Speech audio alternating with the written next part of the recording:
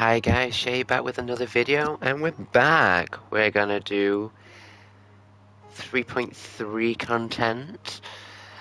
A little bit late to the party, but we're gonna do it.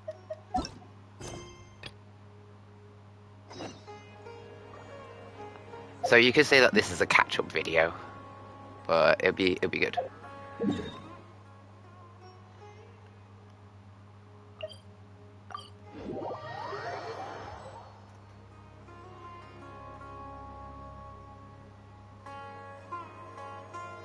Come on, serious suggestions, please. I'm not trying to write a thriller here. It's supposed to be an essay, you understand? An essay. That means facts and logic.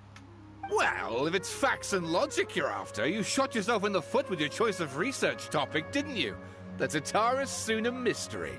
When so much remains unexplained, there's little to be objective about. Unless, of course, you restrict yourself to textual criticism. Yeah, well, this is my teacher's area of research. I can't change that. But it's fascinating enough without having to sensationalize it, don't you think? The strange location, the missing details, a mysterious person. I want to write my essay on something interesting, and I'm interested in getting to the bottom of all this. That's the only reason I came to you. Yes, you came to me. So all the more reason to take my advice. The fact is, it's the dramatization that will make people want to read it. There's no getting around that. Okay, but... Did one of them just mention Tatara Suna? But that's all the way in Inazuma! Is it just Paimon, or is it kinda unusual for someone in Sumeru to want to write a paper about that? Everyone here's just going about their business. Maybe it really is just Paimon. Guess people here are free to research pretty much anything. Great! Let's go find out what this Tatara Suna mystery is all about.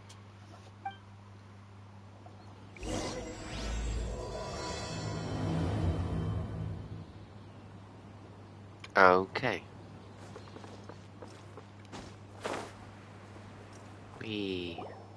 Alright, I guess I'll go with my textual criticism and your editorial direction for the first draft.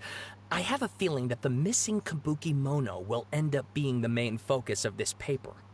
Ugh, if only we knew where to find that traveler. From what they say about him, this seems like the kind of thing he'd know about. And the coincidence of me just arriving there on the spot. Oh, you're the traveler, you say? Hey, what's with that face? Don't believe us? If you don't believe me, I'll go. No, of course I believe you. Actually, I first heard about your great exploits when I was still in Inazuma. This is my first time coming face to face with you and your mysterious silver-haired companion. I couldn't believe my luck, and out of force of habit, I started, examining the evidence. Sorry. Oh, Sawada, for the love of... Sorry, we don't get out much, so our social skills are kinda lacking. Traveler, I hear you've helped many people a great deal and been to many places. Would you be able to tell us about Tatara Suna? Actually, we don't know much about that place either. In fact, we only came over here because we heard you talking about it and wanted to learn more. Ah, I see. My teacher chose this area of research as a personal challenge. He said it's difficult to get into because even Inazumans don't know much about Tatara Suna's past. But who'd have thought that... If you don't mind, I'd love to show you all my outline for the book I'm writing about Tatara Suna. Hold on, Sawada. Don't you think that's a bit of a deep dive or a first read? Nah. Fair point. In that case, please ease yourselves in gently by taking a look at Akaba's latest essay draft. Let me give you some background. This all started with the discovery of some records in Tatara Suna. The writings mentioned someone by the name of Mikoshi Nagamasa, who crafted a fine blade. But in the end, he threw it into a fire to destroy it, and killed his servant Katsuragi. Why? Well, no one knows. Apart from the sword maker, his servant, and the one who wrote this all down, the records also mention a kabuki mono. This seems to be an Inazuman word for an eccentric stranger, someone who dresses funny or acts in an unusual way. That's right. Akaba's teacher has spent quite some time researching these events on the ground. This kabuki mono lived in Tatarasuna for a while before disappearing without a trace. And shortly afterwards, as Akaba mentioned, things got pretty ugly. So first this strange person goes missing, then a murder Is it just me or happens? is the voice acting slightly changed? Seems kind of fishy to Paimon. Yes, my thoughts exactly. Also, I'm really So I helped out enjoying too. I asked everyone I could Sawada's think of voice. if they knew anything about what happened back then. And wow, did I get lucky! Ooh, Stop shouting! all the excitement. This part's important. I just wanted to make it stand out. It just so happens that a friend of mine works at the government records office. He looked into it for me, and I can now confirm that all the aforementioned individuals did, in fact, live in Inazuma over 400 years ago. Even back then, Tatarasuna was already at the center of Inazuma's smelting industry. The man in charge was a government official named Niwa. Curiously enough, it seems like he went missing too.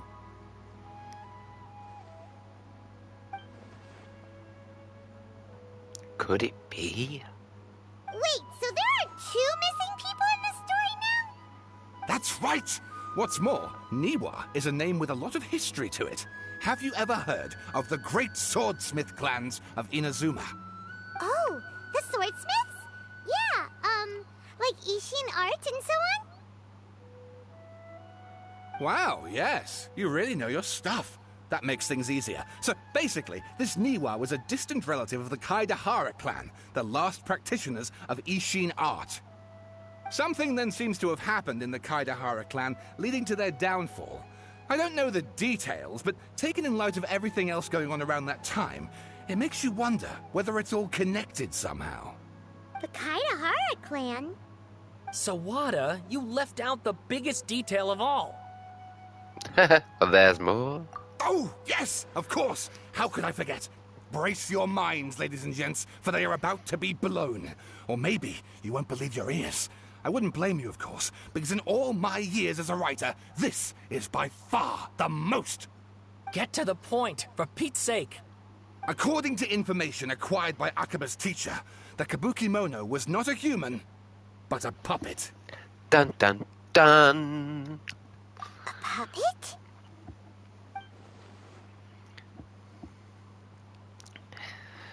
The Shogun puppet that the Electro Archon made should be ruling Inazuma with her as we speak.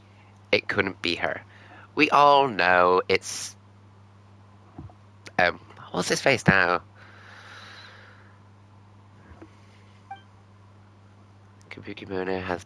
Yeah, the balladeer, but what was he doing for? Judging by the looks on your faces, you do know something after all. Yeah, we do, we do. No! Paimon just meant, how creepy. The way you described it makes it sound like a ghost story. I agree, it does. But considering that non-human races in Inazuma are by no means uncommon, spooky events are to be expected. And that's exactly what my book is about. Please, take a look. Yeah, I ain't reading all that. Yeah, no, I am not reading all that. I have no time for that. Oh, and please read my essay draft as well. Well, and another... I'm not even reading this. Like, this is so much. I have no time to read all this. Oh, I'm just appreciating the Sumeru music. Oh, this part of the song is great. Sawada was encouraging me to follow his more creative approach, but I think essays should be grounded in facts. I don't think explaining everything away with mysterious forces will cut it. Oh, how about if I plug the holes in Sawada's narrative with political intrigue? Like, I could put a turf war between rival factions at the center of the whole series of events. No. Wait, you're allowed to just make stuff up?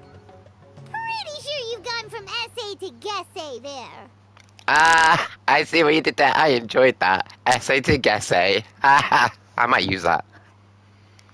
Also, yeah, it's gonna sound more like a novel. Akaba, look. Your teacher has researched this extensively. I've reached out to everyone I could think of. Whatever information we have now is all that there is to know. This is as much detail as you're ever going to get. Besides, if there really was a political power struggle going on at anything like the level you seem to be suggesting, what hope would we ever have of finding out the truth? But there was a political Good struggle. point. Okay, back to the drawing board, I guess. Give me some time. I need to find a new angle on this. We have some other stuff to do, so we'll have to say goodbye for now.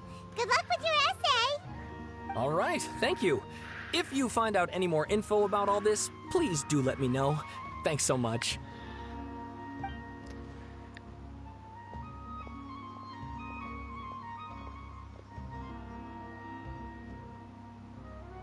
Hey, so that thing they were talking about, it has to do with the balladeer, doesn't it? Yeah. Okay, then even if we did know something about it, we probably couldn't share it with them, huh? After all, we kicked his butt and got him locked up. Information about people like that is usually super confidential, isn't it? Oh, yeah? I think the only If person you that we ask need to Paimon, do is talk about Akaba should Nahid, just like... pick a different topic. There must be as many essay topics as there are trees in the forest. There's no point in... Why the cut off? Hey,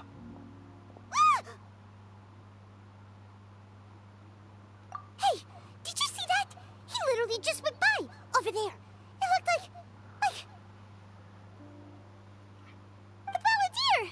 No, it can't have been. He got locked up. Oh, quick, let's catch up and see.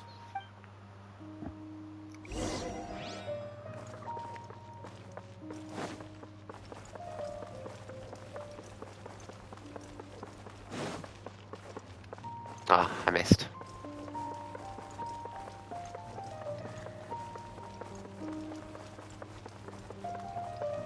Nahida, what's going on?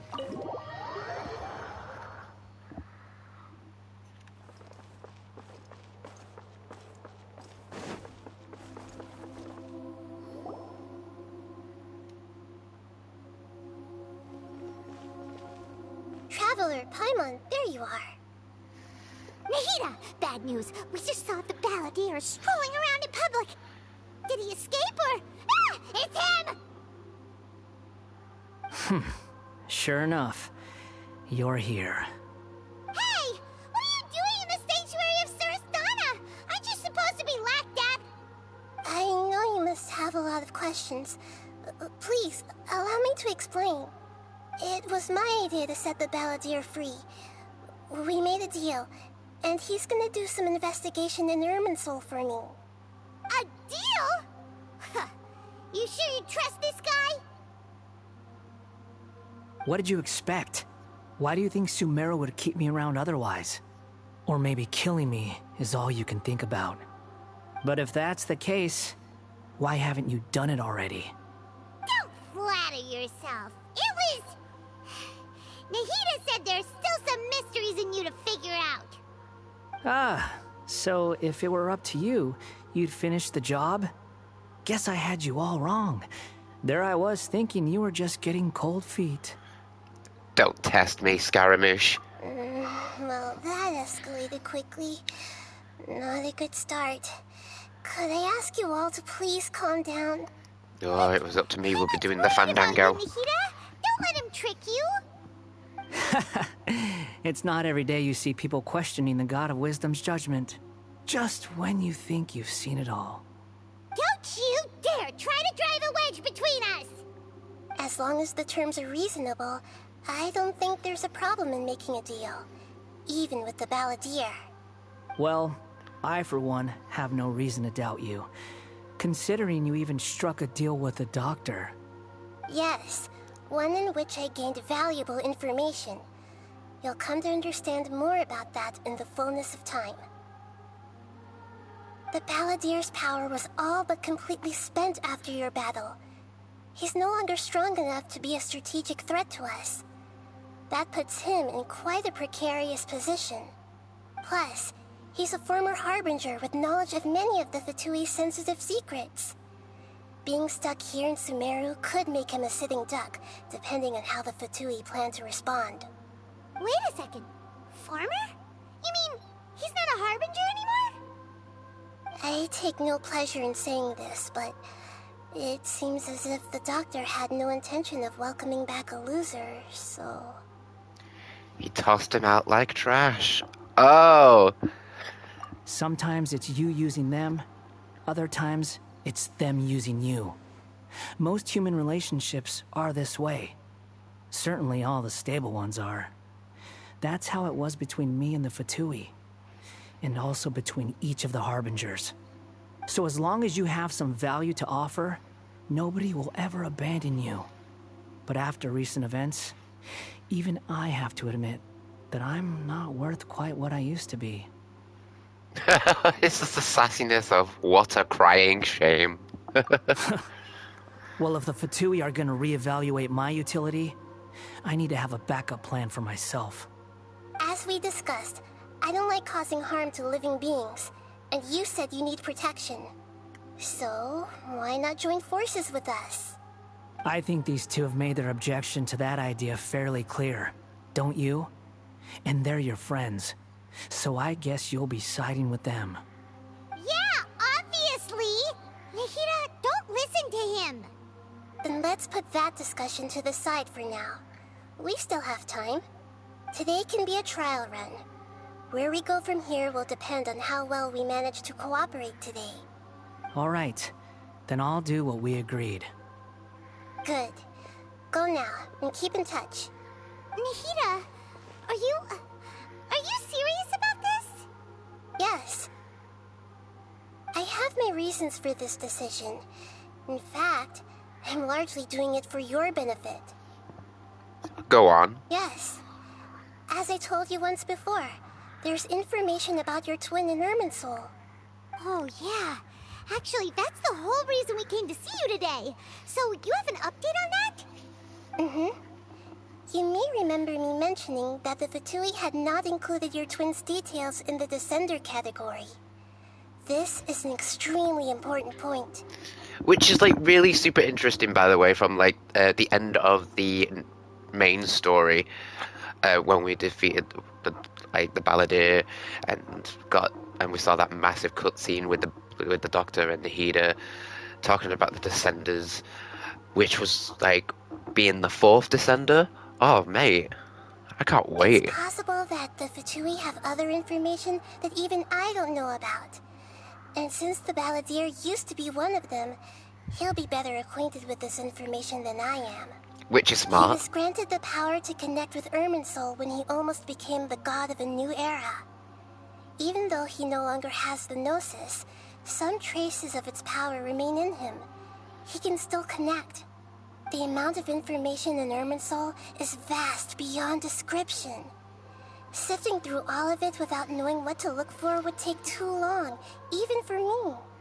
So I asked the Balladeer to search in Irminsul for any information about the Descenders. He's more familiar with this kind of information, and should be able to find it more quickly.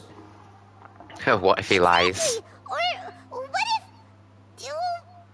Paimon just doesn't trust him. He's treated us as enemies every time we've run into him. I understand. But sometimes, everything is dictated by which side you're on. How things will go in the future depends on what information he brings back. And Traveler, I know what your heart desires most of all.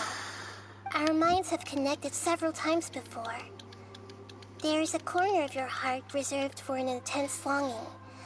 A feeling of being all alone in the dark, searching for the one candle whose light still burns. As Sumeru's deity, it is my responsibility to be on guard against the Balladeer. But as someone who counts you as a friend, I want to do something for you. If this deal with the Balladeer can give you the answers you've been longing to find, then it's worth it.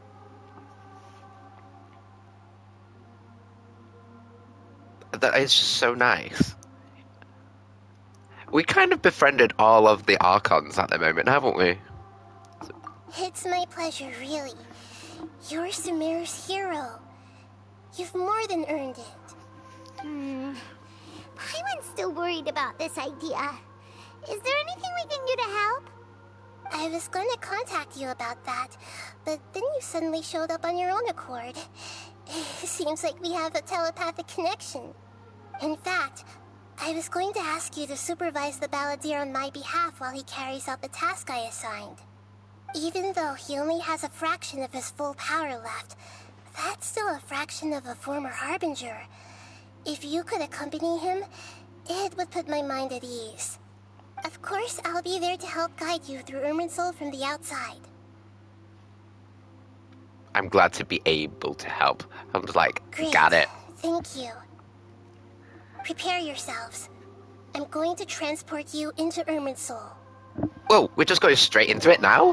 Whoa.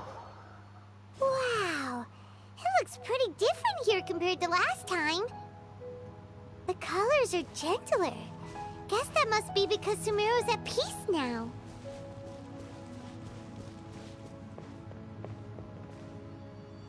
Look at that. Hot on my heels. You know, you didn't have to cut your catch-up short just to keep me company. Oh, but I guess you panicked when you realized that I might enter Irminsul ahead of you. Wait. Nahida sent me to babysit you. Jailbird! No way a prisoner gets to be so smug! I understand that prisoners have to put up with harassment from the guards. But right now, I'm on temporary release. So maybe you should think about backing off a little. Sounds like a successful rendezvous. I need to be quite clear about something. In a few moments, you'll be entering into the innermost region of Irminsul. It is an environment like no other, and the most important place in all of Sumeru. Unlike anywhere else, Irminsul's inner region consists exclusively of torrents of information. You must put aside your differences and be extremely careful as you navigate your way through. I know there are many grievances between you, on both sides, but it is essential that you remain calm after entry. This is as much for your own safety as anything else. Fine, let's call it truce. But only until this mission's over. Let's cut each other a little slack, shall we? We are going to be traveling together after all. Per my agreement with Lesser Lord Kusanali, I'll be at the front. It's my job to lead the way and get rid of any obstacles in our path. All you have to do is keep your pretty eyes open and try not to fall behind. You sure are confident. Paimon will give you that. You make it sound like you're even more experienced at adventuring than us. If there are no further objections, I suggest we get going. Or did you need some time to mentally prepare yourselves? Ugh, the snark on this guy, it's unbearable. Focus on doing your job. We can start now. Irminsul access granted. Initiating connection procedure. Is this a small sapling? Oh, darn it! Come on, let's catch up with him.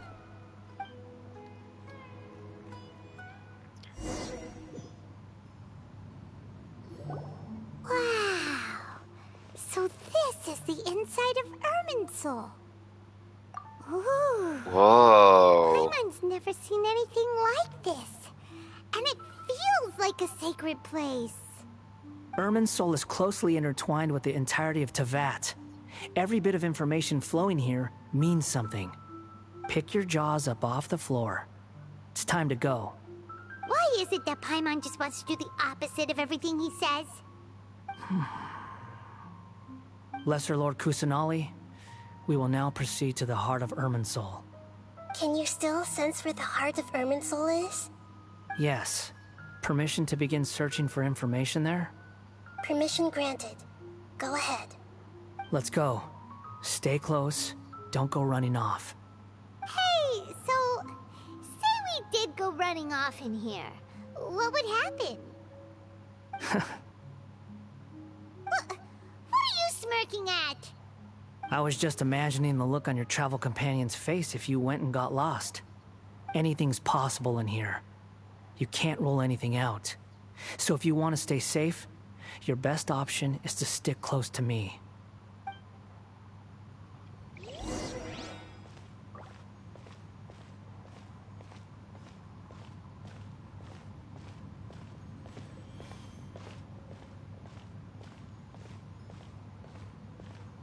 These sapling things have spread out. Those are all packets of information from inside Irminsul. Be careful not to touch them.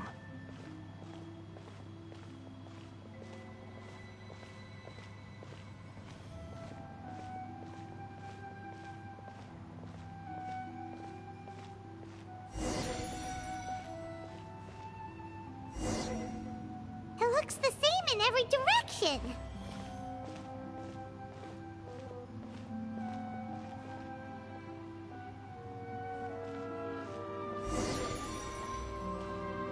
No wonder he mentioned about getting lost.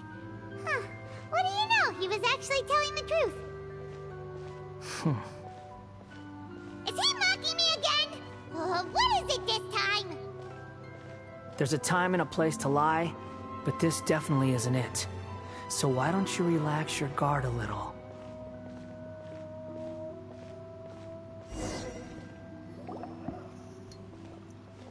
We're here. What a huge tree! This is the center of Irminsul. All the information of the world, Lesser Lord like flowing Kusanali. through it. Good, you made it. Are you ready? Ready when you are. Then please begin. Preparing to access cognitive currents. Establishing waypoint. The Balladeer's actually doing what Nahida tells him. Guess he must want to stay alive.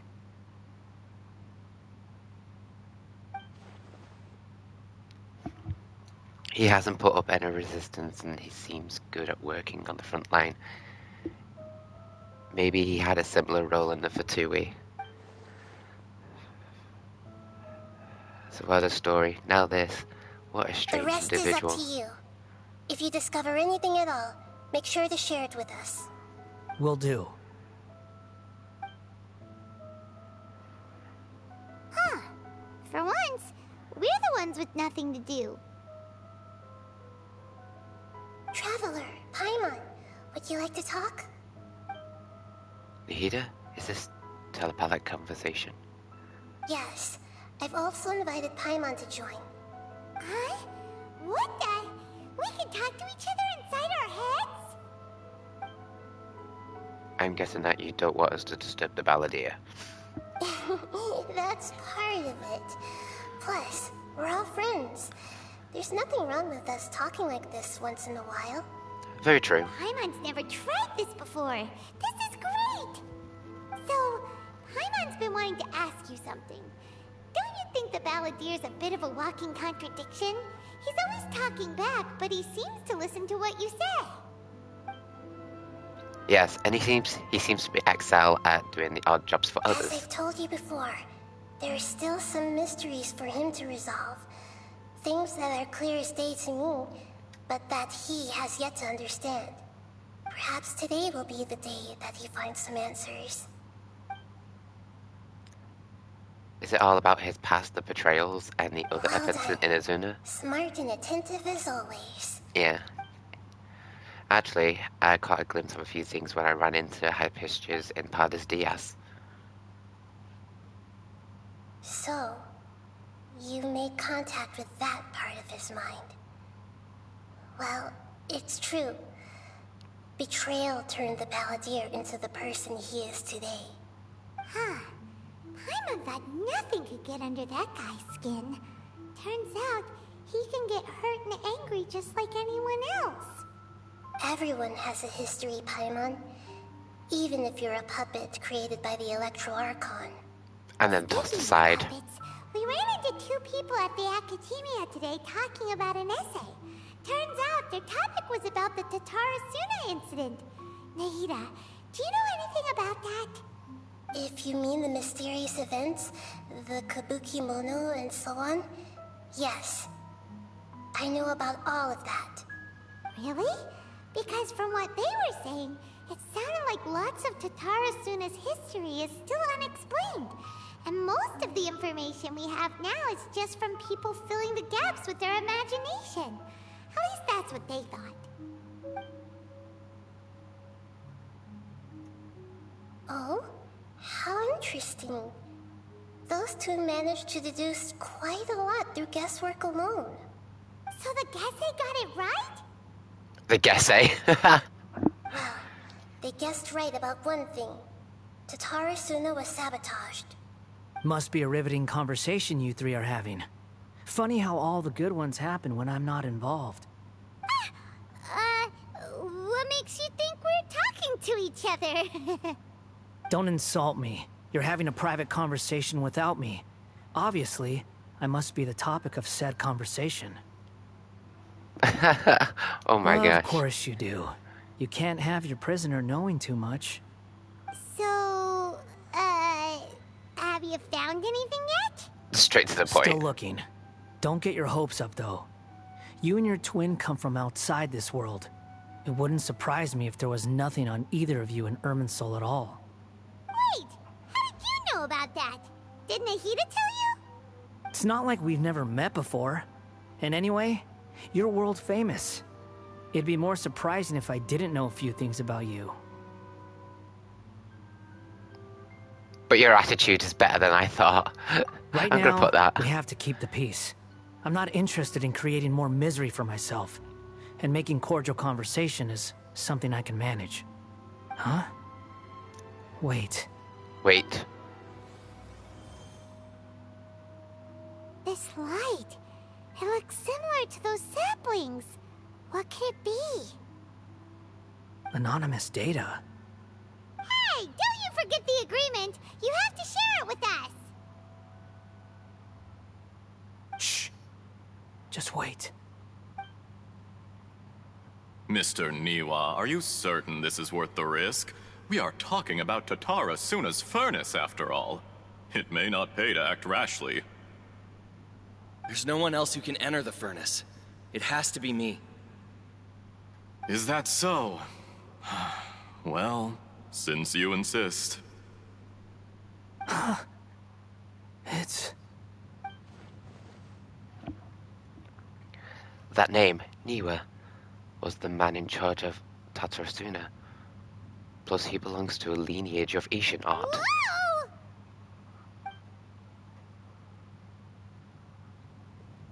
Well, we're just gonna go dive straight into that piece memory. I've been in Tatara Suna for some time now. You have shown me great hospitality, as has Mikoshi Nagamasa, and indeed, everyone else. Under your leadership, Tatara Suna is a warm, welcoming place. Like a giant village. People are gainfully employed. Their lives have purpose. They are motivated. As I understand, the Raiden Shogun has, in recent years, eliminated much of the evil that plagued Inazuma. As for Tatara Suna, it was originally established as a means of safely disposing crystal marrow. The forging industry with crystal marrow as a raw material has since flourished, giving rise to generations of swordsmiths. Some world-renowned, others unknown, all passing on their legacy. Skills, blood, dreams. Every smith brought into this trade looks to find their purpose between steel and blade. Wait, we know him. That is why you accepted the proposal brought to you by myself and Akame. Yes, well, were it not for you coming to Inazuma and happening to make Akame's acquaintance, the two of you never would have joined forces. And he would be the first to admit that there's no way he could have revolutionized our forging process like this on his own. At least not on the same timescale. You allowed Akame to take all the credit for a method that you jointly developed. He sold it to me, and now every piece of ore here is smelted using the new technique. Even now, you remain one of Tatara Suna's key consultants, working right here alongside us. I believe it is you, sir, who are truly responsible for the changes in our manufacturing and forging methods. I have the feeling that he's got like a Fontaine outfit on because we've seen him before when we first entered Inazuma a year ago. You flatter me. From the outset, I saw much that was commendable in the forging industry of Inazuma, and it has been my great honor to befriend you all. So you say, Escher. But is this really the truth? My good sir, what do you mean? I tried to resist thinking it was all connected, because I didn't want to speculate. And I didn't want to believe that things could turn out this way. What have we gained from adopting your new technology? Ominous black smoke? Mounting production problems? Worker fatigue and casualties are up and continuing to rise at an alarming rate. And recently, as you well know, someone died because of that strange filth inside the furnace. We've kept the truth from spreading outside, but still, I suspect you understand it better than I do. None of the people who went out to get help have come back. Now, our mutual friend, the Kabuki Mono, is taking the Golden Feather to Narukami Island to seek an audience with Shogun. This is our last hope. But that doesn't faze you, does it, Escher? Nothing does. Otherwise, why would you still be standing there with that smile on your face? I'm just surprised that you finally chose to be so sincere. I'm sure you've been harboring these suspicions for quite some time. Mikoshi Nagamasa may have noticed that there was one common denominator among all these events. Namely you, Escher. But Mr. Mikoshi is more cautious than I. He does things by the book. After all, Nagamasa is the adopted son of Mikoshi Torichio, the yokai struck down by the Shogun's own hand. If he truly seeks to redeem his family's honor, an abundance of caution is well advised. You're well informed on the subtleties of his situation for a mechanic all the way from Fontaine. Yeah, I was right. Are you sure you're not a little overqualified? Why, Mr. Niwa, are you suggesting I find a job as a diplomat? Sadly, I am so very attached to my craft. Enough, Escher. I'm here because an evil force is raging inside the furnace. And someone needs to take your new device inside the high-risk zone so we can absorb it and put an end to the problem. I'm in charge here. And I'm about to take some responsibility and head inside. Probably to my death. But what about you? What are you still doing here? Judging from the look in your eyes, you don't seem to trust me.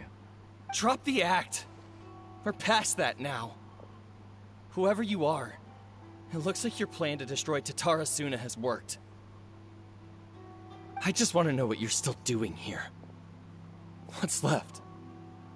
Don't you have all your answers by now? Honestly, I'm just waiting for the right moment. A moment like this, where you finish talking and I stop you from entering the furnace. You...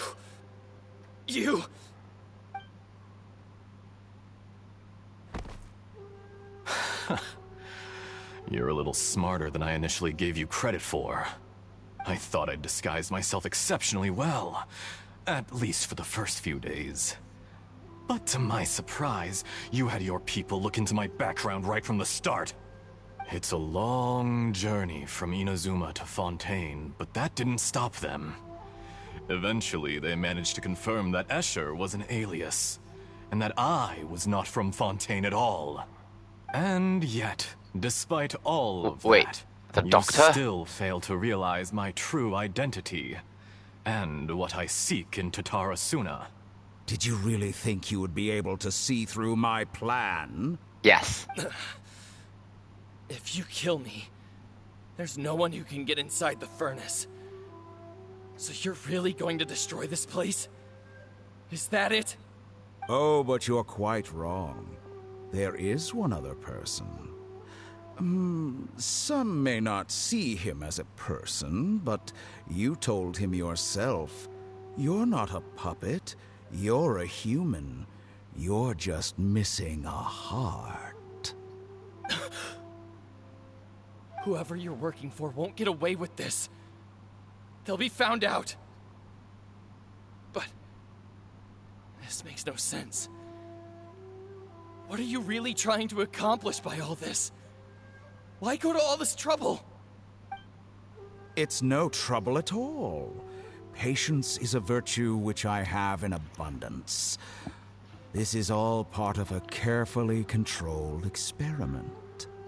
If you must know, I'm happy to divulge my true identity. I'm a Fatui Harbinger.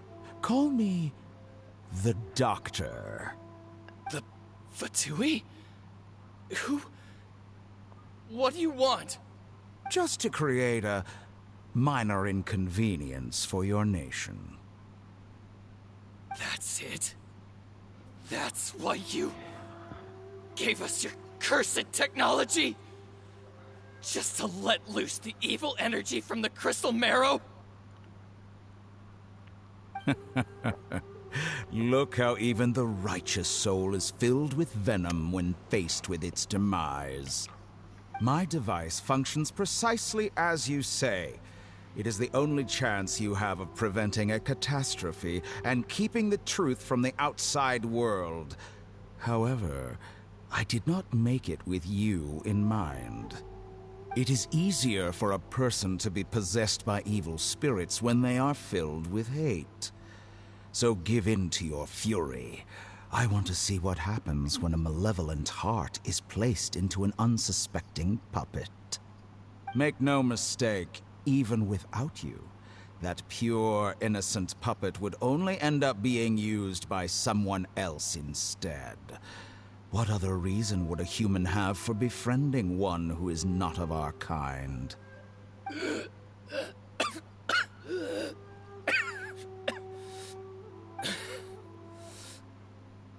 If you give him my heart, tell him that both Nagamasa and I see him as one of us. He has nothing to prove to anyone.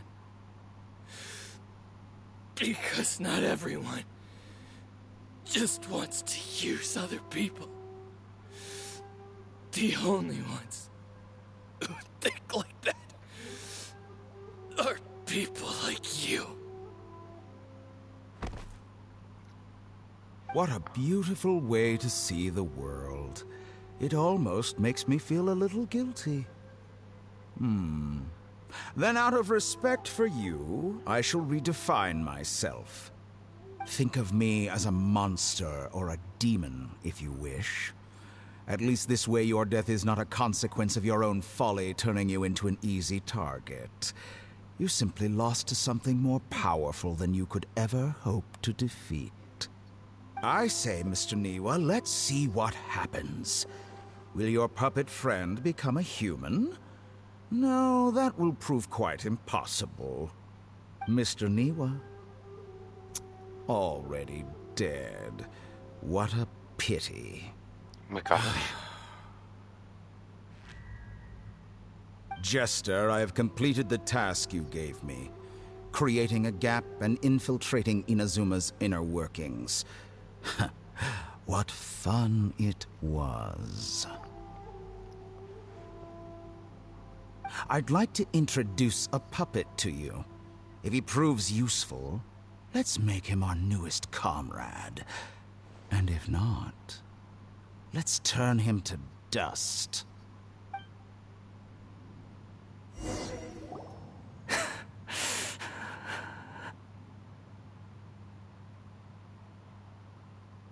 Hey, are you alright?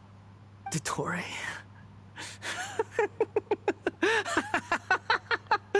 Dottore!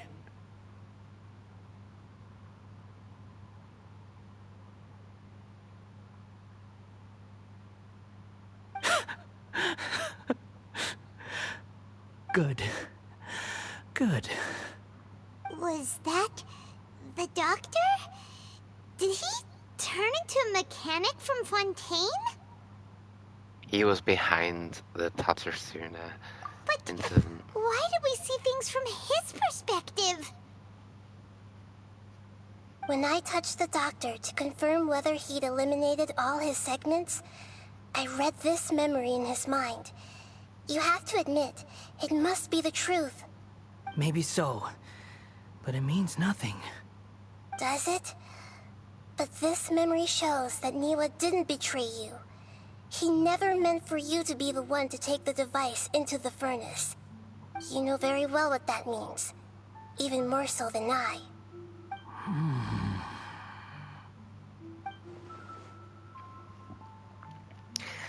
This betrayal was a lie that he has believed for hundreds of years. Was this part of the Doctor's experiment? If the betrayal never happened, it existed only in his imagination. But where does this leave him? Let's give him some space. He looks really mad. Paimon doesn't want to be anywhere near him right now. We need to give him some time to process his emotions.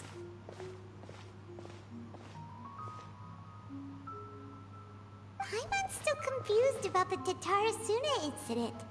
So, the Doctor was behind it, but why has that gotten him so worked up? Nobody has ever deceived you like that, Paimon. It's natural that you find it difficult to understand. Perhaps he needed to learn this someday. So now you have the complete picture. Katsuragi took the Kabuki Mono to live with the people of Tatarasuna. Later, the Doctor showed up, disguised as the mechanic from Fontaine. And that's when the trouble began. It was all a horrific experiment planned by the Doctor. Everything he did was just to plant seeds of disaster in Inazuma that would bear fruit in the future. Of all the unwitting participants in the Doctor's experiment, the Balladeer became the main test subject. After the events you just saw in that memory, the Doctor put Niwa's heart into the device and handed it to the Balladeer. Then, he instructed him to enter the furnace and absorb all the filth caused by the smelting process. The load was far beyond what he expected, but the Balladeer survived. He left the furnace in sheer exhaustion and said to the mechanic, "This device seems to have protected me. What's in it?" The mechanic answered, "Niwa fled this place for fear of punishment, but he left you a gift. He said it's the one thing that you've been looking for." He took it straight from the chest of one of his innocent servants. The mechanic removed the withered heart from the device as he spoke. The Balladeer was stunned that such unthinkable cruelty had brought him the thing he'd been longing for his entire life. A heart acquired through cold-blooded murder is a cursed thing, but it had protected him from the filth. He thought Niwa had completely betrayed him, and yet this very betrayal had ensured his survival. Overwhelmed with anger and sorrow, the Balladeer threw the heart to the ground and left Tatarasuna without looking back. Holy moly. So the Doctor killed an innocent man and pinned everything on the victim? That's terrible. Being betrayed and abandoned by a close friend is sure cause great resentment. Now we know each other with his decisions to take revenge on the Riding Shogun, but it doesn't mean that the vengeance was the right decision. Yes. Only if he understands this can he choose a new path forward. Dottore, you brazen-faced... Niwa didn't run from justice. You killed him.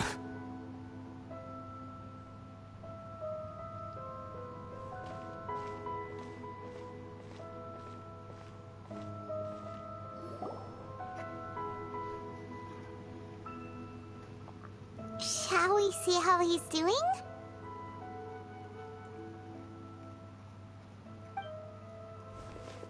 Hey, you alright? He seems to be That's a scary smirking. expression. Are you worried about me? If we didn't have such a history, I'd almost think that qualifies me to be your friend. It won't. I'll keep my end of the deal. Hey,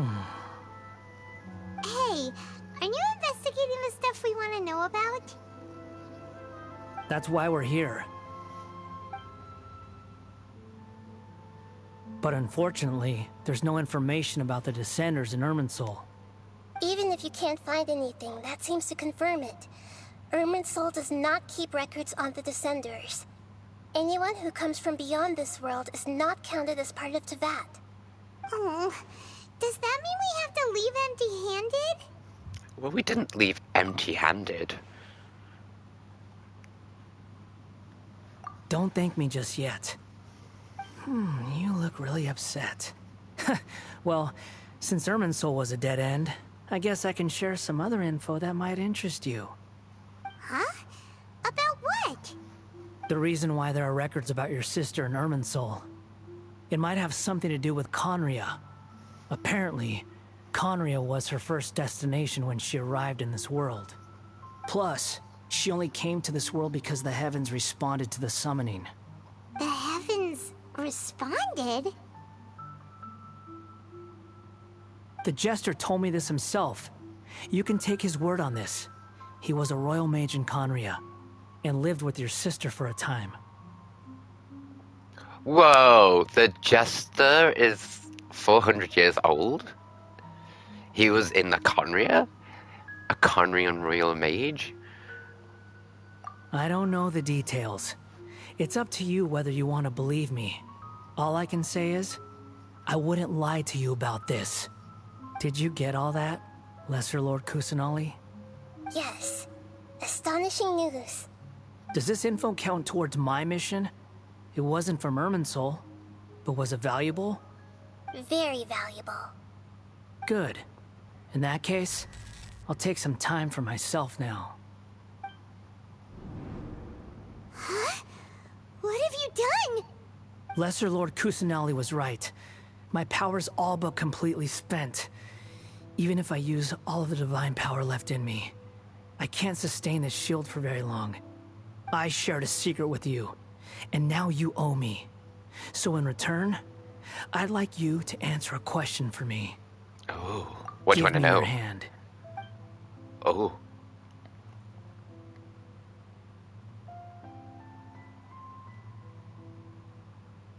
Can you hear my voice inside your head? Are you trying to brainwash No, me? I can't do anything like that anymore. At most, all I can do is exchange a few words with you. So tell me, in this world, is it possible to change the past? No. Done. Wait. What the? What happened? Paimon only saw you hold hands for a second. Nothing. I was just thanking him for helping me. Wait, the look. Did he see me hesitate? But that was because I know about Greater Lord Rukadevata. Uh-oh. So think... long. I suggest you get yourselves out of here quickly. I didn't even read that. Where are you going? Hey, wait up! Didn't you say not to go running off? Balladeer, stop. Fast reaction time. But I don't think we'll be seeing each other again. From this day forth, the names Balladeer and Kabukimono will cease to exist. Those who died in Tatarasuna because of me deserve another chance at life. Hey, Balladeer! Don't do anything stupid! You know, I never did like insects. Hordes of the puny things swarming together can be a real nuisance.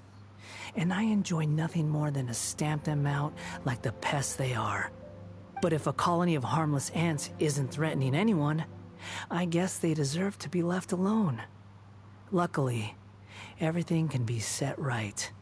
It's time to solve this once and for all. Balladeer! Balladeer!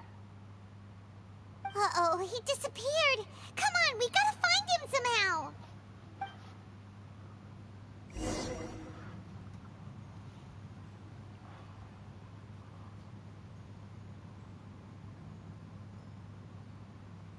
Oh no, he's really gone.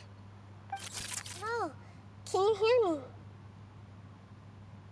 Nahida! Traveler, Paimon, Balladeer. What happened just now? I was suddenly cut off by some kind of power. It was the Balladier's fault. He shut you out. I didn't think he'd be capable of something like that with so little power left. Did he keep some of his power hidden when he was defeated? Or did he achieve something beyond his abilities, and it took everything he had? Where the heck did he go? Ugh, it's all our fault. We were supposed to keep an eye on him. Sorry, Nahida. Don't be. It's not your fault. Please, let me handle this from here, even though I'm not sure I can solve it. We're running out of time. Follow my lead and get out of Irminsul as soon as possible.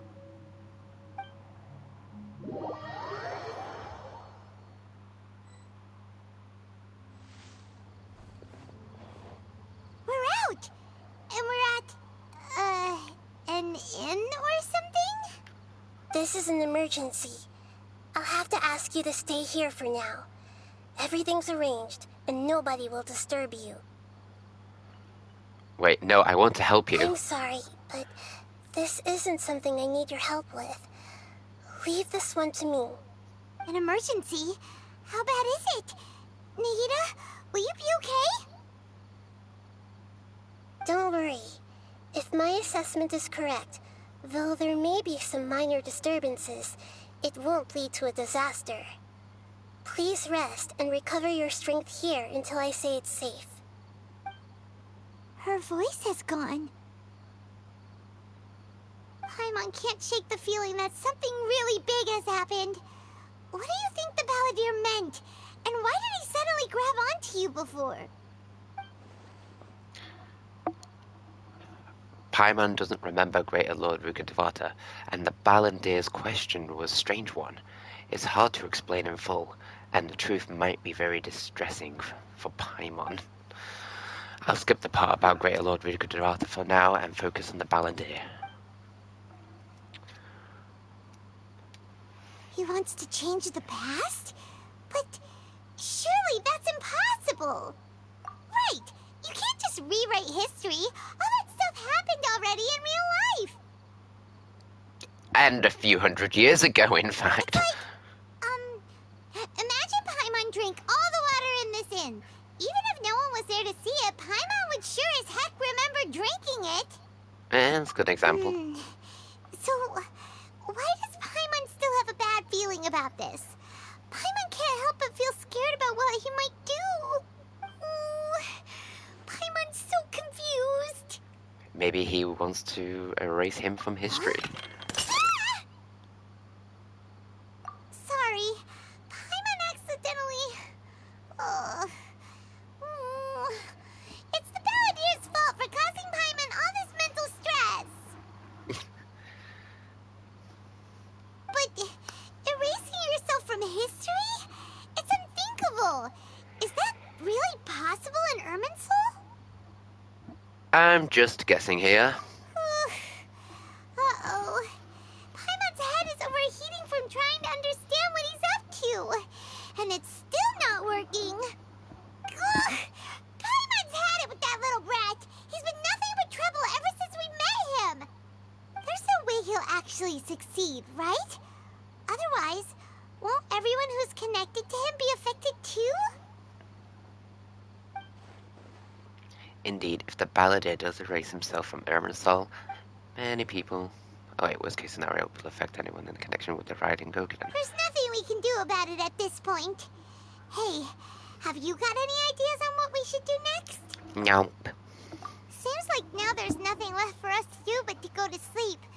But Paimon's still so worried. Paimon won't be able to sleep a wink tonight. So, how about, we list all our favorite foods to take our mind off things? Heck, if that doesn't work, Paimon's probably gonna collapse of anxiety here. Alright, Paimon will start. First dish. Munstack grilled fish. Oh, and chicken mushroom skewers. Tea break pancakes. Cream stew. Sauteed matsutake.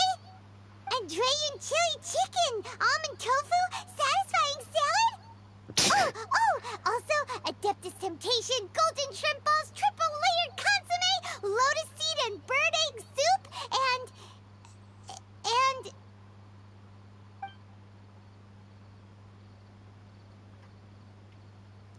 And pass out?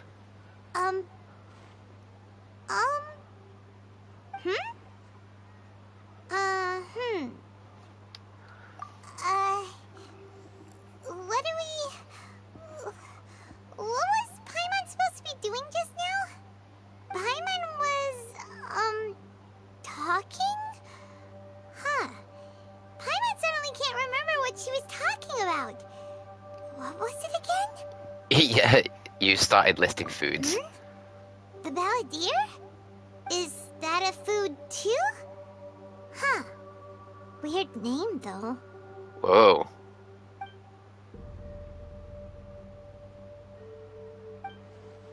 Paimon doesn't remember the balladeer. This will mean he actually pulled it off. How did he have that ability? This doesn't make sense. What's wrong? Your eyes are like saucers. Was it something Paimon said? So, the balladeer. Is that someone's name? 'Cause it sounds like a nickname or something. If this really is happening, I need to know what else has changed. Okay, sure. Where are we going? I want to go back to Inazuma. Huh? Fine by Paimon, but is everything okay? You're acting like this is an emergency. Let's get over there first. Whoa.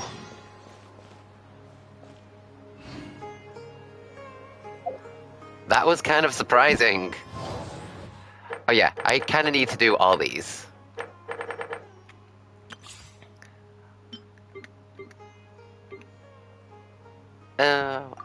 Let's just do this dead quick.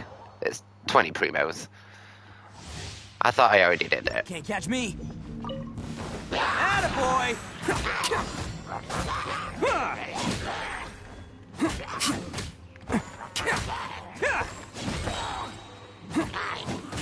I must leave no stone. Dodge this! Oh, so sorry. Let the show be. Who wants some of this? Bam!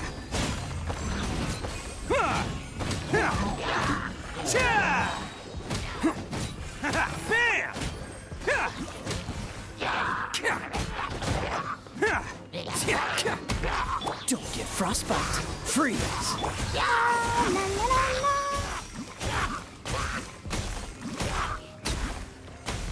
Steady as stone.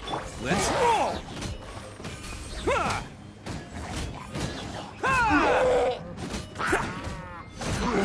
It's showtime!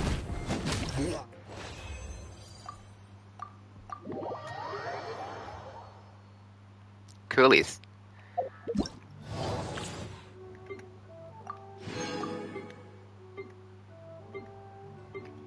I don't need them. In fact, no, I need that. I need the specters. Charge! Don't waste my time. I must leave no stone.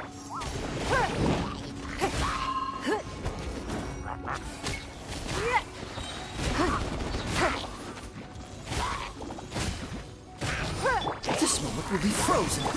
Advance! Press the advantage!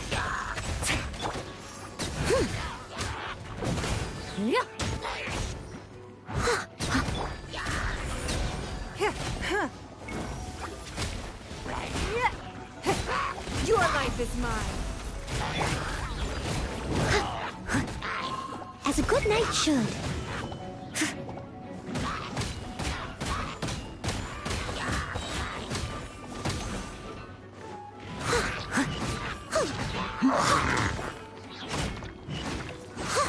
Charge! Rally! Submit. It's nothing.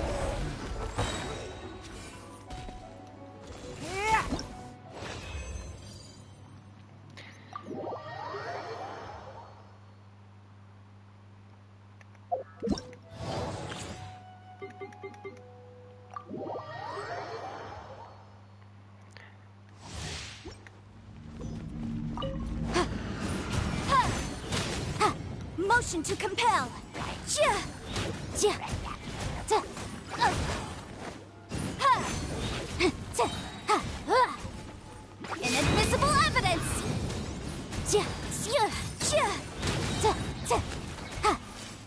Ta. Ja. Ta. Ha. Boom boom. Ha. Ja. Ta. Ja. I need to use Yanfei a lot more.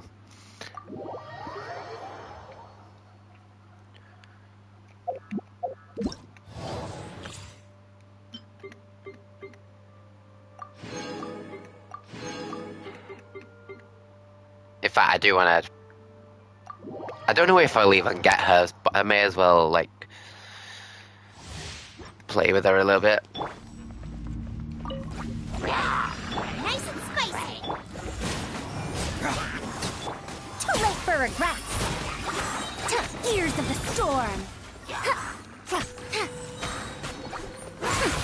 We'll see.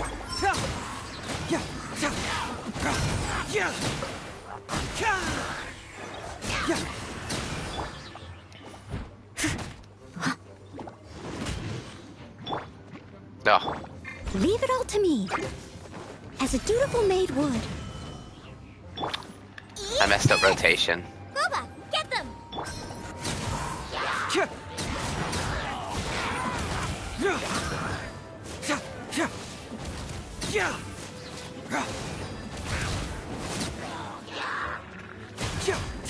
Truth hurts! Confess! Have fun with this gift.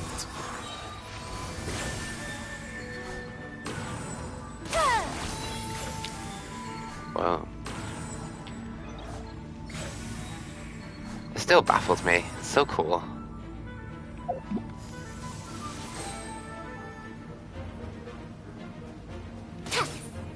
Too late for regrets.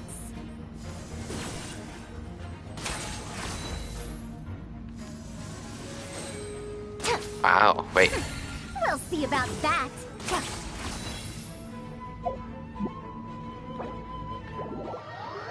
Cool.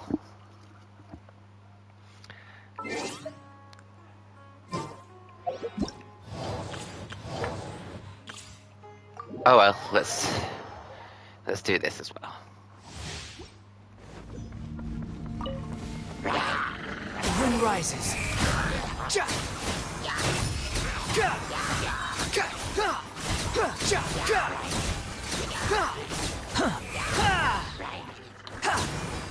I'll protect us. Hey, nice and spicy. Squall and fury.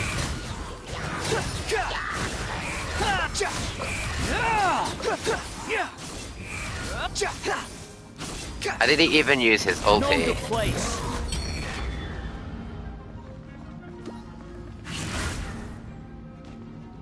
The wind rises.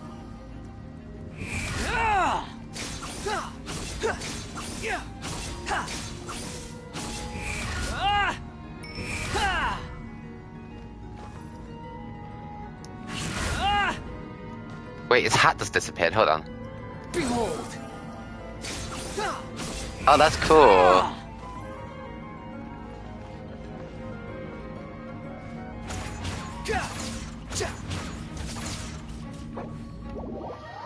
Do I want him?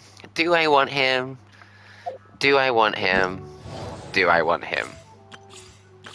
What did he call himself? Eons? No. Oh no, not Eon Swift. And this has also got his story as well. I'll do the trading card thing and the other.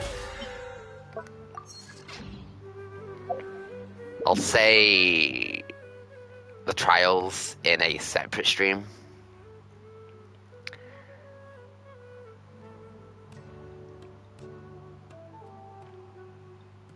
Yeah, we need to go to Inazuma. Okay.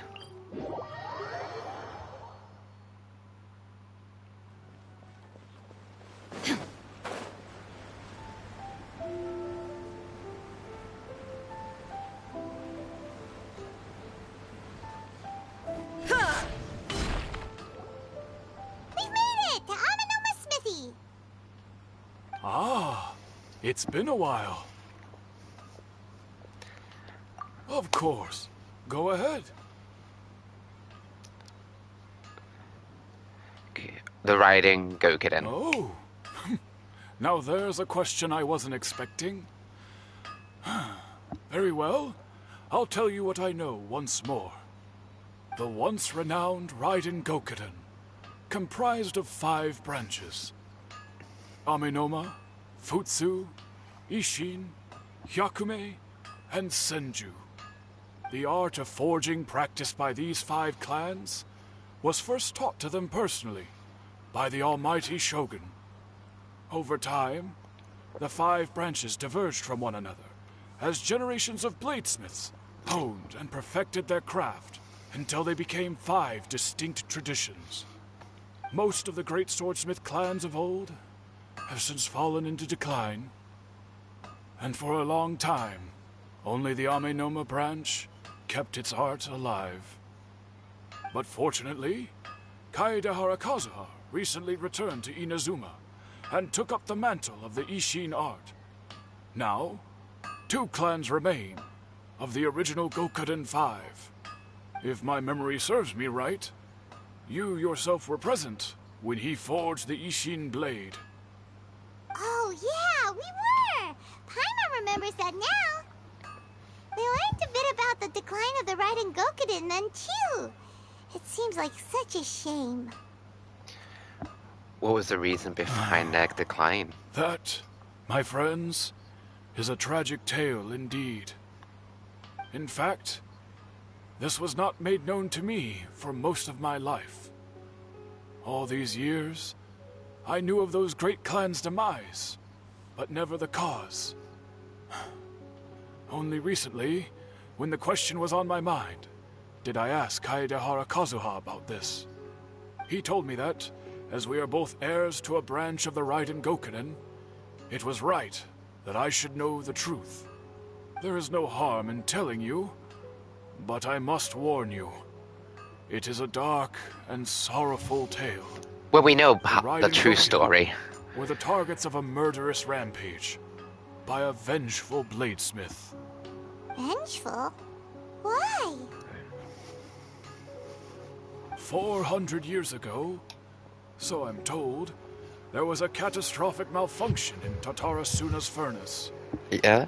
One brave swordsmith heard the commotion and chose not to flee, but he rushed to the scene, hoping to prevent a disaster. Tatarasuna was home to a state-of-the-art forging and smelting operation in that day, and overseeing it was the armory officer. His surname was Niwa, though he had family ties to the Kaedehara clan.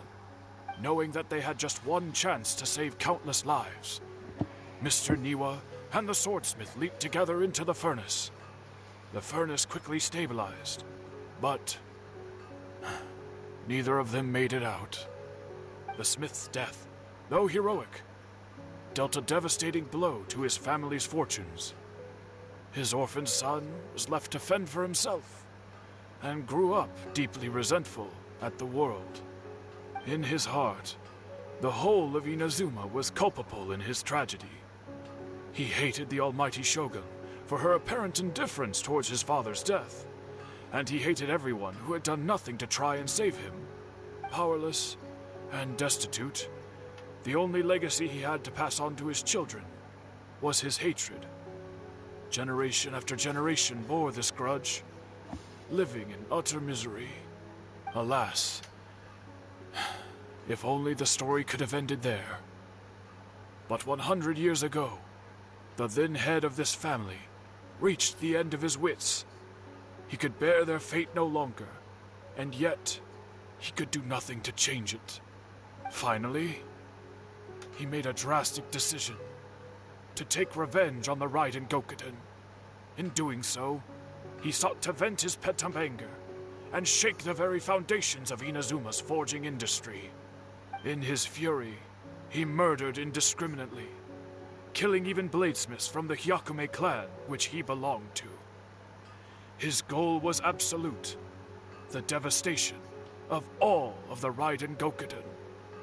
But when he came to the Kaedehara and Kamisato clans, his killing spree came to an abrupt end. He failed to catch them unawares. They fought back fiercely, and they did not spare his life. That is why the Kaedehara clan and their Ishin art survived that day. I suppose they were the lucky ones, under the dire circumstances. The legend of the Raikan Gokuden has changed. Someone else attacked the Swordsmiths. It looks like the Balladeer did something in Irminsul, but it seems Niwa still died. Is there anything else you wanted to ask? Have you seen Kazuha recently? Why, yes. Just yesterday, in fact. We spoke for a while over some tea. He seemed well. Phew, he still exists. And he's still the Kazuha I know. Things don't seem as bad as I thought. I feared last night. My pleasure. Don't tell Paimon. There are other places you want to visit too, right? Your expression says it all. You can't hide anything from Paimon. On to the next stop. Lead the way, traveler. Paimon will be right behind you.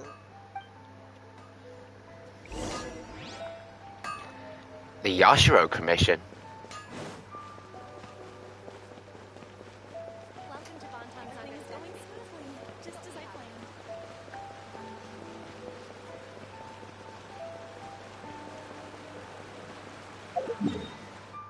Oh, wait one sec.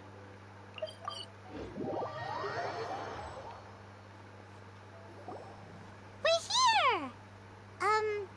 This is the Yashiro Commission's headquarters, so... Traveler, it's been a while. If you're looking for the Commissioner and Miss Kamisato, I'm afraid your timing is unfortunate. They're not here right now. Are they out on business? The Commissioner is out on business, and Miss Kamisato is standing in for some meetings in the Commissioner's place. If it's urgent, you're welcome to wait inside until they get back. What do you think? Shall we go in? Thank you, we'll take you up on that offer. Can we take a walk in the If it courtyard? were anyone else, I couldn't allow it. But seeing as you're so close with the Commissioner and Miss Kamisato, I think it should be okay. We'll be heading in then. Thanks! Hello, dears. Is there something you want to say? Of course, traveler. Yes, I know who you are. Miss Kamisato has told me about you. What would you like to know? How are the Commissioner and Miss Kamisato these days? They're both very well indeed.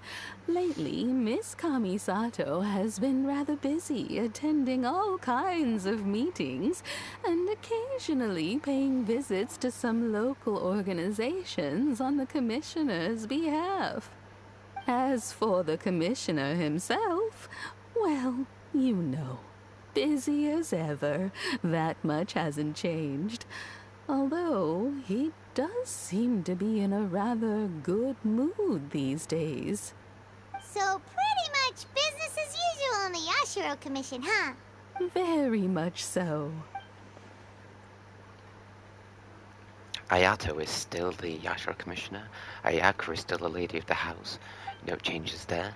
As far as I can see, nothing's changed in the Yashiro Commission. I was expecting as much, but it's still a big relief to know that the Kamisato siblings are both safe and well. Got any more questions? You're very welcome. In fact, I would love nothing more than for you to come and visit more often. But I'm sure you must be far too busy to have time for that. Miss Kamisato talks about you all the time. She seems so thrilled to have you as a friend, and she's always saying how talented you are and how much she admires you. Oh, which is always so nice. I must say, many things in Inazuma seem to have taken a turn for the better since you arrived here. So you're not just Miss Kamisato's knight in shining armor, you know. You're a hero to us all. Flattery. Oh, I mean it. Whenever the commissioner dines at home, Toma always joins him. I always find myself at my most relaxed when I'm serving the two of them and listening to them chat away. The commissioner has such a busy schedule that he doesn't always have the chance to take his meals at home. But given the opportunity, he always prefers to dine here. They say it's because Toma's a much better chef than most. Oh, the commissioner is so fond of home comforts. They get to talking about you sometimes, too, you know. Always with a very fond tone. The way one would talk about dear old friends around whom one can truly be themselves. Miss Kamisato occasionally joins them Oh, she talks so slow. Whenever the whole family gets together and they start talking about people they've met and experiences they've had, you always get a mention. It's been many years now since the late Mr. and Mrs. Kamisato passed away. Much has happened in the Kamisato clan in that time. As someone who is old and gray enough to have watched their son and daughter grow up, it makes me so happy to see them meet a dependable friend whose company they enjoy so much. So, in the future, if you ever do have the time, please know you are always very welcome at the Yashiro Commission headquarters.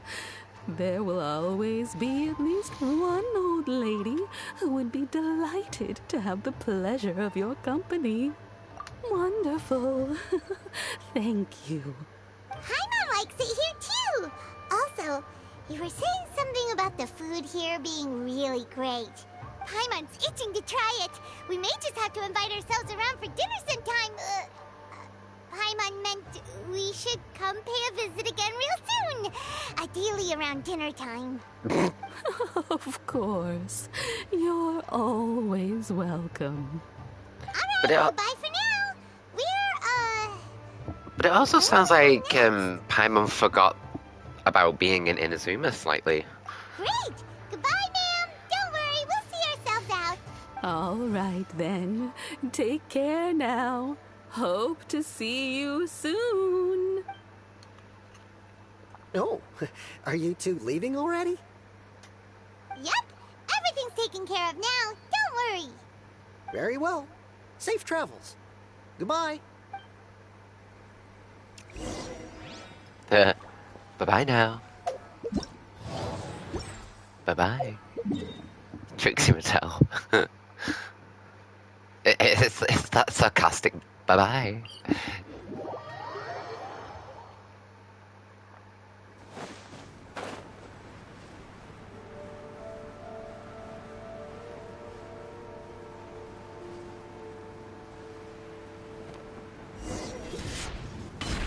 Xavier. Well, here we are. But what are we looking for? Something or someone? Do my eyes deceive me, or is that the Traveler and Paimon? Xavier? What are you doing here? I was in the general area, and now I'm in this specific area. There, that's me. So what about you two? We have some questions and thought you might be able to help. What do you know about Tatarasuna? Certainly do. I've researched the furnace here in some depth. If there's anything you want to know, just ask away. Like the back of my hand. Make no mistake, I have been here a good many times before. Not only that, but I've met people in Inazuma whose families used to live in Tatarasuna years ago. They said it's all true, the history here. I'm listening. Oh, well, it's a long story, don't you know? The tale of Tatarasuna starts a long time ago. Yeah, I'm 400 told years that its ago. history is one of the most foremost forging and smelting operations in the nation. Goes back around 1,000 years. Still, the furnace has had a couple of serious maintenance issues along the way. Well, A what couple? doesn't? When exactly? One was just in the last few years, the other was several hundred years ago. A fun fact, I'm not the first Fontaine tech guy to come and work on it either. There was a guy back then, too. Yeah. They say he was a mechanic who consulted on a technology upgrade. It seems like the technological collaboration between our two nations goes back a long way. How about that? The mechanic. Looks like the doctor still sabotaged the furnace, leading to all this ensuing chaos. Weren't you gonna ask Xavier something about Tatara Suna? Come on, ask already. I am Paimon. I didn't realize you two were here for a history lesson. Oh, yeah. Me neither. Paimon doesn't know what's gotten into this one today. Feels like we've been preparing for a history exam or something. What brought this on? Did you just wake up today with a sudden burning desire for historical knowledge? Sure, go ahead. Have you ever heard of the Kabuki Mono connected to Tatarasuna? Kabuki Mono? No, I can't say that I have. I do know the word, Inazuman for those eccentric types who always go around dressed to the nines. Just the sort of person that I'd like to meet, actually. But sadly, I've never had the pleasure, nor have I come across anything to do with a Kabuki Mono where Tatarasuna is concerned. So there's no Kabuki Mono. Did the Balladeer really manage to erase himself from the history completely? If so, he might have wanted to change the world and revert everything back to the way it was before so far. It looks like the majority of changes have only affected himself. Of course! Don't mention it. Oh, we're leaving? Okay, bye, Xavier. Oh, you're most welcome. More than happy to help. Farewell. Looks like you got all the information you're looking for. Time to go back to see Lesser Lord Kusanali. What's up with you today? Whatever it is, it seems like it's really troubling you. Keep your smile, Spinal Crocodile. No matter what happens, Paimon will always be there for you. Hey, don't mention it. All right, let's head off and go meet Nahida. Echoes of history. And with that, we're going to Sumeru. I'm going to do some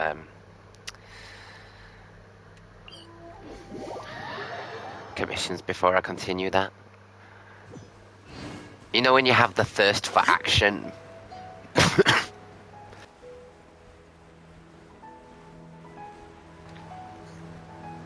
Sorry about that. But yes, the thirst for action. I just kind of feel...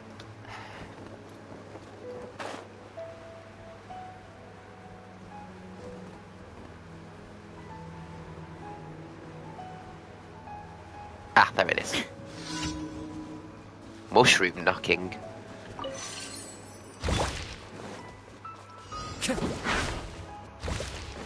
This is not the action I had in mind. I missed.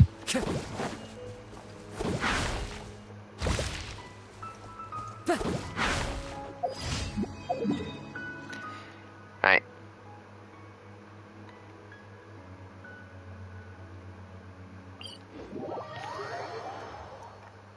Time to go.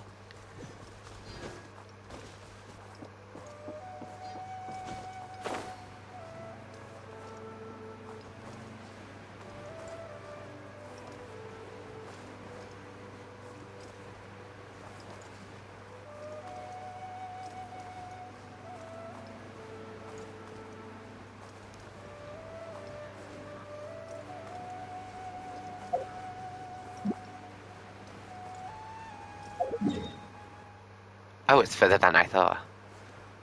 Is this emergency?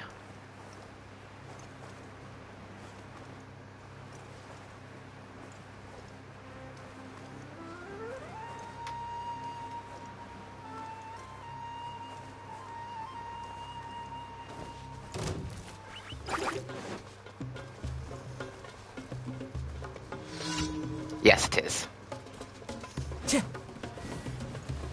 Into the wind. There is no escape. One with the forest. Keep up.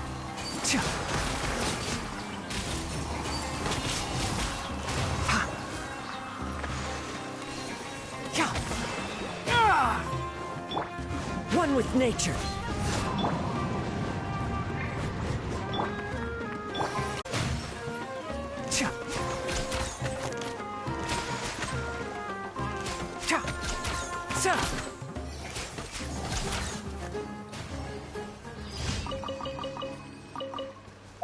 That was so weird.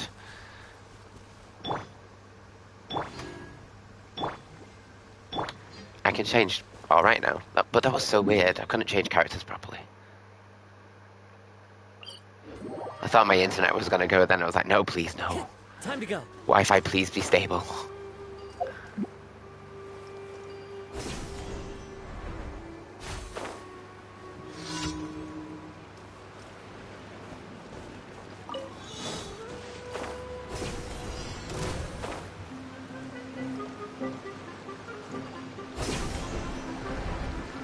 Follow the wind.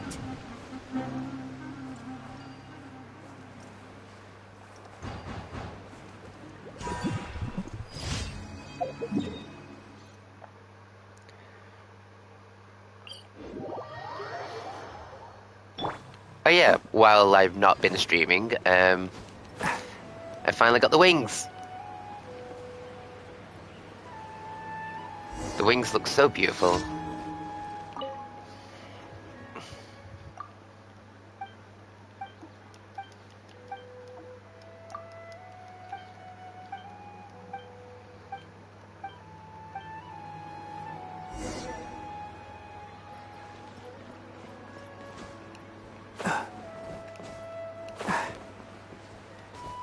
Keep up. Oh yeah.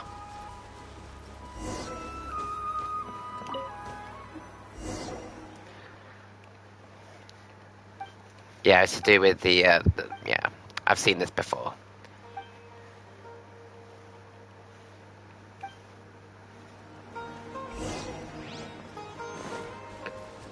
Basically talking about the preservation of the roots of the great tree.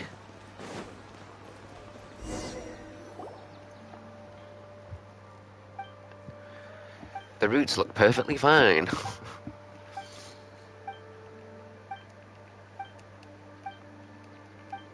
Thank you, traveler.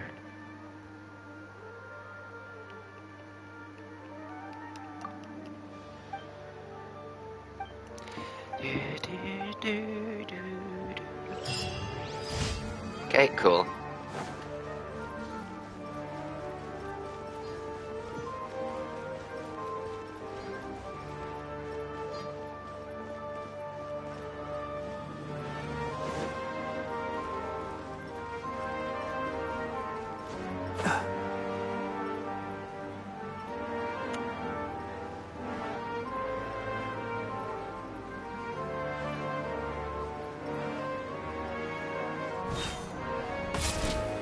Ad Astra.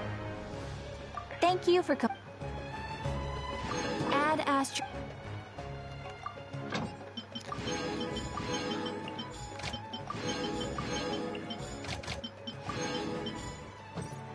Sino. Okay, that is done.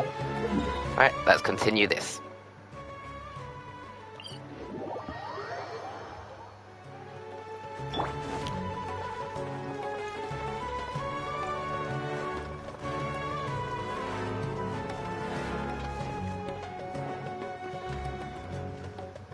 Hey, it's them.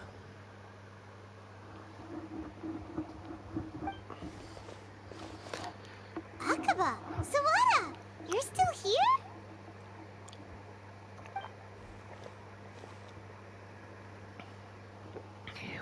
Indeed we are. If you have a moment, we'd love for you to join us once more. We have time. What do you want to talk to us about? It's the same topic we discussed last time. Obviously. Lol. That's all I have to say, just Still lol. looking for more info about Tatarasuna, huh? Should we join them? Yeah, let's do it. Oh yeah, perfect. These two have researched Tatarasuna in the past. Let's hear what they have to say. Unfortunately, we haven't made any real progress. The article that you let me read... Wait, can I read it again? Oh, of course. I should have read it the first time, but then again, it's just so much information. Skimming.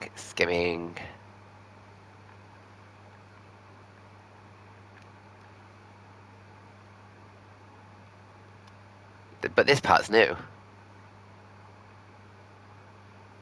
I presume you'll want to read mine as well. Here.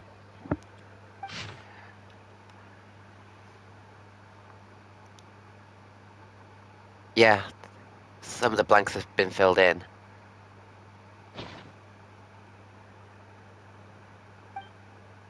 The content has changed. Another effect of tampering with the information in Irminsul. The balladeer said he'd erased 2 of his names. If he really succeeded, it must have taken all of his might. Well, but still. What do you think? Hey, Traveler. Remember how last time Akaba was saying how he wished he could gather more information about all this? Well, we just got back from Inazuma. So how about we tell them what we learned? What did you find out? Something big? It's a long story. Basically, we have some friends in Inazuma, and... Wow, so many new details. Thank you so much for sharing that with us. Well. So it all comes down to one man's desire for revenge. Huh. You heard this from a member of the Armanoma clan, you say? Then I guess it must be true. Ugh. So there's no ghost story here after all. This new information actually lends further credence to my hypothesis. Evidently, swordsmiths were seen as having an incredibly prestigious role in society those days, to the extent that harming them was conceived of, at least by the perpetrator, as a way of exacting revenge against those in power. Yeah, kind of true. Yes, okay, point taken, you were right. But that doesn't mean I can't carry on with my novel. True. And they're back at it. These guys are really into this. Oh, so sorry. Look at us, prattling on about our projects and ignoring you. Thank you so much for the information. You're welcome. See ya. Keep us in the loop if you find out anything else. Will do. But no, we really need to talk to Nahida. Find out what actually went on.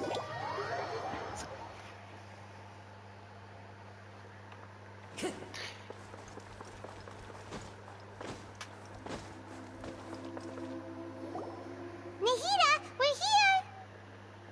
Traveler, Paimon, how have you been? Ugh, where to start? Paimon hasn't had a moment's rest this whole time. That night, we ended up chatting until suddenly the sun was up. And then he decided he wanted to go to Inazuma. I was investigating the situation with the balladeer. Balladeer? Well, even This Nahida sounds doesn't like some know kind about of balladeer. code name. Oh no.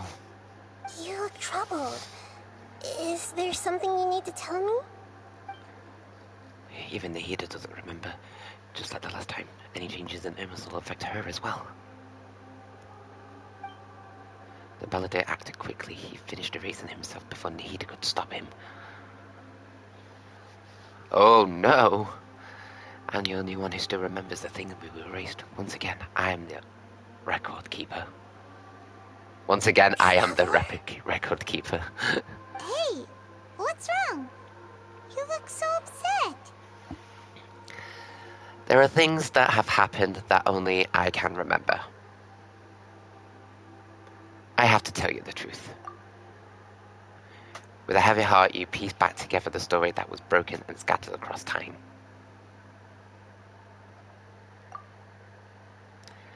There was with the name of the balladeer, created by the Electral Archon. He was a puppet who lived among men. After a series of events in Tatarasuna, the balladeer, thinking he had been thrice betrayed, left Inazuma to roam the world beyond.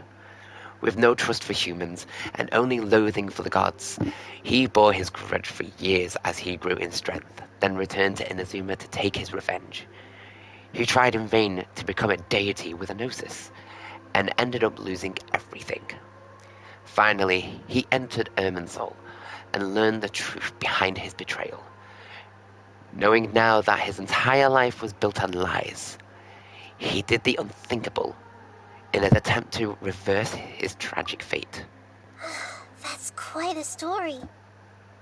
So, this puppet known as the Balladeer erased himself from Irminsul, hoping that he could change the past. But how was he even able to do that? As the traveler said, he very nearly became Sumeru's deity. Admittedly, I remember it a little differently. I don't recall finding anyone inside the machine after we defeated it. Nevertheless, it does make sense. If someone were to successfully erase themselves from Irminsul, the world would change to reflect the new reality. So, you believe this person really existed, and we just don't remember him because... well, because he literally changed the world? Yes. Theoretically speaking, it is possible to do this. But I'm struggling to imagine the kind of person who would dare go through with it. The traveler comes from a world beyond Teyvat. That's why there's no information about him in Irminsul, and it also explains why any changes to Irminsul wouldn't affect him. So if there's anyone in the world capable of retaining memories from a past that has been rewritten, it's you. It's quite incredible when you think about it. You can say that again. In fact, we're probably the 1 in 4 people, or maybe 5, that remembers the world in the now. The 4 Descenders and my twin sister. Paimon's having a hard time understanding this Balladeer guy's Lumine. motivations. Why did he do it? I can only make inferences based on the information we've been given. As for what kind of person he was, only you remember that. Yeah. I said we were enemies after all. I don't know his perspective, all this, so I can't say why he did something so extreme. But he wanted to reset everything, or save someone, or did he want to completely undo his existence? Everything can be set right. It's time to solve this once and for all. Maybe that's all there is to it. I still remember the question he asked. He asked me specifically, and my hesitation gave him his answer. I hesitated because I witnessed Greater Lord Ruka Devata erase her own existence, but I can't tell Nahida that. To put it another way, I know why the Balladeer was so sure it could work, but I can't tell him Something that. else worrying you? Something that you can't share? He chose... Couldn't change the fate of the ones who had died, right? Yeah. Once the Balladeer realized he hadn't been betrayed after all, it must have completely changed his view of the people of Tatarasuna. Now he saw them as friends again. He couldn't keep hating humans after that. And if he thought there was a chance he could save his old friends, it would be hard not to try. The story makes sense. Every part of it. The Balladeer tried to achieve godhood with the doctor's help. He was unsuccessful, but retained the power to connect with Irminsul. That power then enabled him to change what was recorded in Irminsul and erase himself, even though he didn't have much strength left. Yeah, it does make sense, but it still ended in tragedy for his friends. It just feels so hopeless. He gave everything to do this, but it seems like he got nothing in return. Yeah. He changed the world in many ways, and yet the dead still didn't get a second chance. Those fated to a tragic end could not be saved. What exactly did he want to fight back against? The betrayals in his life? Or did the wish he never existed Please at wait all? a moment. I want to check something. Found it. This should be the one. Oh, It turns that was out quick. that I have a strange way of confirming everything he has told us. What is it? A record from a personal collection. It was tucked away in a corner. You should take a look. Surprisingly, the information is presented to you in a way that resembles a fairy tale. Is this a fairy tale? Who wrote it? This matches everything I I said. authored this record myself. Huh? You wrote a fairy tale that somehow has something to do with the Balladeer? When combined with the Traveler's narrative, it's clear that this story is an allegory. Everything in it is a symbol for something else. Hold on. So this record survived from the past? Yes. Any information about the Balladeer or the Kabuki Mono and other records will have been changed. But I wrote this story in a way that means it was left intact. Changing the information in Irminsul changes to that. But Irminsul can't change information that was well hidden in advance. I guess I must have written this story as a backup before the Balladeer entered Irminsul. That's incredible! What a great idea! And sending the Traveler into Irminsul with the Balladeer must have been a further precaution. I knew he'd remember everything. This story is abstract enough that it still resonates with the present information recorded in Irminsul. But if we connect all the different pieces together, the true story that emerges is the one he told us. The now erased life of the Balladeer.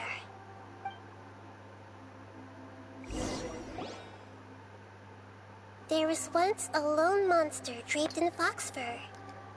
The monster found a family of foxes, joined them, and they became friends.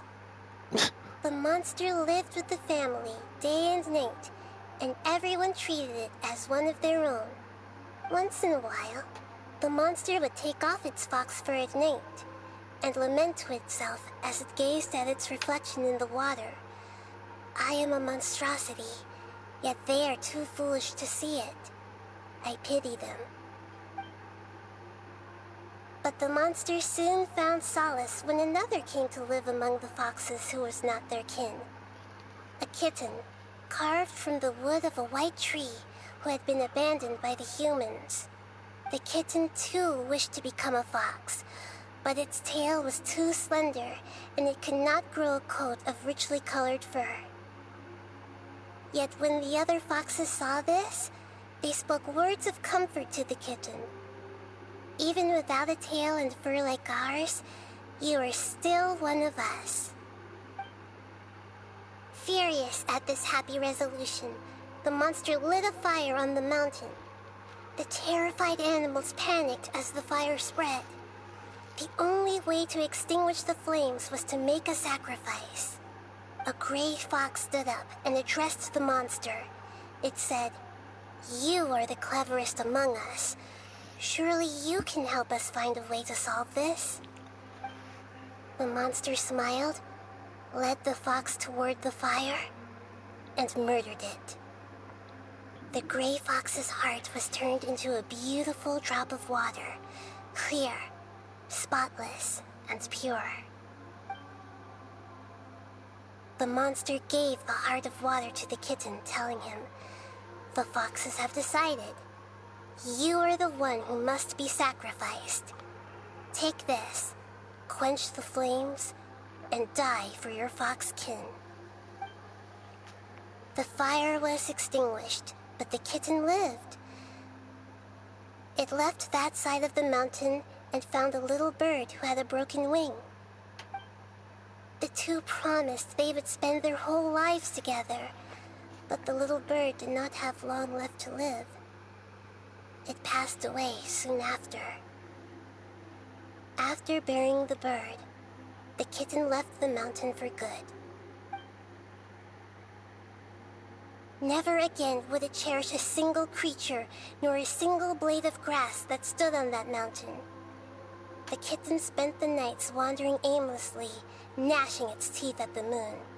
How it wished to swallow the moon and devour the moonlight. If the world could only return to darkness, then it would finally be peaceful and content. I will become the new moon, the answer to everything. Then, no one will know that there were once birds, foxes, and cats in this world. And no one can know that they were different.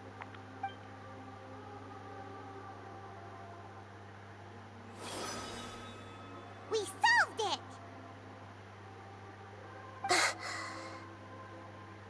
I remember now. This is not just the Balladeer's story. It is his very own memories. I made a backup so that it would be preserved no matter what happened. To become a god, he was experimented on and modified countless times. It was brutal torture, and the only reason he was able to survive is that he was a puppet. This memory was extracted from him by the scholars. Presumably, they kept it to have something to defend themselves with. Creating a deity was just the first step. Some of them wanted to be able to control it. That's why they backed up his memory for later use. I buried it deep inside one of my own dreams, and then hid it inside an allegorical story so that it wouldn't be altered. It's hard to believe that this person really existed, let alone that he tried to get rid of us on more than one occasion. Paimon has no memory of him at all. He completely vanished like a puff of smoke. The Balladeer agreed to help me look for information about the Descenders, and although he was unsuccessful, he still helped you.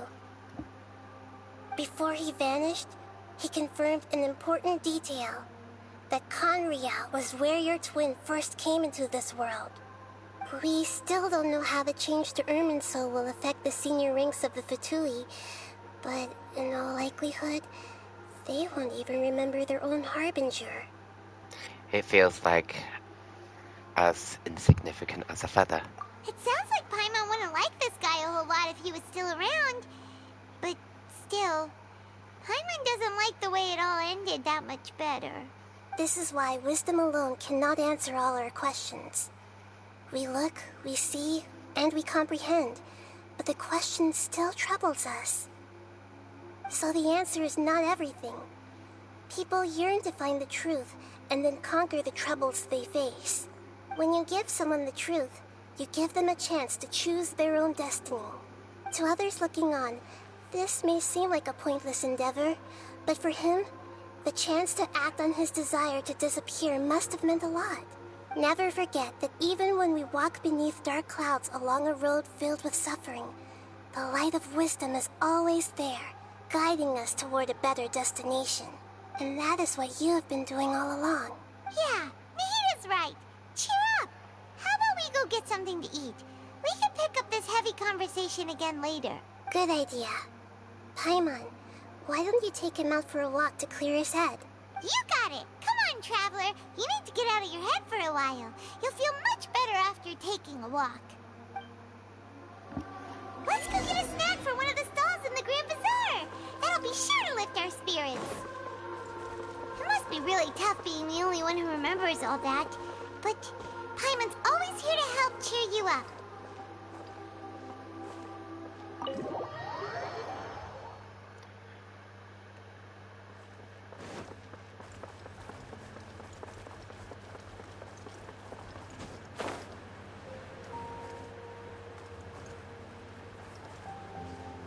Just so mental.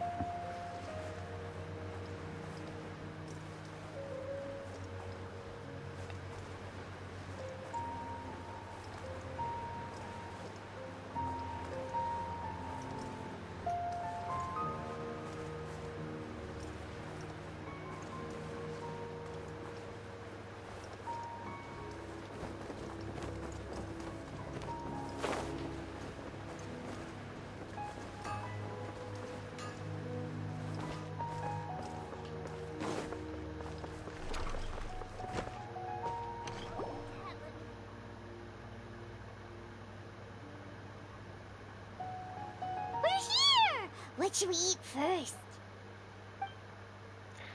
I have a nagging feeling like there's something I'm missing. Something important. What am I forgetting? Hey, you gonna answer or what? Sorry, it's just, give me a moment. I'm still processing.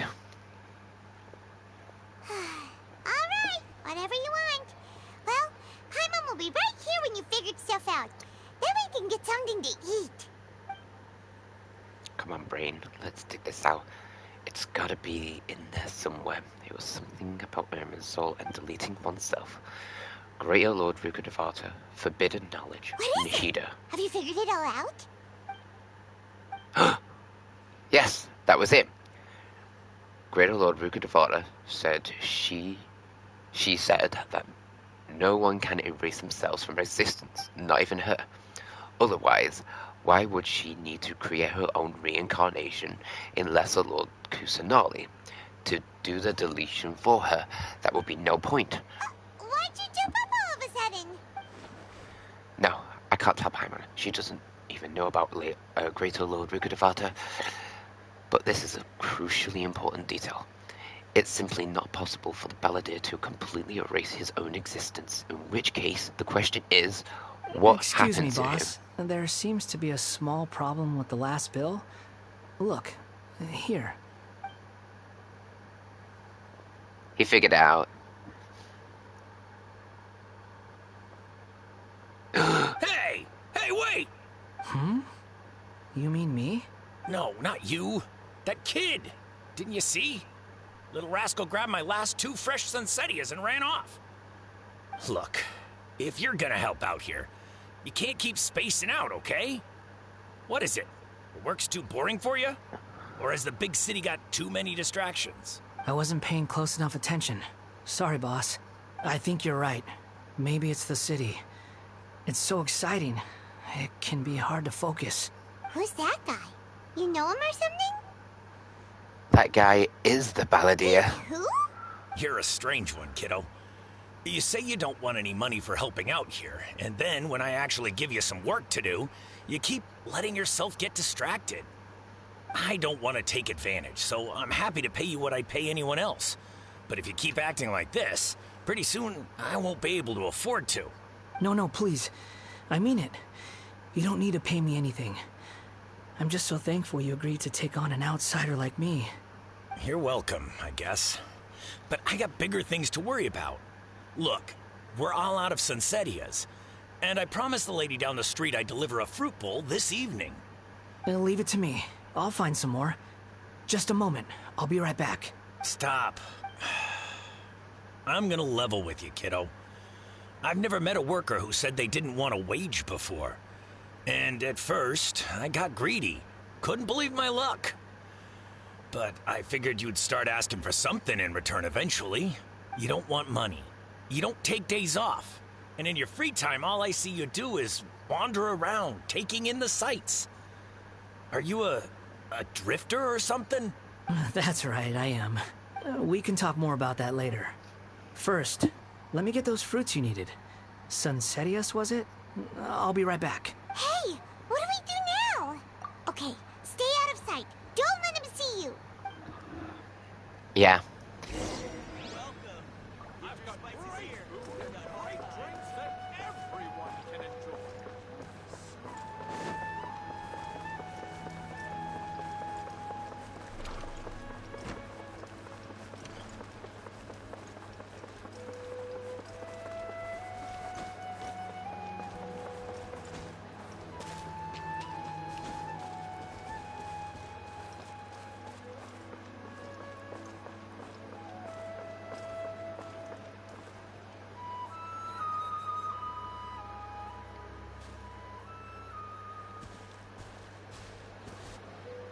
Yeah, this'll do. Even though you say he's the Balladeer, what are we planning on doing? Stealing his Sunsettias?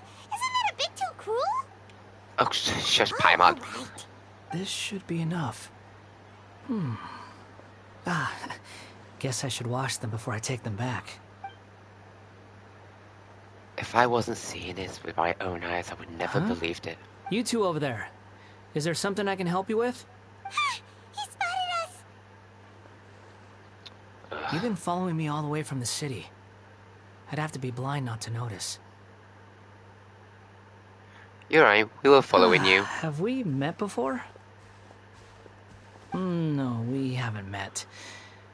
But you know me? Yes. I have no recollection. It's complicated, but I do know you. Are you absolutely sure? Yeah. Sorry, but I just can't take your word for it. I can prove it. A puppet? What makes you think that? Huh? You were right. The look on his face. I guess you do know me after all. That is not something I share with a lot of people. Look, I'm just a wanderer. But seeing as you've gone through all this trouble to track me down, I'm sure whatever it is must be important. There's something I want to... There's somewhere I want to take you. But please let me deliver these goods to my boss first. Are you really working for that guy? He said you don't want any more for it. Is that true? Yes, I ran into him out in the wilderness during a storm. And he let me take shelter in his cart. In return, I said I'd be his helper for a while. That's oddly nice of you. Let me take these back. Then I'll come with you, okay? Then let's return to the city. Yeah.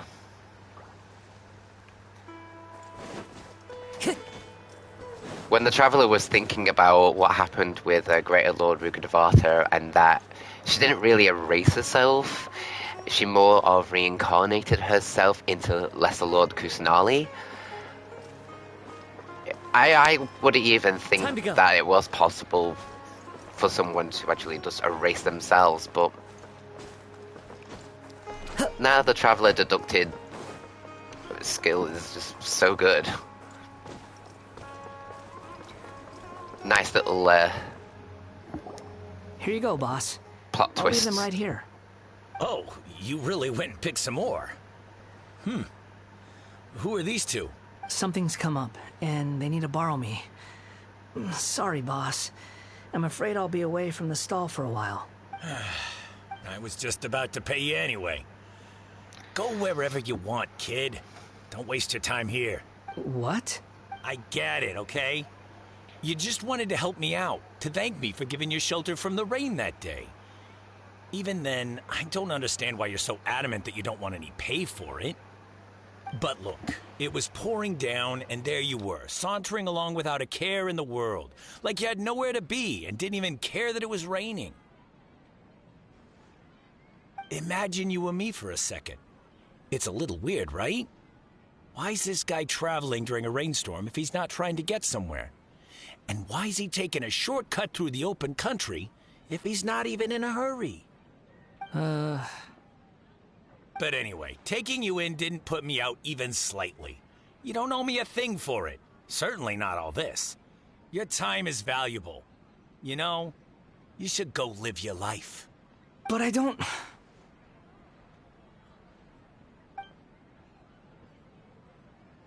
No, you're right.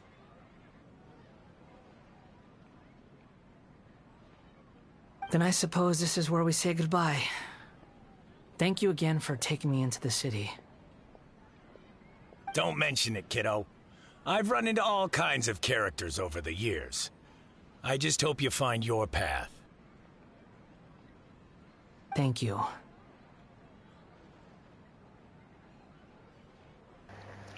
All right, done. Thanks for waiting for me. We can go now.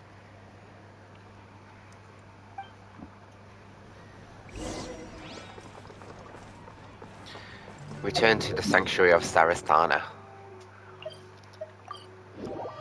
Are we going to show Nahida Scaramouche in his good form?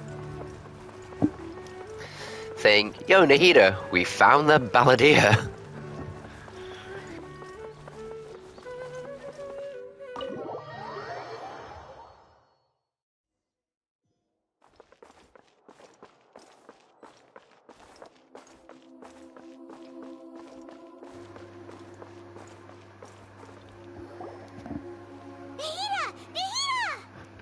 We are, aren't we? Huh? you? Hello. I do apologize for the sudden intrusion. We found this guy in the street, but he doesn't seem to remember anything. So, yeah, quite an eventful walk.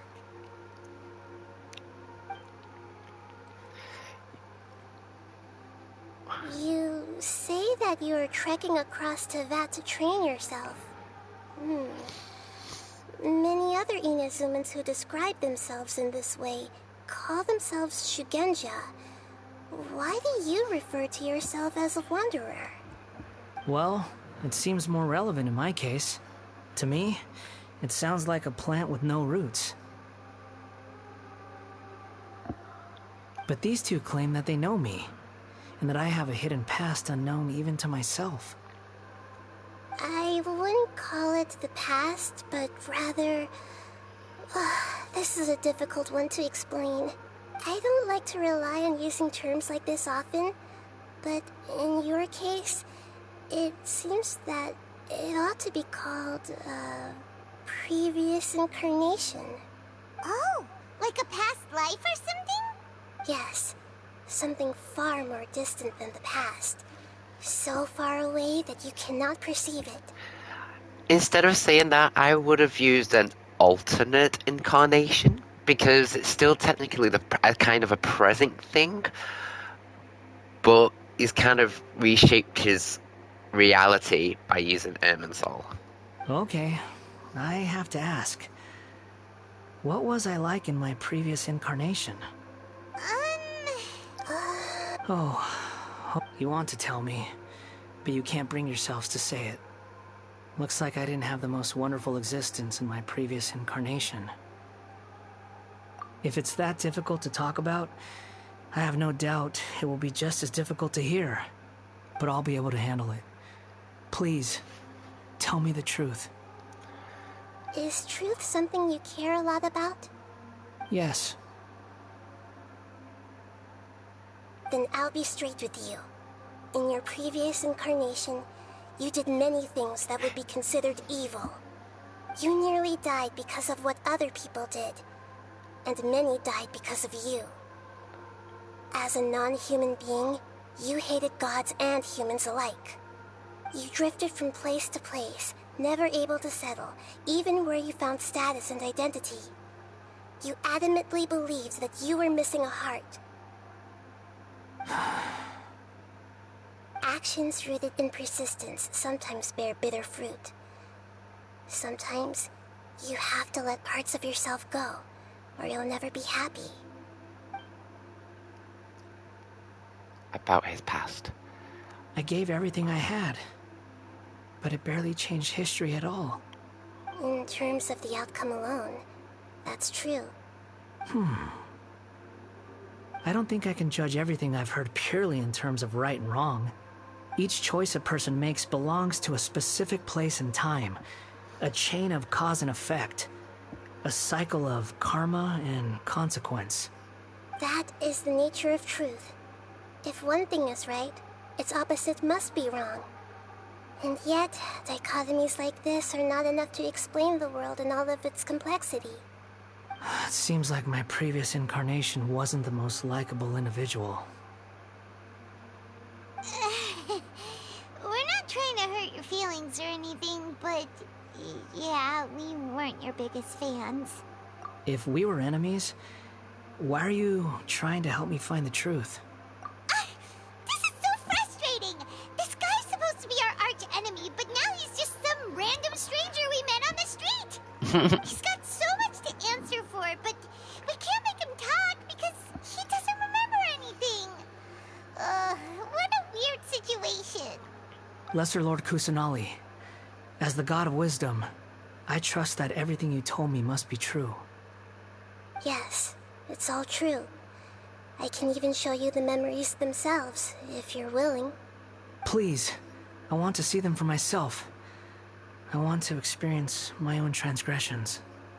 Even though it will cause your present self great mental anguish? I'm just a puppet, with no heart and no name. There is nothing in this world for me to cling to fill the void within me. Except maybe these sins that can never be undone. Very well. As you wish. Wait, shouldn't we go with him? This one's kind of on us for bringing him here. Don't worry. Whatever danger I might face, it's my burden to bear. Traveler, could I ask you to supervise him on my behalf? Oh, good point. Given your, unique situation, we'd better keep an eye on you. Understood. Thank you. Now, prepare yourself. Now we're going back in to the alternate Irminsul.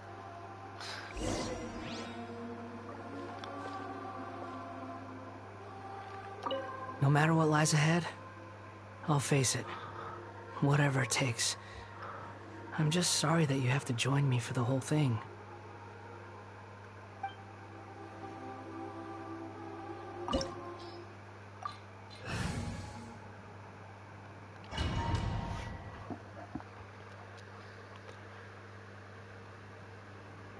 This looks like Inazuma. Right now, you're in a dream I created using information extracted from your memories. These memories will show you the raw truth, but be aware that enemies may react just like in the real world. Please be careful. Sounds like an immersive experience. It's a good thing we came along. You don't need to do this for me. I don't deserve your protection. We never give up halfway. Well, we had you once, but that was your doing. All right. Thanks. Wanderer, this is the Shake Pavilion. In your Balladeer incarnation, this is where the Electro Archon placed you after your creation. You had a great many memories here. Is that because this is kind of like his birthplace? You could say that, in a sense. You'll see why shortly. I hear footsteps. This place is huge. I can't believe the landslide didn't fill it in. I wonder who built it. The Crystal Marrow Miners? No, there's no way. Look at this exquisite construction work, and so well preserved, too.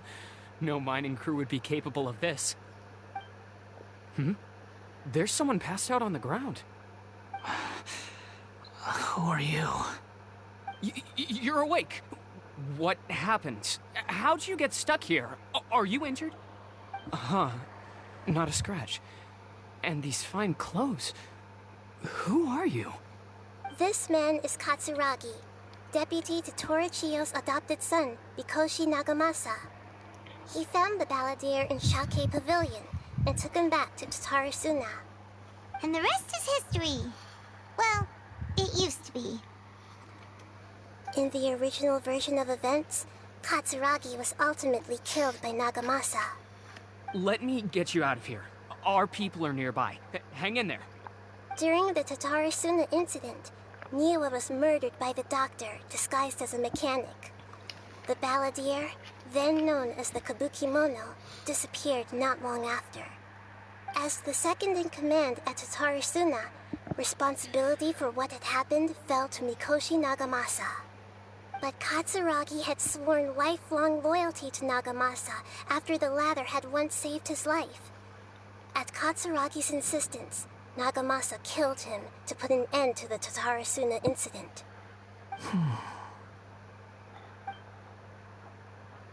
Katsuragi seems like he was a good guy. He looks like a warrior, but he has a kind face. Why couldn't he live a long and happy life? Oh.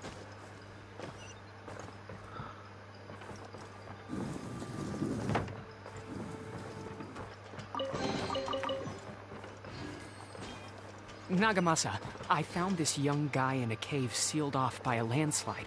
He doesn't remember his name. Well, we need to call you something.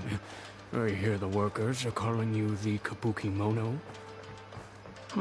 It's fine with me. Katsuragi, report to Niwa. Tell him we have someone new joining us.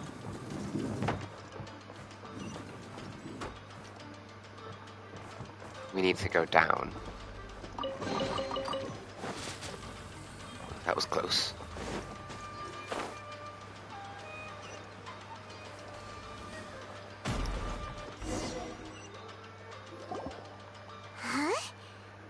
we doing back here? I hear voices. Whoa, this is where you were born? It's pretty, but there's nobody here. I was abandoned, like you. I lived here for a while at first, but there's nothing for us here. We can't stay. Okay. I heard my mom and dad used to make swords, but the factory manager died, and then my dad got sick.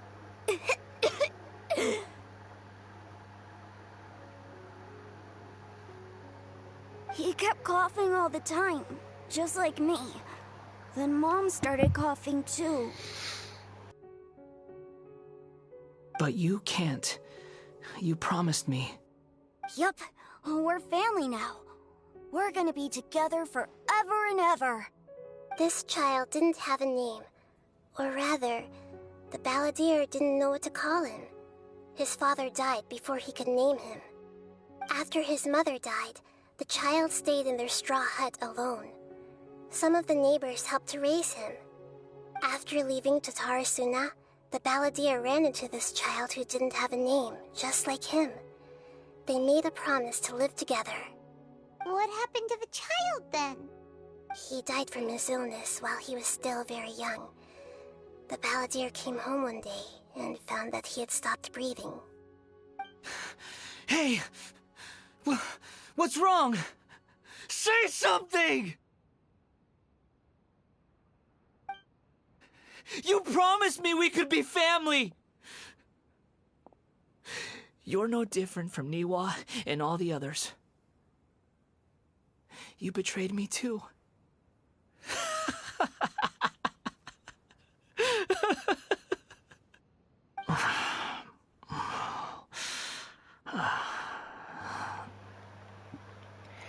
It's just so sad that the child's death wasn't an act of betrayal. It was just because he was just sick. My goodness. The voices have gone. It looks like the memory ends here. Let's keep going.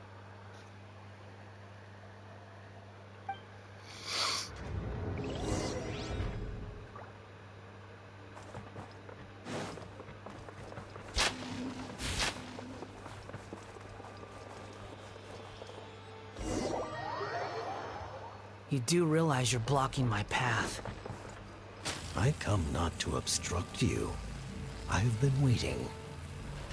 What you are truly is a weapon. One that could be wielded with an iron will. Or could continue to drift aimlessly. Are you trying to win me over? The long-fated rebellion has begun. Why not take your place at the banquet and join those who shall feast?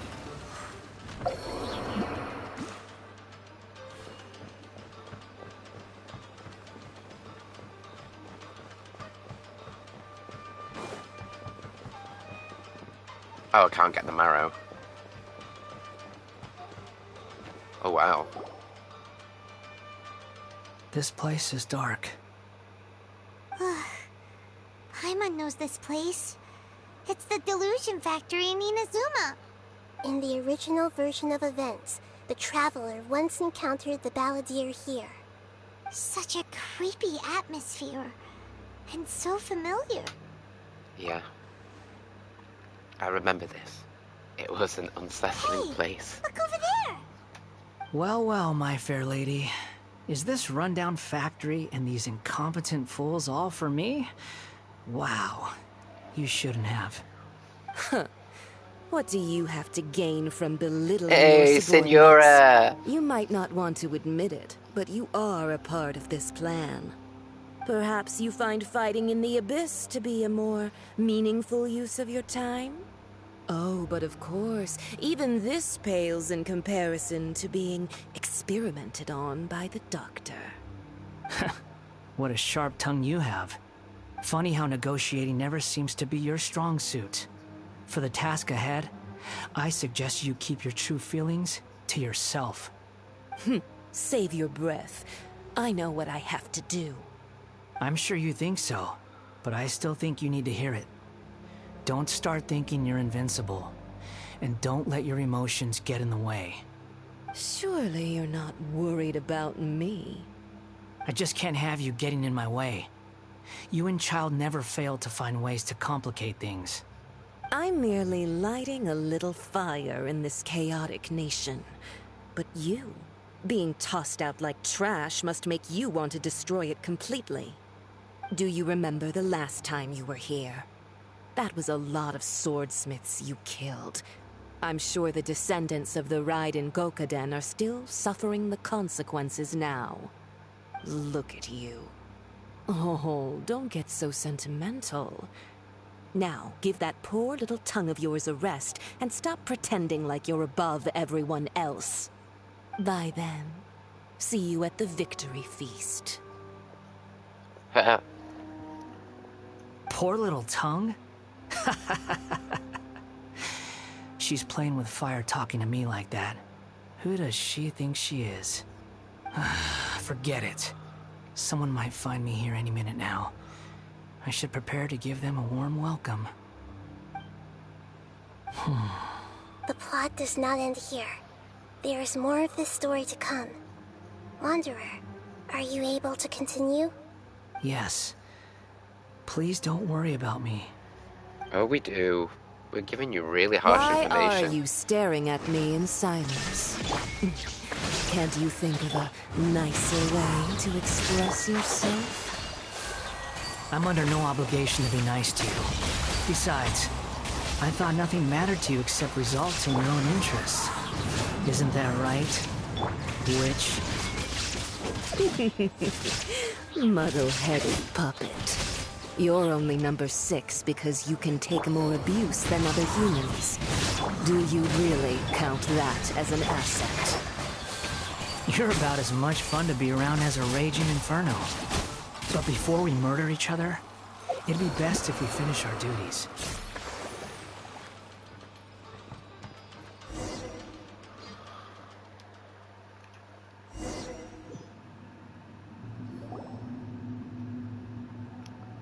Looks like we've arrived in Sumeru. Is that? Considering that Amorta's sage, Nafis, refused to join this project, I'll take part in the experiment in his place. Welcome. I look forward to a fruitful collaboration. When do we start? You seem impatient. You should know that becoming a god is far from a trivial affair. The biological transformation is a lengthy process. As such, I too would recommend that we commence as soon as possible. In the event that a successful connection is established, his body will become permanently bound to the machine, and he will be unable to move independently of it. Nothing worse than what I've been through before then, Doctor. You were the most resilient test subject I ever came across. Thanks to you, I was able to garner a great deal of information. Alas, after that, you were under orders to remain in the Abyss. We barely saw each other, and it became difficult to further refine the knowledge I had gained. That was gracefully worded. Ever wonder what they think if they knew that nothing matters to you, apart from your crazy experiments? I suggest you speak to me in a more respectful tone, Scaramouche. The mere fact of your utility does not make you indestructible. The doctor again? That was uncomfortable to watch. That person gives off a very sinister energy. It's normal for him to give you the creeps. He scares the bejeebers out of Paimon. Let's move on.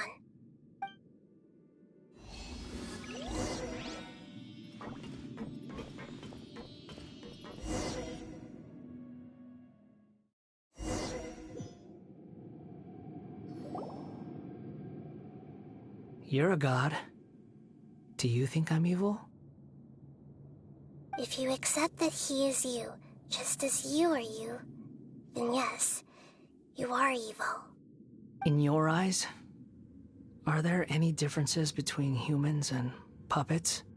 Do you think there are any differences between your present self and your previous and future incarnations?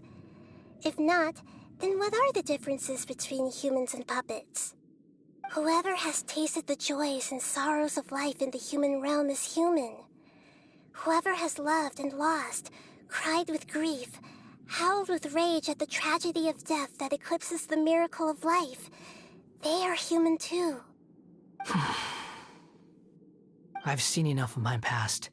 If possible, I'd like to reclaim the sins that are mine to bear. No matter the consequences, I won't run from blame or punishment. Whatever I am due, let it come to pass. Can you return my memories to me? Huh? But won't that mean you'll lose your current identity? I've always believed that human lives follow a set of rules, with each person being a collection of past experiences. As a puppet living in a human world, my life is subject to the same rules. Regaining your memories means reverting completely to your previous incarnation. All the emotions that you discarded will return to you. Are you sure you want to do this? I've lived with the void in my chest my whole life. My creator didn't need me. And ever since I awoke, I've just drifted from one place to the next. But then I met you. And I finally realized that reclaiming my missing sins might be my one opportunity to become my true self.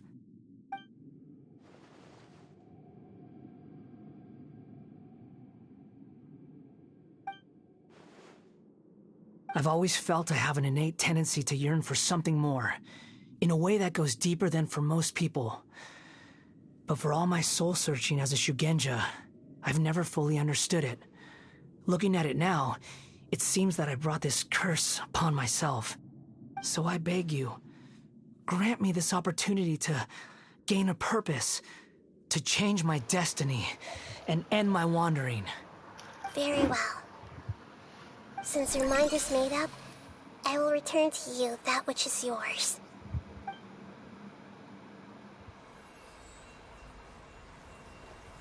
You have made your decision. Now, take this.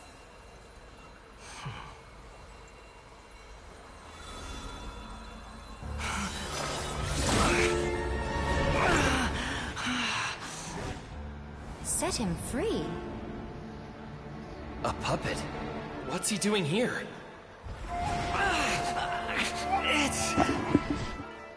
You're a human as far as I'm concerned.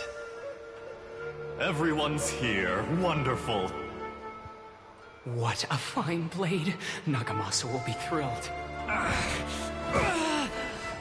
This is my...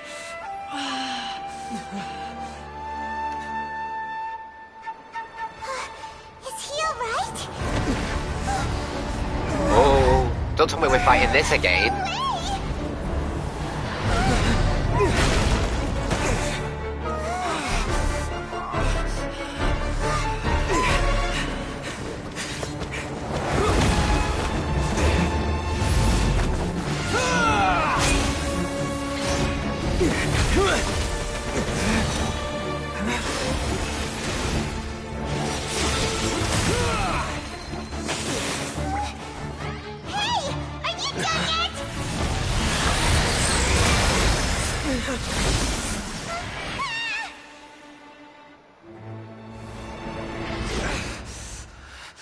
All worthless dross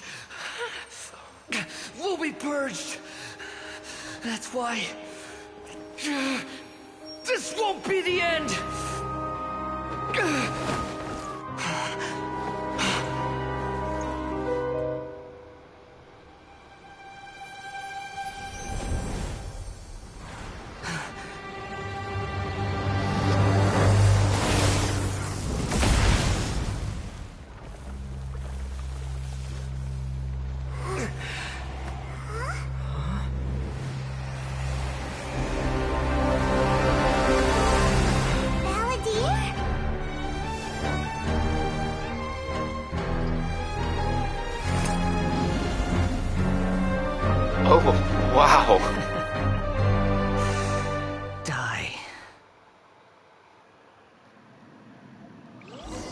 This is trying my patience. Have you got all your memories back now? You got any more stupid questions?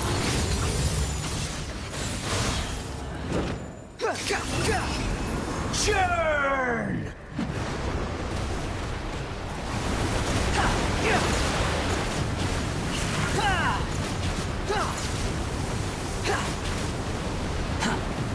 Feeble human!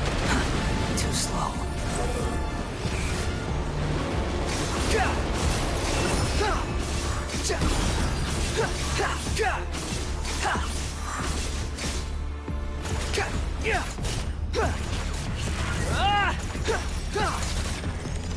At my command, you shall fall. Squall and Fury.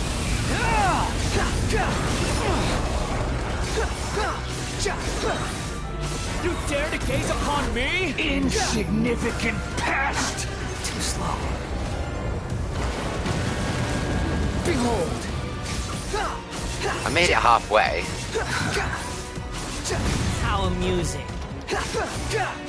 My endless cycle begins! That's far enough. Oh, right.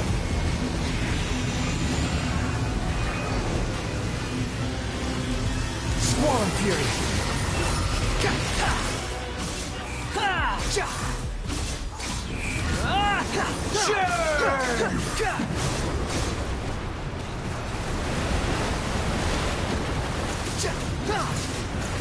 The wind rises. I'll just stay in the corner. Insignificant Oh, cool. pest. Wretched vermin. Illusion shattered. Oops. A little bit of riding there.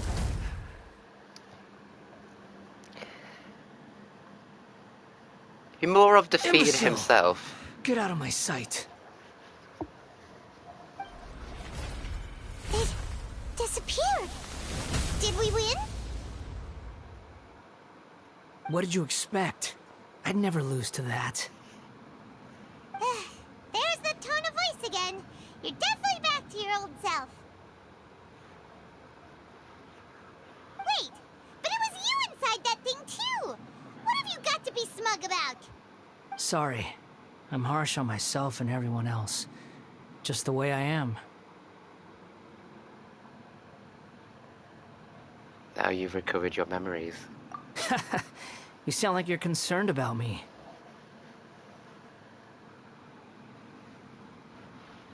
But don't worry.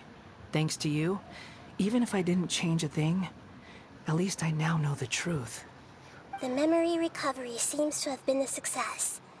This dream has served its purpose. Come on. Let's continue this outside.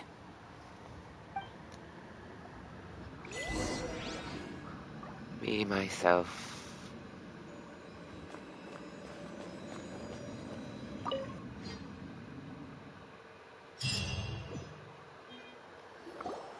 Welcome Was that a back, King and I Traveler. reference? Paimon, Balladeer.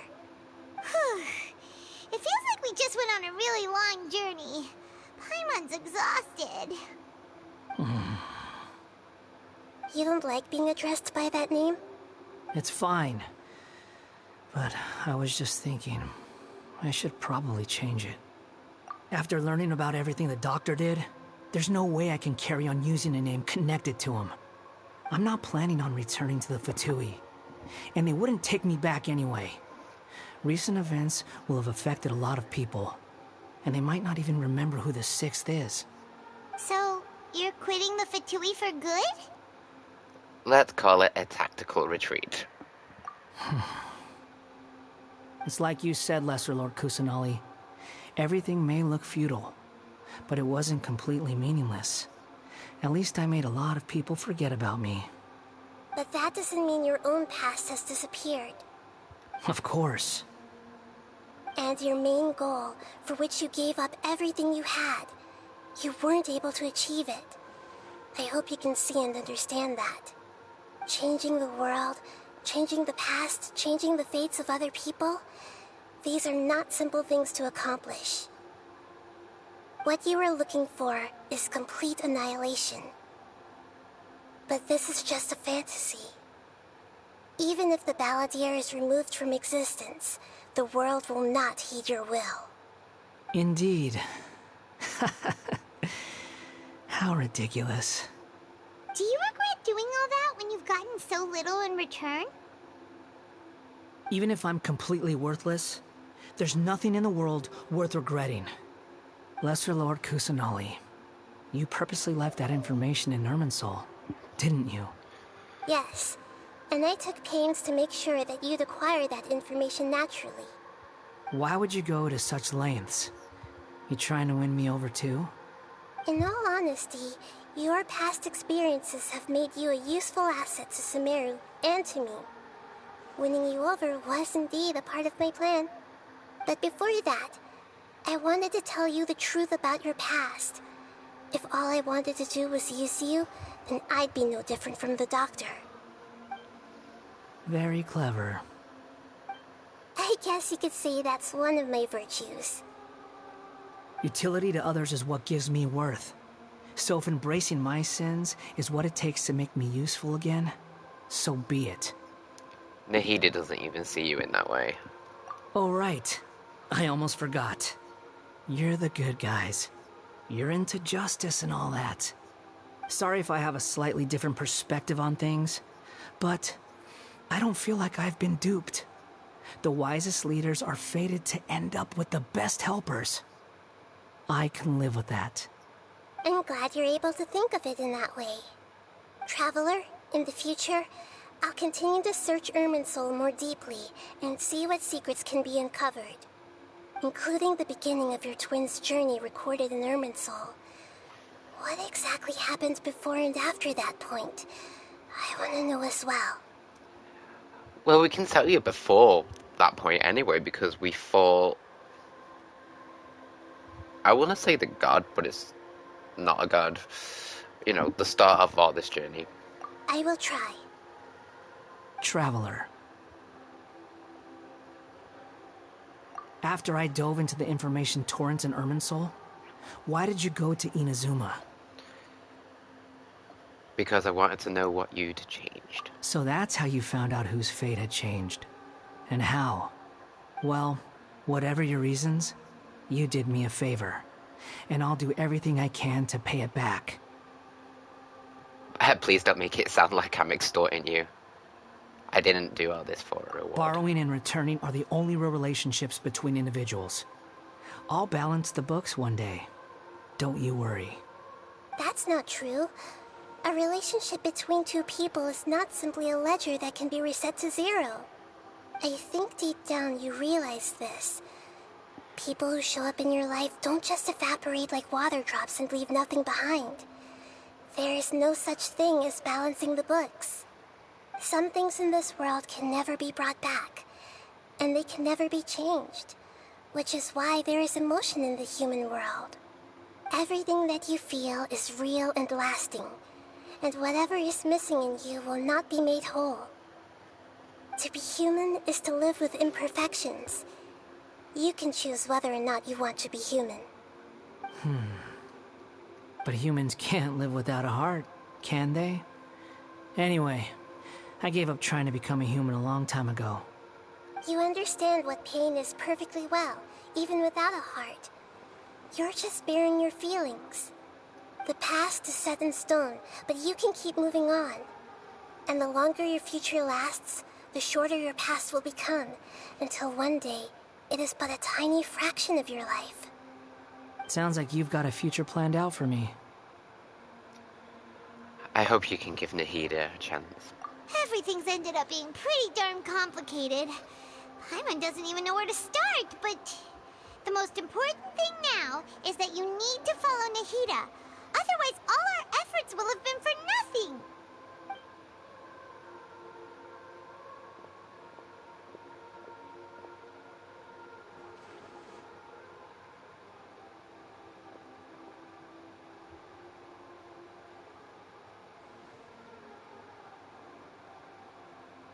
Then I guess I'll be helping you from behind the scenes from now on.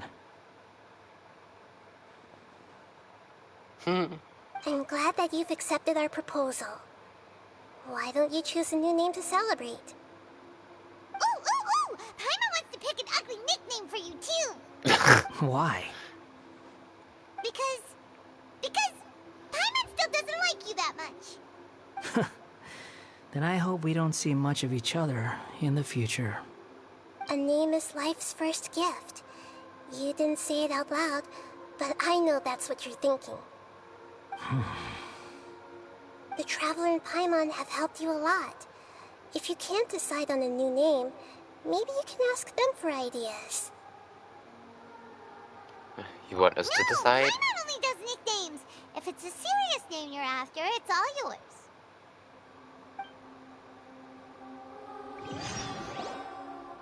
Have you got anything?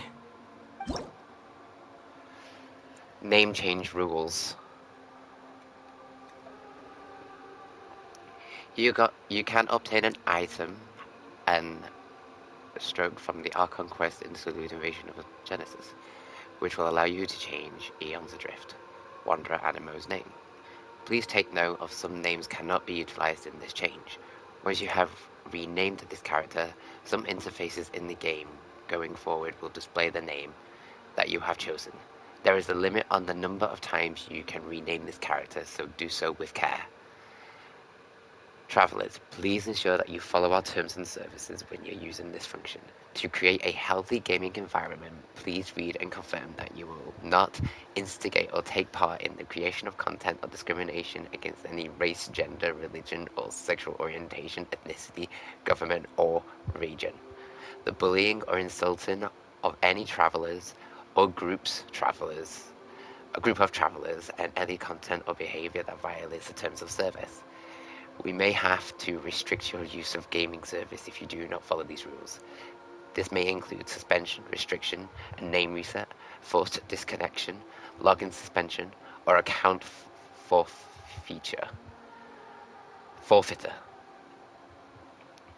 At the same time, you are welcome to use the report function to send feedback to us, should you encounter any enforcement or any aforementioned situations.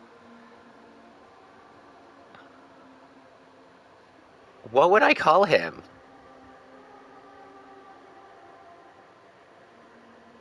I kind of want to keep him a Scaramouche.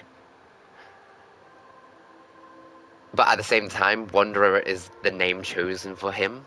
Because when you're thinking about text, he's just going to be referred to as Wanderer. Because that's his name. When you're thinking about future dialogue.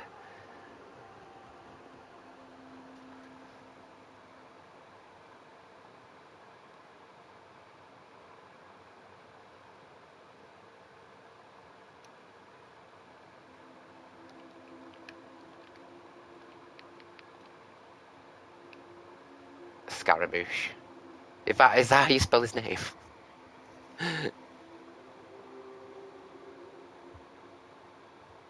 Let me just wait.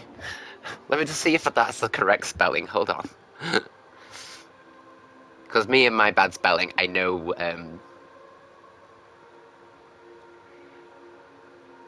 Genshin. I'm just googling. Scaramouche.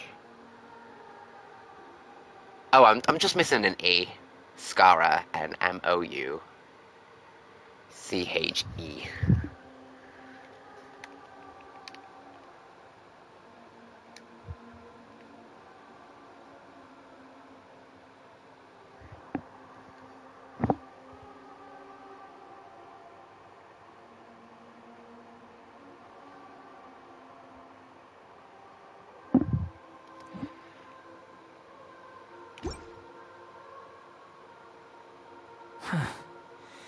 I have no need for these names anymore.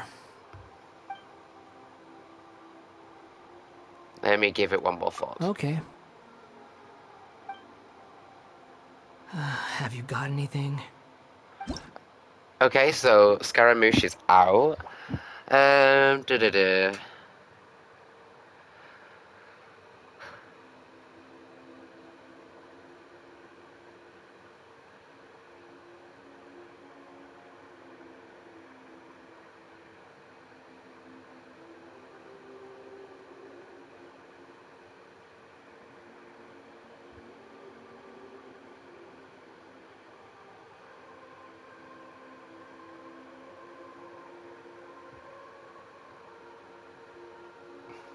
Let me just Google Wanderer. Wanderer. Name for a Wanderer.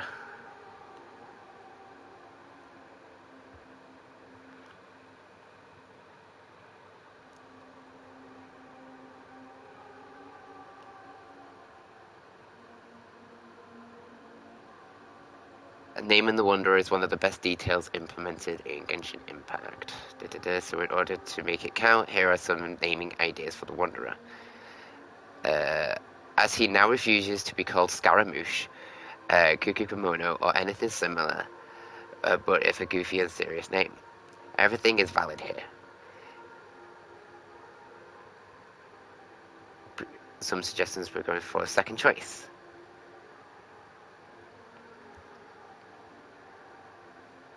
Here are some suggestions for names you can give Scaramouche in his new wandering form. Anything as long as value is related to previous names. These names are of other playable characters or any future related to the Fatui. Fujin, and Fujin is the Japanese god of wind's name. As soon as Scaramouche was confirmed to be the Anemo as the playable character, most people have made the obvious choice, associated between him and the Raiden Shogun, who has inspired himself as Raijin, Fujin's brother, as the god of thunder. He keeps smirking and feeling superior to everyone else in his new identity, so giving him a god's name it seems to be fitting. Susanoo, alias the ruler of winds, to describe the Greek mythology of Odyssey of horror. Zephyrus, another Greek name, refers to the god of west wind, also known as the fructifying wind. He also acted as one of the Eros servants and had many wives, but he's still a baby. Hermes, I wouldn't call him Hermes. What was this? Oh, wait. Since Hoyoverse is so eager to reference Queen throughout his lore, let's do this by ourselves. Hermes, Roman equivalent of Mercury. Referencing the band's legendary vocalist Freddie Mercury, Hermes is a messenger for the Greek gods, typically known for his swiftness, which can be a nod to the wind itself. Vine, Kvoth, and that's it. What's Kvoth, though? A node to the King Killer Chronicle book series, is the protagonist who vows to search for the name of the wind. For those, no, I'm gonna go with the first one because the first one is really cool. I like that one, so I like that one. I'm gonna go with Fujin.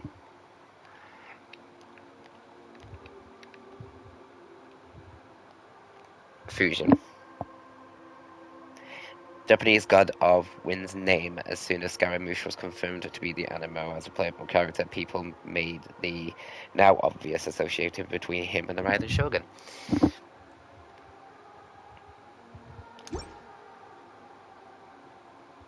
Are you sure? Yeah. Oh, alright. If you say so. There.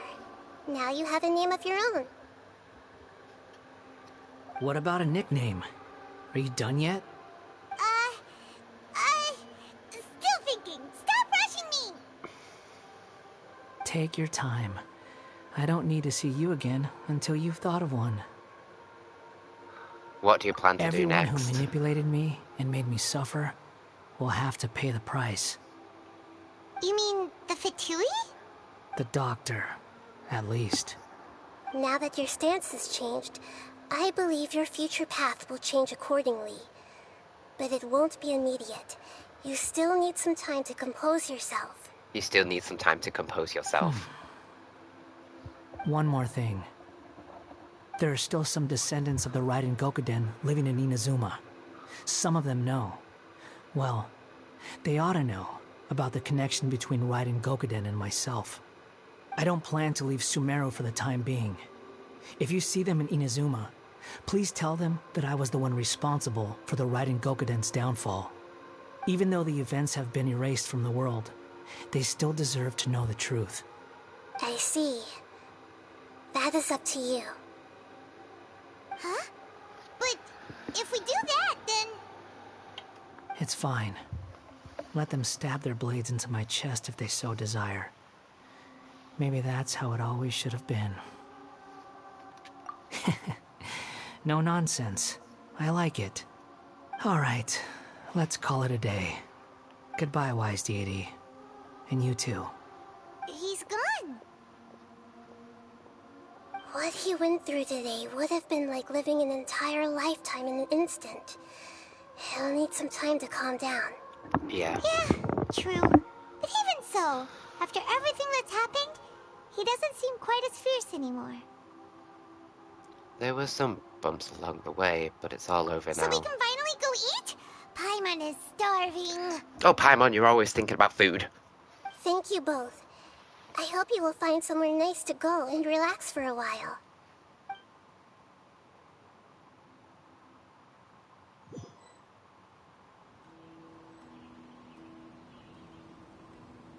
I've got it! I can end my novel with some words from Mikoshi Nagamasa. You mean because everyone else in the story is dead? Yeah, I heard that Mikoshi Nagamasa died at a ripe old age. He's the perfect fit to be the narrator of the epilogue. The dark clouds had dissipated, but they continued to cast their shadow in Mikoshi Nagamasa's mind for decades to come. Then, one night, as an old man, he had a dream. On the night when that prized blade, the Daitatara Nagamasa, was forged, the people rejoiced, and there was painting, dancing, and drinking. All these expressions of joy melted down in the furnace fire and turned into red clouds that rallied around the final sunrise that Mikoshi Nagamasa saw in his lifetime. Life is a story too long to be told, a journey that you must walk to behold.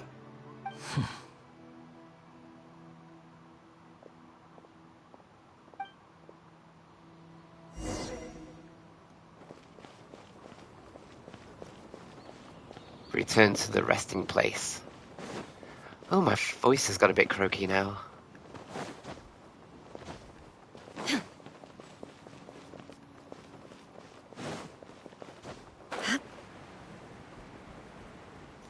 So my big question is, should I try and get the Wanderer, or should I save my primo gems for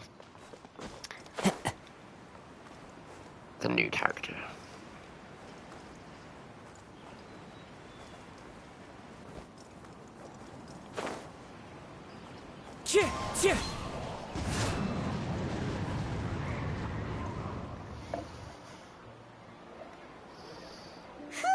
It's about time we had a break. As soon as you stop, all the tiredness and hunger comes rushing back. Wow, great! Huh? Look at the vase.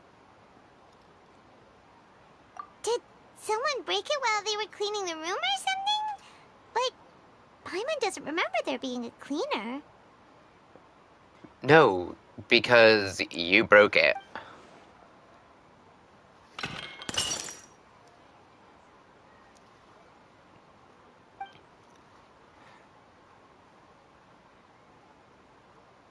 You sound lost and confused.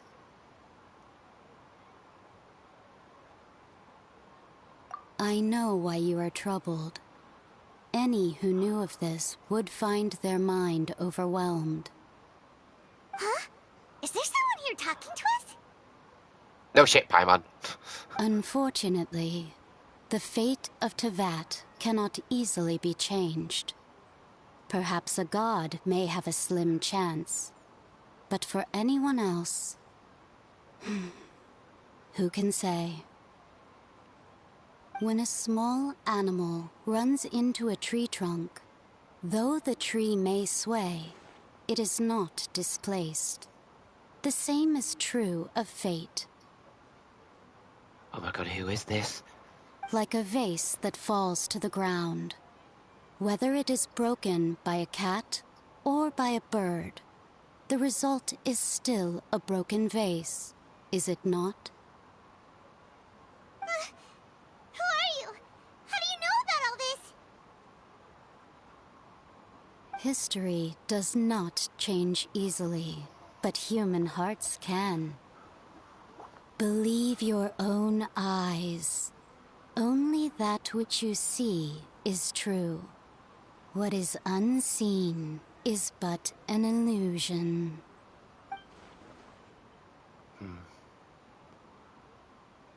The voice has disappeared. And who the heck was that? And what were they doing coming out of nowhere and saying all that scary stuff?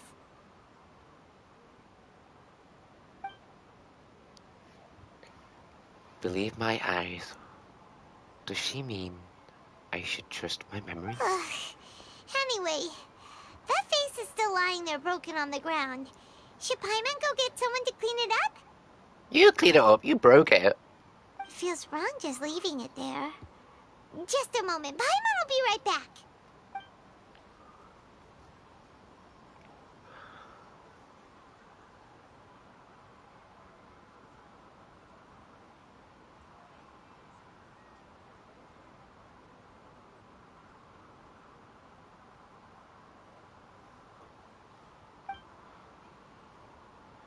I wonder what else awaits me in the future.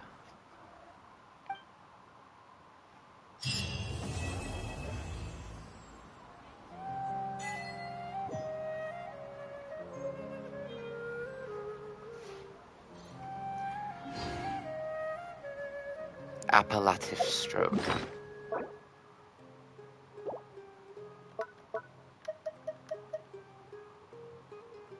Yeah, the brush of wind which may bestow a new name upon a certain person. Once a new name has been given, it cannot be changed. There are leaves.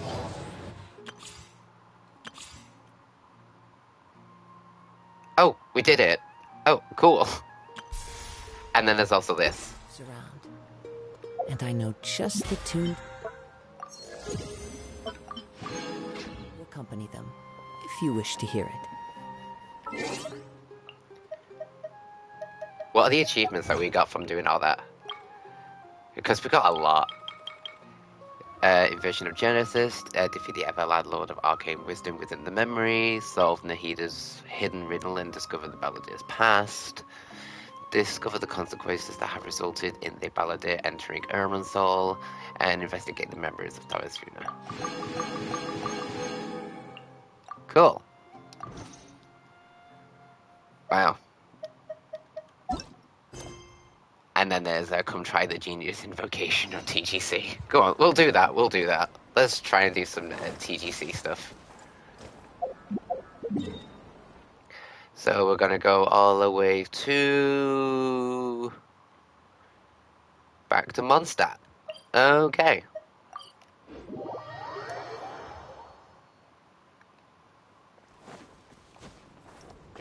Ugh.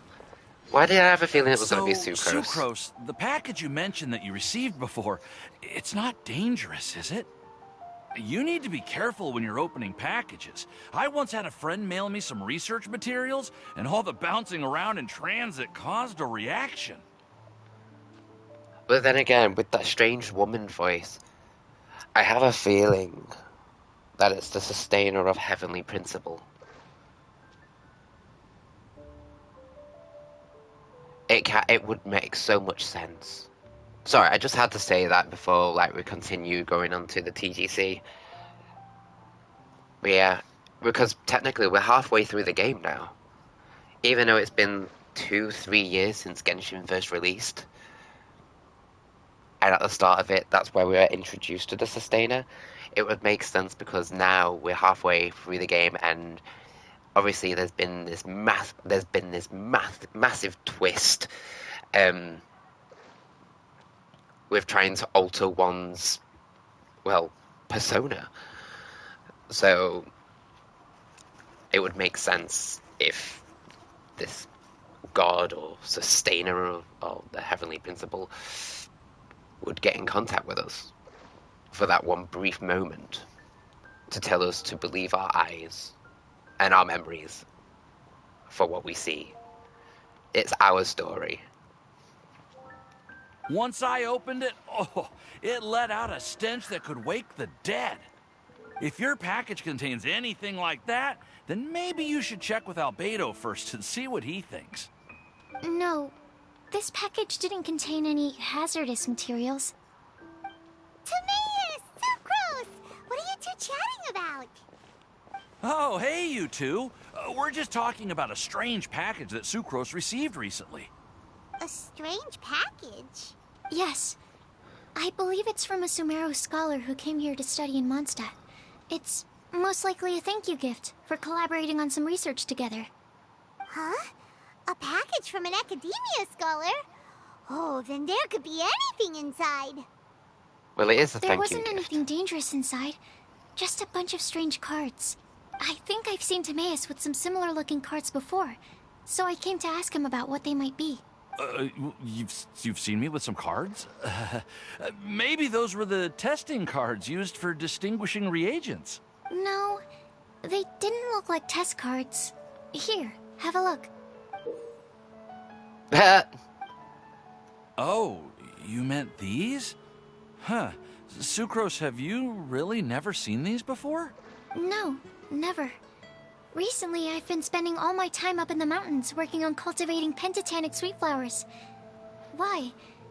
Is this an area of research that has started trending in the alchemical community during my absence? You could definitely say that it's trending, but not as an area of research. It's a card game that's been getting really popular these days.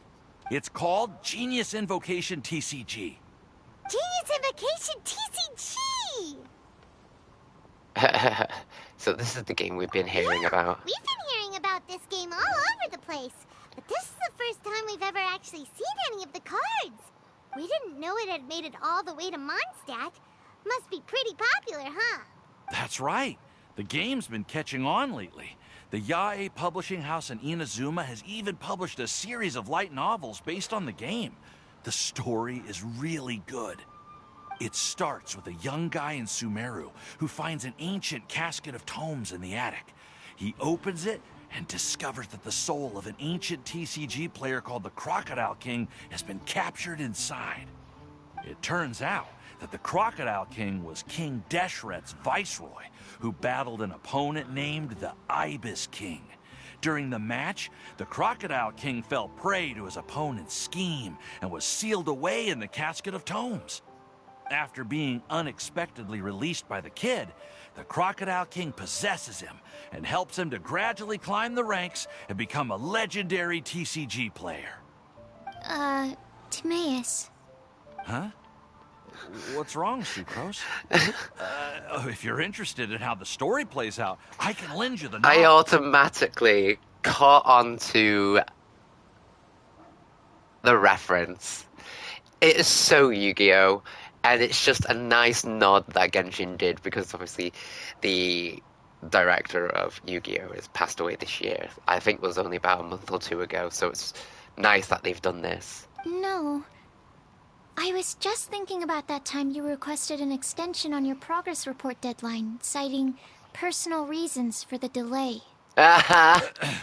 Well, I did go through a phase recently where I wasn't putting enough focus on my work, but it's under control now. I've committed to not even touch Genius Invocation TCG until I've made enough progress in my research. Well, that's unfortunate. Oh? Why's that? Well, since it's a gift from a researcher I've collaborated with, I thought that I should at least try to learn the rules. That way, I could say that I at least tried to appreciate his gift. Oh, right! And since it's a game from Sumeru, who knows? Playing it might even make you smarter. Then you desperately need to play this game. Just wait until Paimon plays it enough to become smarter than you! Then you'll be sorry! Although, it seems like we can't learn how to play it anytime soon, 'cause Timaeus has given up for a while. Well, research is my priority, you know. But if you'd like to learn the rules of Genius Invocation TCG, then I'd actually suggest you go to the Cat's Tail. Yep, that's the place. It's where everyone in the community goes to play when they have time. They gather there, trade cards, and they're very welcoming to new players. Trying to learn the rules can be intimidating at first, but it's a lot of fun once you get the hang of it. Understood. Traveler? Paimon? Let's go to the Cat's Tail and try asking around. To be honest, hearing Timaeus talking about the game has also piqued my curiosity. Well, what are we waiting for? Let's get going!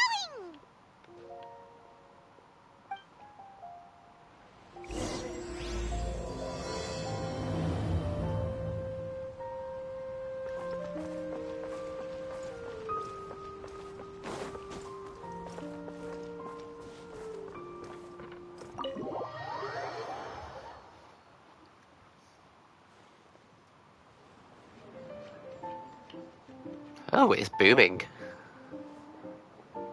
Welcome to the Cat's Tail. Ah, it's the Traveler and Paimon. What a nice surprise. Oh, and Sucrose the Alchemist. It's been a while, hasn't it? I'm afraid I've already told you before. Fur from the Cat's Tail staff is not for sale, no matter how much Mora you offer. Don't worry, Margaret. We're not here for that research project I told you about last time. Sucrose, what kind of experiment were you trying to do with the cat's tail? I just wanted to test out some hypotheses, and I needed some materials. But, we can talk about that later. Actually, Margaret, we're here to learn more about Genius Invocation TCG. Genius Invocation TCG. We were just talking about that game. You see, more and more people have been gathering at the Cat's Tail to play, so I thought, why not have a dedicated staff to serve the new customers? Speaking of which, I believe you've already met. Met who? You know Prince. This is the Cat's Tail after all, so I thought having a cat take care of our new customers would be quite a nice touch. Aww. Allow me to interpret. Prince says that the word customer is much too loose of a term, and we should instead refer to anyone who loves dueling with cards as TCG players. My mistake. So it seems I haven't introduced you yet. This is Prince and Shuyan. They will be in charge of taking care of our TCG players. I'm afraid I must correct you there, ma'am. Only Prince, the strongest and most formidable TCG player of all, is capable of providing valuable guidance to our new players. The average player is incapable of grasping the subtlety and sheer genius behind Prince's every play, and he has no choice but to rely on me to communicate with everyone. I am merely Prince's lowly assistant, that's all. Wow! Another guy who can understand animals! How can you use such a crude word as animal to describe the one and only Prince? Oh my god. He is special and the only one of his kind. Such a remark is an insult to Prince. Oh? What's that? Shuyan. In the eyes of the common folk, I look no different than any other ordinary cat. It's a natural mistake to make, and you shouldn't overreact. Understood. I do apologize. It seems he really is capable of communicating with the cat. Could this be the result of some modification to the language center of his brain? Seriously, how can he get all of that from a simple meow? That's pretty weird. It was the duels of Genius Invocation TCG that allowed our hearts to bond. Oh my gosh. It's understandable that ordinary people such as yourselves are unable to comprehend such a thing. So, playing Genius Invocation TCG fosters some sort of a telepathic link between players? Somehow Paimon doubts that. Anyway, if Oh, you'd she like to even know knows anything it's about a load Genius of bull. Invocation TCG, then please ask Shuyan, who will ask Prince. Though I'd love to explain more myself, it's time for my daily walk. I'll let Prince play a game with you and walk you through all the rules. Just as a seasoned warrior can foresee the path of his opponent's sword, so too can I, as a TCG master, predict my opponent's every play. It would be improper to pit a newcomer to the art of the card against one such as myself, and I must therefore politely decline. That's what Prince said. Oh, Prince doesn't want to play with us, huh? Fine, then Prince doesn't have to. We'll play you instead. I'm sorry, but from the day I met the mighty card master Prince, I swore an oath that my hands would live solely to hold the cards and not to play them. I will never play another match of my own again. If Prince is unwilling to play, then I guess we should look for an alternative. How about this? Diona! Yeah, blah, blah, blah. What is it? I'm pretty busy over here, you know. Huh. Why is it that every player that sets foot in here to play Genius Invocation TCG has to have a drink? Ugh! Don't they have any clue that the key to playing a game is the ability to think straight? Seriously, games and drinks don't mix. Don't they get that? Ugh. What can I say? As the tavern owner, I can't help but feel happy to hear this. Though, in a weird way, if I'm playing like some sort of like other shooter, I remember like years ago I was playing Halo 3 with friends on New Year's, and I was actually playing better drunk and doing like multi-killing sprees, and I was actually playing a lot better than sober. It was really funny. Anyway, I see you've been working hard, so I thought you could use a break.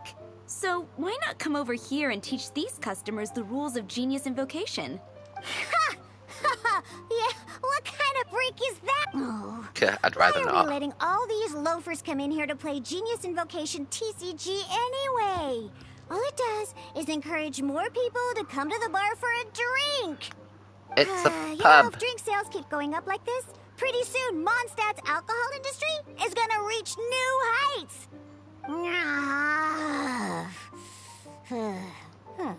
Looks like my first step in destroying Mondstadt's alcohol industry should be stamping out the spread of Genius Invocation TCG. My dear, you are quite mistaken. You said it yourself, a clear mind is necessary to win. Soon, their thirst for victory will overcome their thirst for alcohol. Prince speaks the truth, Diona. Not only is the spread of Genius Invocation TCG no obstacle to your goal of destroying Mondstadt's alcohol industry, it could even support you in this endeavor. Could it really? Sure, why not? Alrighty then. Our 2 customers are waiting to learn. Shuyan, let's put you on drink mixing duty for now. But Shuyan is destined for a far greater purpose.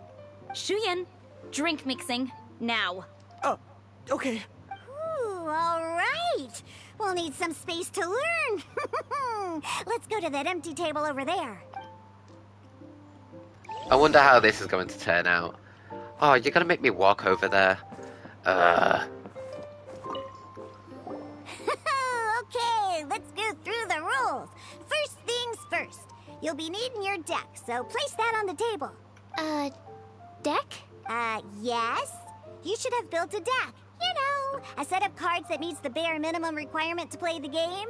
What's with the blank stares? Come on. Don't tell me you came to learn Genius Invocation TCG without bringing any cards. That's right. We have some cards that I received from a friend. Yeah. You're gonna need a few more cards than that. Okay, let me think. To learn the game, you'll need at least 2 character cards to switch between. Oh, that reminds me. A few days ago, when I was closing up for the night, I noticed a customer had left a couple of character cards on the bar counter. Are you sure that's okay? It's already been a few days, and he still hasn't come back to claim them. Who knows? Maybe he left them here on purpose. Oh, okay, yeah, I got them here with me. You know, just in case the customer came looking for them. Yeah. All right, so now we have 2 character cards. That's everything we need, right? Yep. So, are you ready to start? All right, guess so. Then let's begin.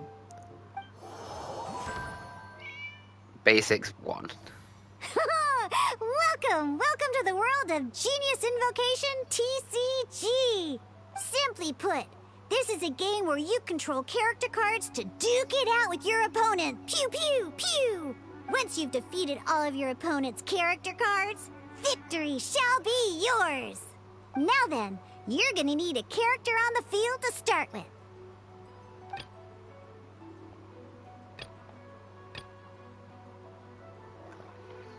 Confirm. Let's finish this swiftly. Okay. First, we roll 8 elemental dice at the start of every round. Oh. These dice correspond to elemental energy. We'll be spending these dice to perform actions. Confirm your roll results.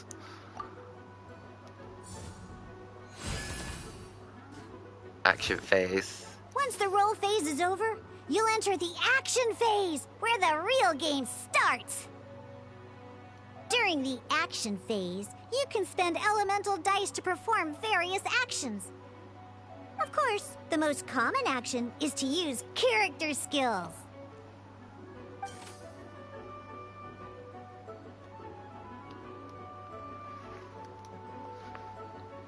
Okay.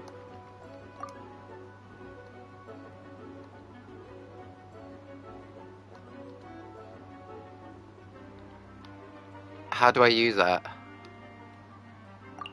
Okay.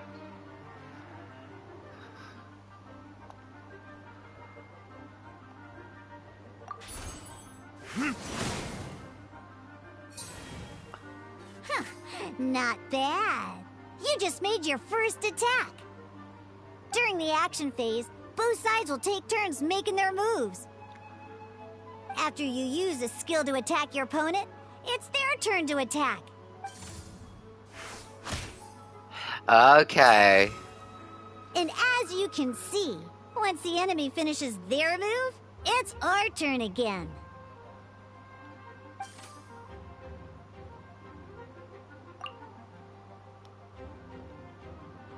Now, these are omni-element dice. They can be spent on any move regardless of the elemental type. Okay. So, we're gonna use them to pay for the pyro dice needed for this skill.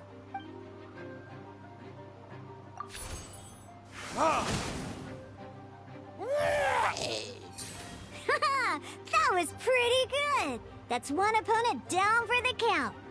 Bam! But the game has only just begun. Remember? You have to defeat all opponents to win.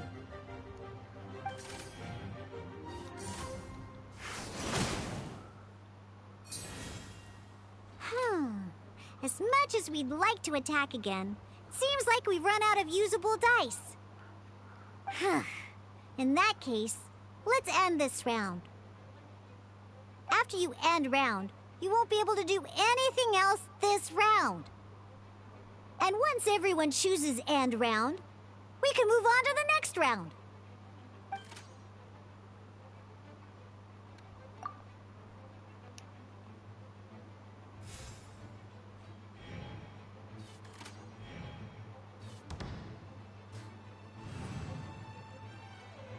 All right, here we are, a fresh new round. Woohoo! And a fresh new round means time to roll the dice again. That's how we're gonna get the elemental energy we need, after all. Okay. Ooh, that's some terrible luck.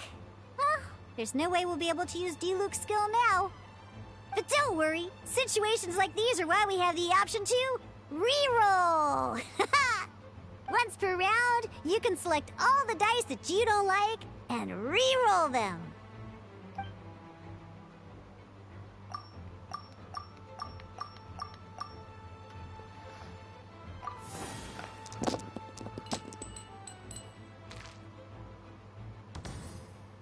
Okay, cool. When the action phase begins, the player who first chose end round in the previous round takes their turn first. This means that since you finished first the last round, you'll be the first to start this round. Alrighty then, let's learn a little bit about energy and elemental bursts. Each time you use a skill, your character will gain 1 energy. Yes. Once Diluc's energy is full, he can use a powerful elemental burst. But we're still 1 short. Never mind. Let's start with a normal attack instead.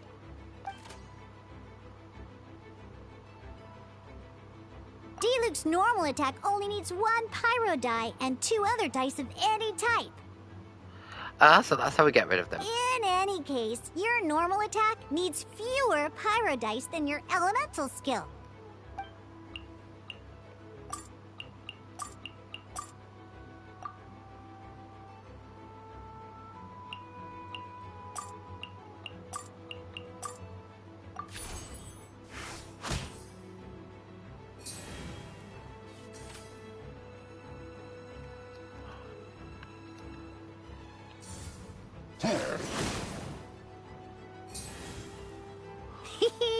Now we have 3 energy, plus we have enough pyro elemental dice left over. It's time to use your powerful elemental burst!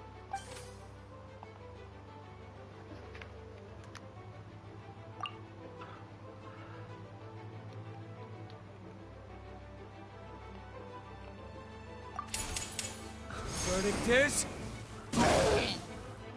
Oh, cool.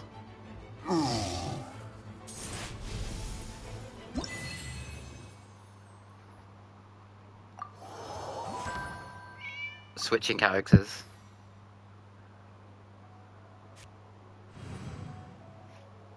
In an actual game of Genius Invocation TCG, you need to use multiple character cards to form a party.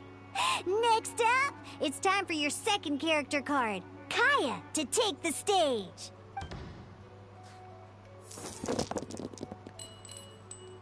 Oh, it seems like any move by Kaya is going to cost quite a lot of cryo dice. We might need to do a reroll.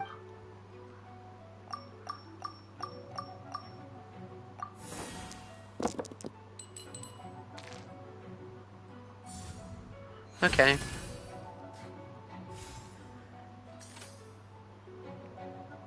Oh. When you deal cryo damage, you'll cause your target to be affected by cryo. Freeze! Okay, yeah. Good! Now our opponent is affected by cryo. This is a good time to learn about elemental reactions. There's elemental reactions in this game. Different types of elemental damage affect enemies with different elements. When a character is affected by certain elemental combos, Are we gonna swap between Diluc and cause melt damage? an elemental reaction will be triggered. At the moment, your opponent is affected by cryo, so we should try and use a pyro skill on them. Looks like we have to switch active characters, though. Yes. Oh, that reminds me. Both sides must have 1 active character, while others are considered standby characters. Active characters will be more forward position compared to situations. We can only use the active character skills. Now, if we want to use the skills of our standby character, we'll have to switch them to the active character. In this case, we'll have to switch to Diluc in order to use his skills. So select Diluc. You can spend 1 elemental die of any kind to switch a standby character to the active character.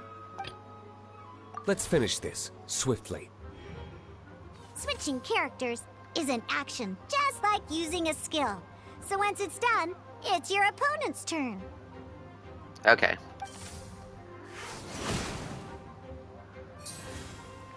Most skills can only target the active character. As you can see, your opponent just attacked Diluc. Alright then, now that Diluc is our active character, it's time to use his skill.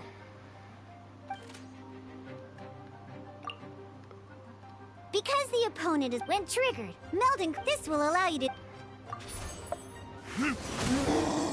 There we go. Because we caused a melt elemental reaction.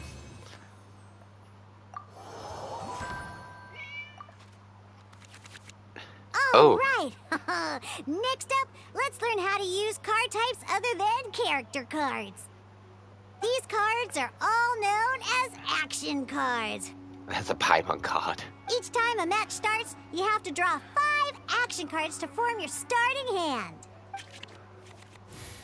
Okay.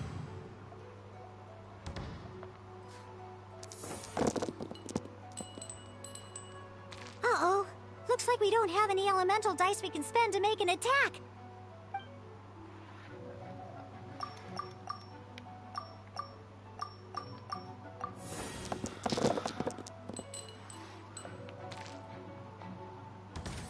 Oh, we didn't do it again.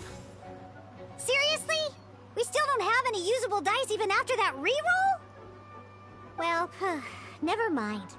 Even in cases like this, we can still attack. We just need to put the action cards in our hand to good use. Don't underestimate action cards. They can grant all kinds of support and buffs to your active character. Take this one, for example. Expand hand. So playing this action card will require 2 of these. See the symbol? Yeah, that means you'll need to play elemental dice of the same type. Some other cards will cost you these instead. The cost requirements for these are much more lenient. You can spend any kind of elemental dice. Okay, at least that's We'll good. cross that bridge when we get there, though. For now, just play this action card.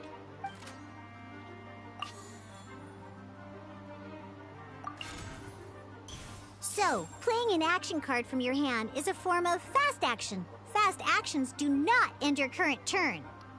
Simply put, you can continue to act even after playing an action card. Well then, you have your blade. Time to test it out. But wait, D-Luke's elemental skill costs 3 pyro dice, and right now, we don't even have 1. Well, not a problem. This is where we can use a more advanced mechanic known as elemental tuning. By discarding 1 card from your hand, you can convert 1 elemental die into the element of your current active character.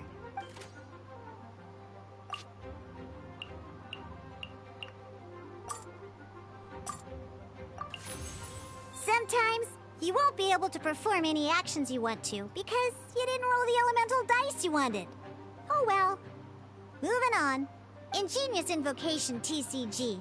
Keeping up a constant flow of combat is much more important than the number of cards you have. In this case, well, let's just take all these useless cards and use them for elemental tuning. Just like playing cards from your hand, elemental tuning is a fast action. Come on, hurry up! Use elemental tuning to get yourself 3 pyro dice.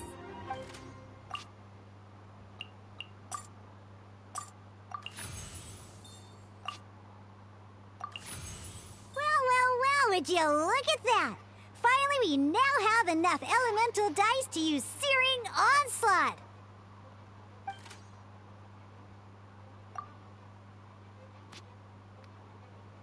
Because you have the White Iron Greatsword equipped, Searing Onslaught will deal 1 extra damage! What?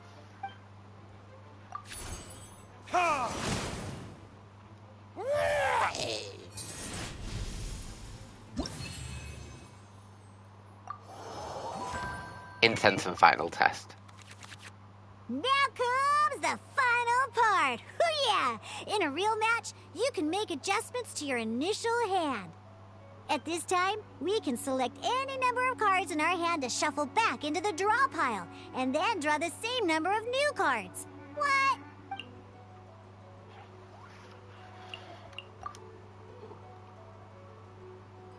Heal your active character for...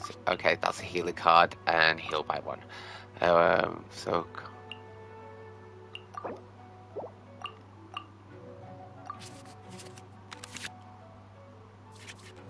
Once you have confirmed any adjustments you wish to make to your starting hand, both players have to select their starting active character at the same time. Oh boy, this one's a real doozy. We gotta take it out pronto. Let's see how you do this time. Remember, start by selecting your initial starting character. Ready when you are. Then it's roll phase.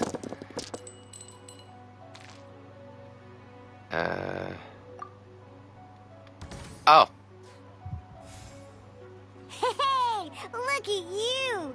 You sure are getting the hang of these rolls. Now let me teach you one last trick, free of charge. You can preview your opponent's actions. I mean, that is to say, you can read their intent.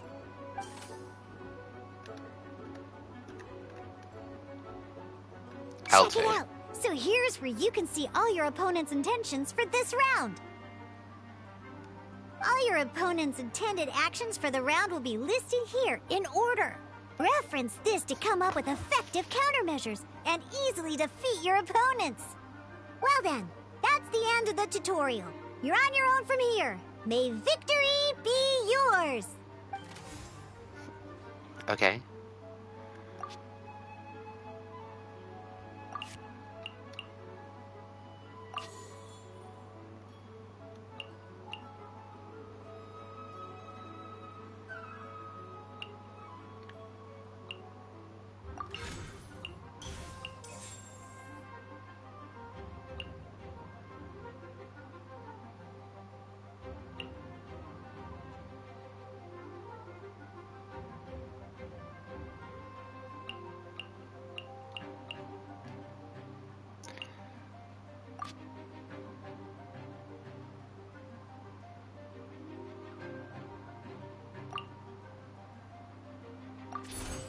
Cool it!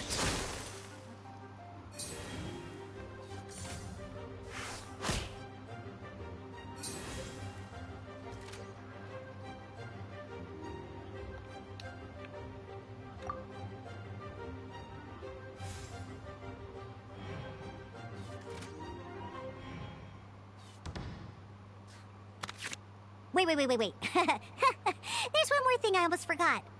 Every time you hit an end phase, you get to draw 2 cards from your action cards pile. Remember, you have to make use of both your elemental dice and your action cards to win.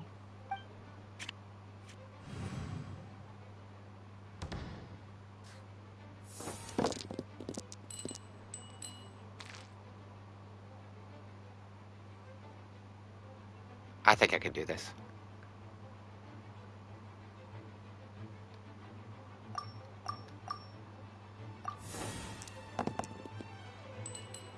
Okay, that's fine.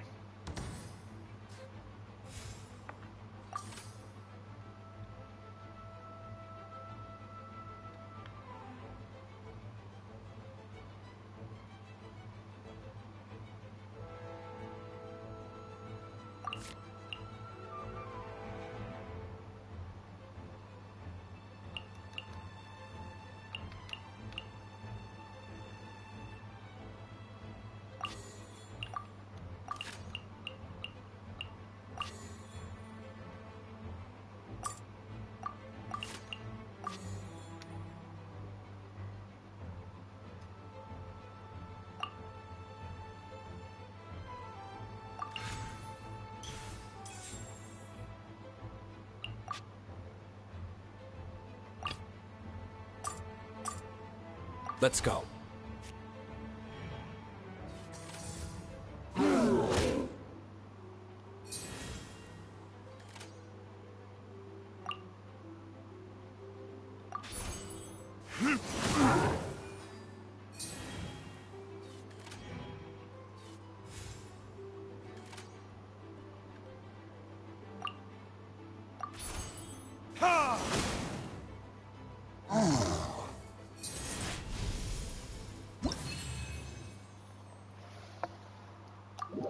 Cool.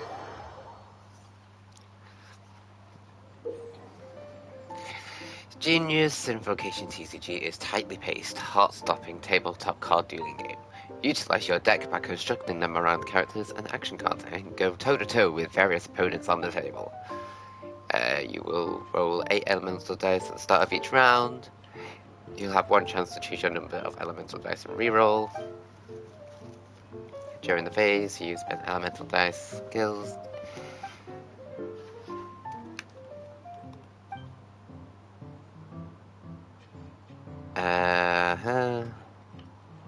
All right, cool. Did you get all that? What we just played was an adventure challenge designed specially for new players. Genius Invocation TCG can be played in duel mode, where each player brings 3 character cards, or in adventure challenge mode, with a fixed deck for each challenge. But the rules are all the same.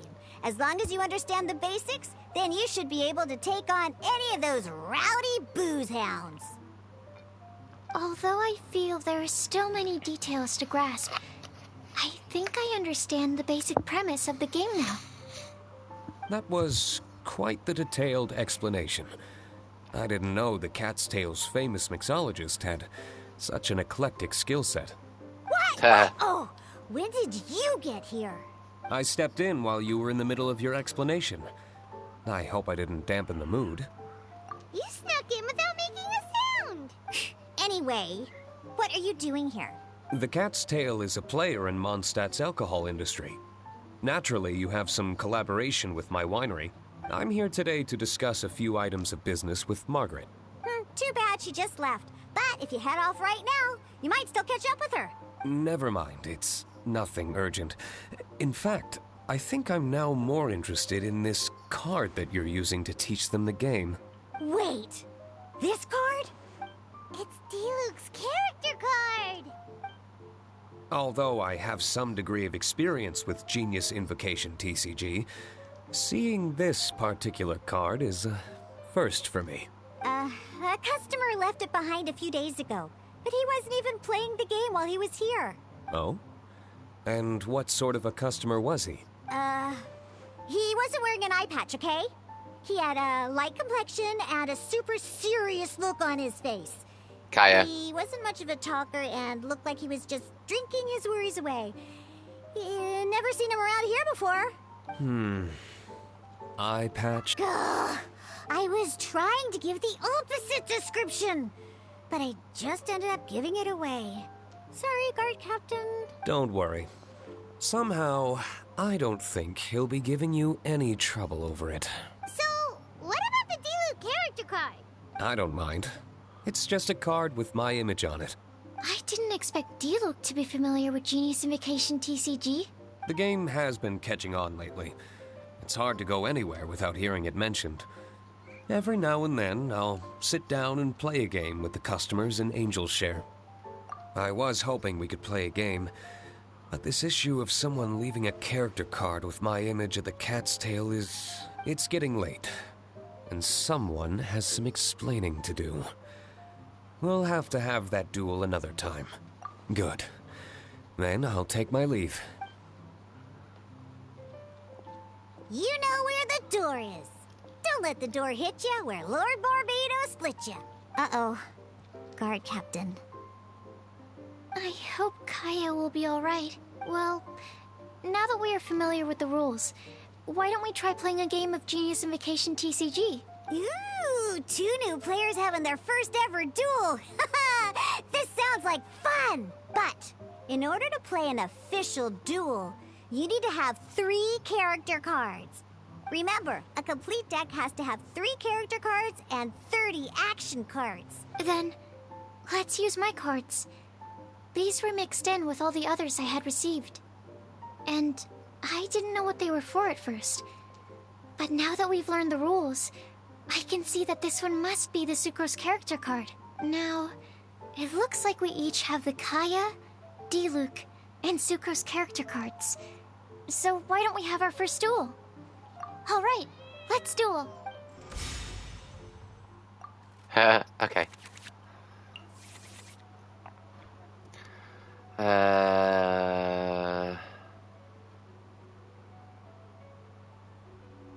Equipment card that has been equipped to one of your characters to another one.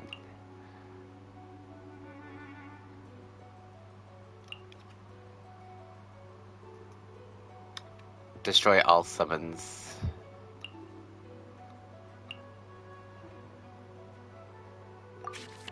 Oh, I wanted to get rid of it. Like the adventure challenge you tried previously, duels are true tests of strength between 2 players. In a duel, your opponent can also use action cards, and they'll also be able to grab new cards during an end phase.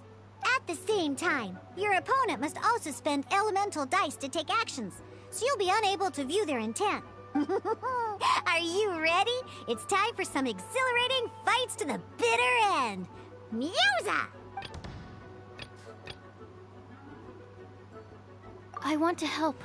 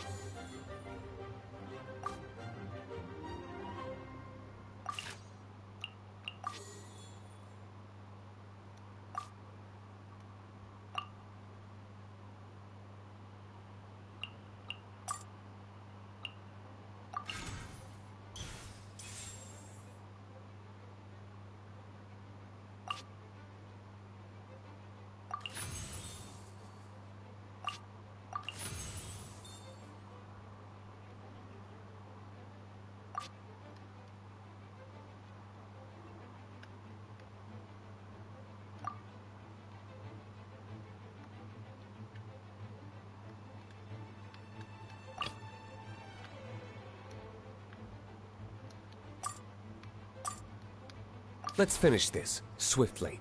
I didn't want to...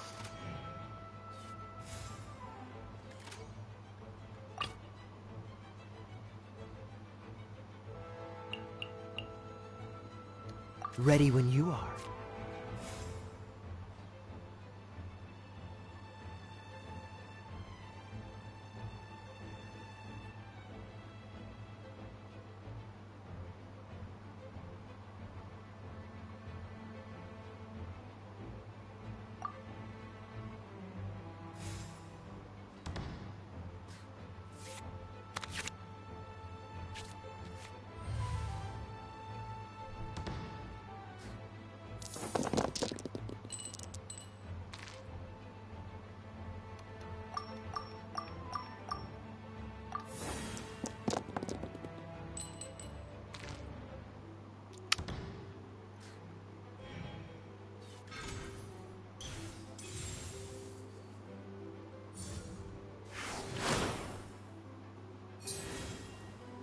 I'm gonna try and lose on purpose.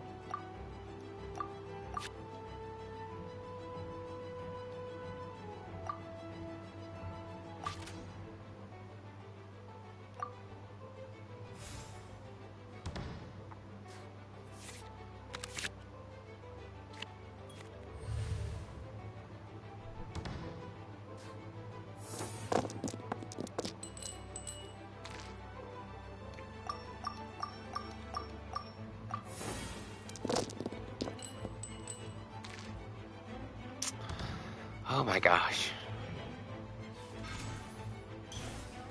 According to the rules, it costs dice and energy to unleash an elemental burst. Animal hypostasis emulation!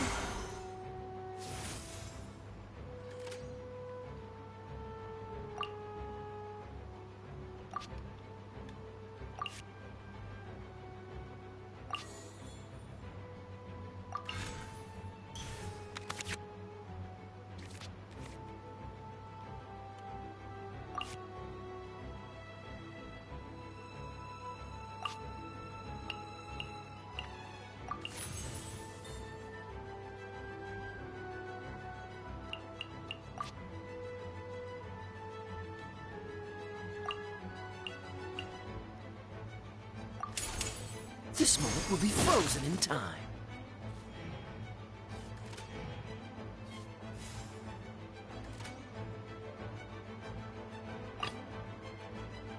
Let's go.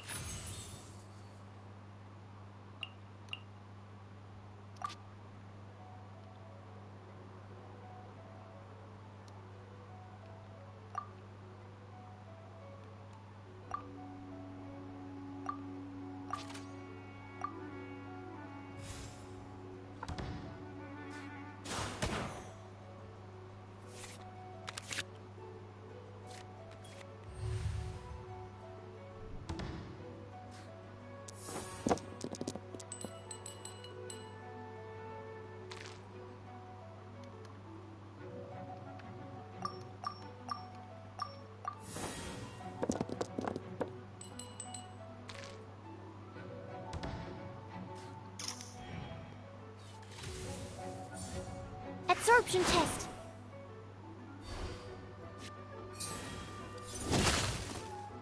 Need to make... Darn. I didn't factor that into the equation.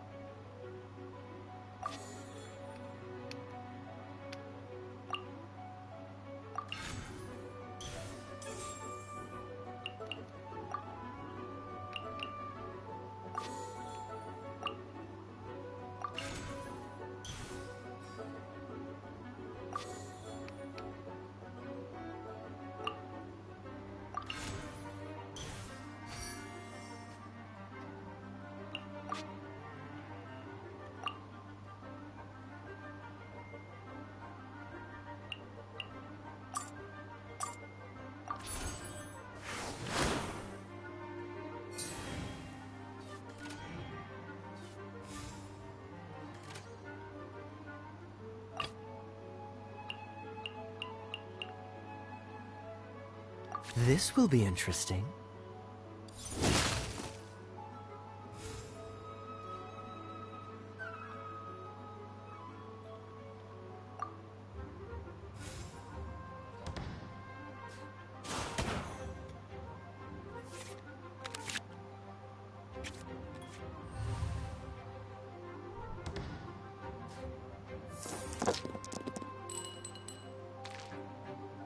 Oh god, I've got nothing.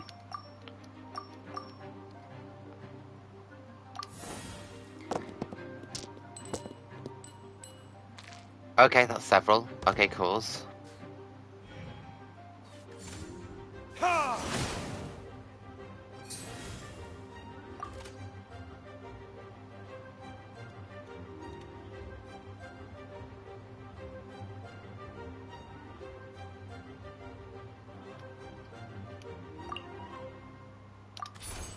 Freeze!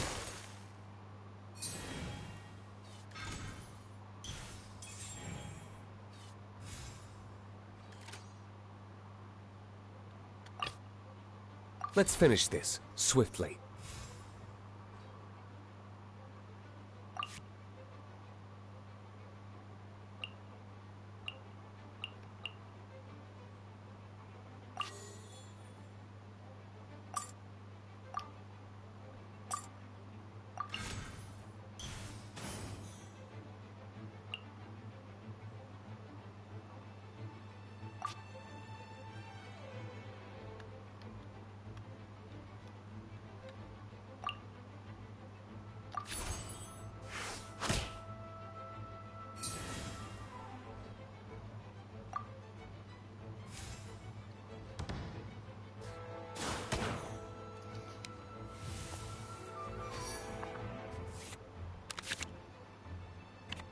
Yes.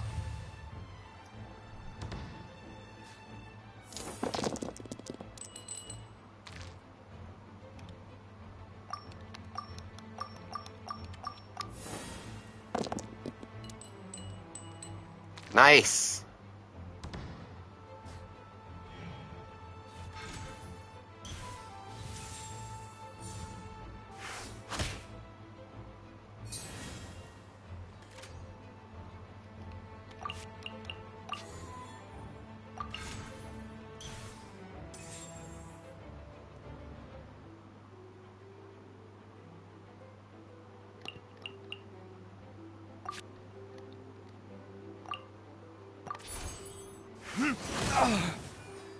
There can be no Oh, I wasn't expecting that.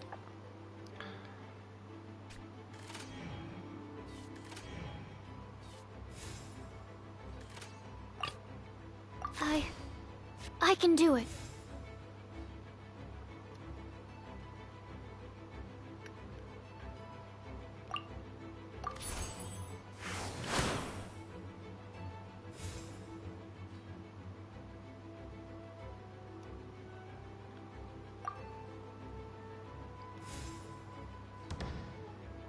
It's very slow paced.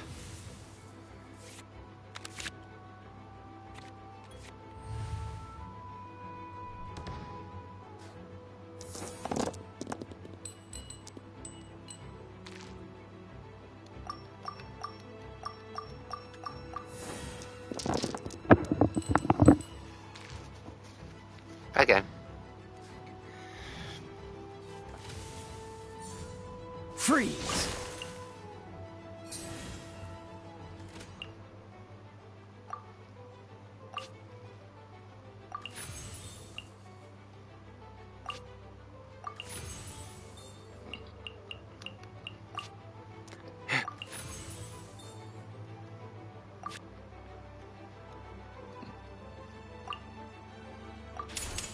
Enhanced Animal Module 75.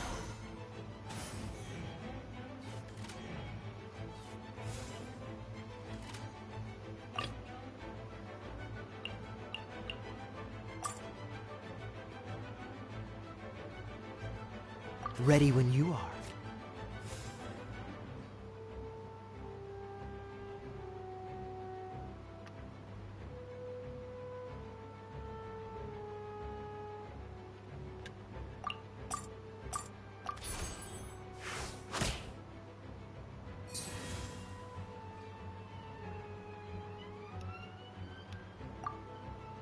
I just hope Hakaya survives this. I mean, I've won.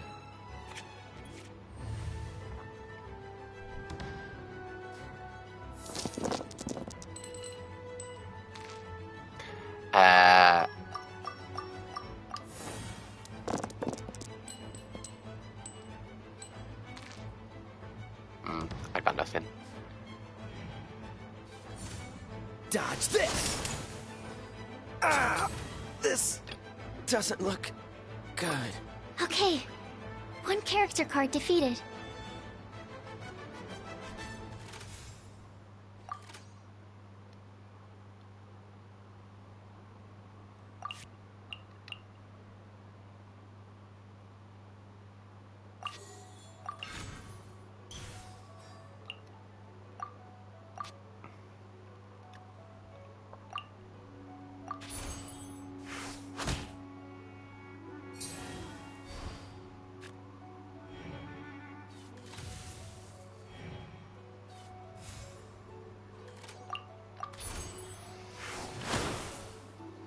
Ah! This doesn't look good. Okay, cool. I won. I can't believe I lost when we had the exact same character cards. The rules must be more complicated than I first thought. Every decision is a difficult trade-off in this game. If there was only a way to transplant the arms of the two standby characters onto the active character's body. That's not how the rules work, Sucrose. Don't be a sore loser. That kind of thing is looked down on in TCG circles. Oh, I am sorry. I was beaten fair and square. I know that. But it was a fun match. Paimon didn't know you could get so competitive, Sucrose. I always get a little upset when I lose. It's like that with my research, too. It always gets to me when my experiments don't go as planned.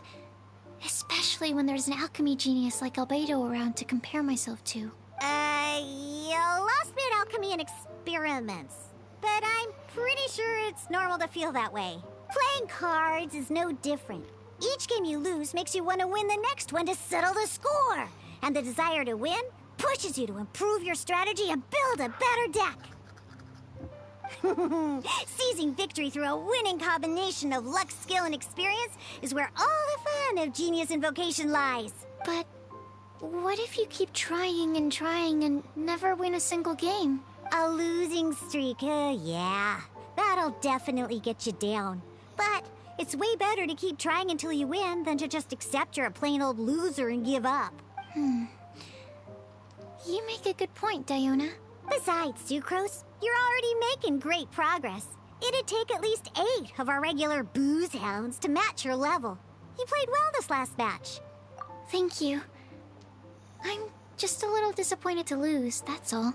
Good! Having fun is the main thing. If you ever... I'll definitely... Alright. I think you should have all the basics down by now. I need to get back to Bart. Okay, thank you. Burning Mondstadt's wine industry to... Cool.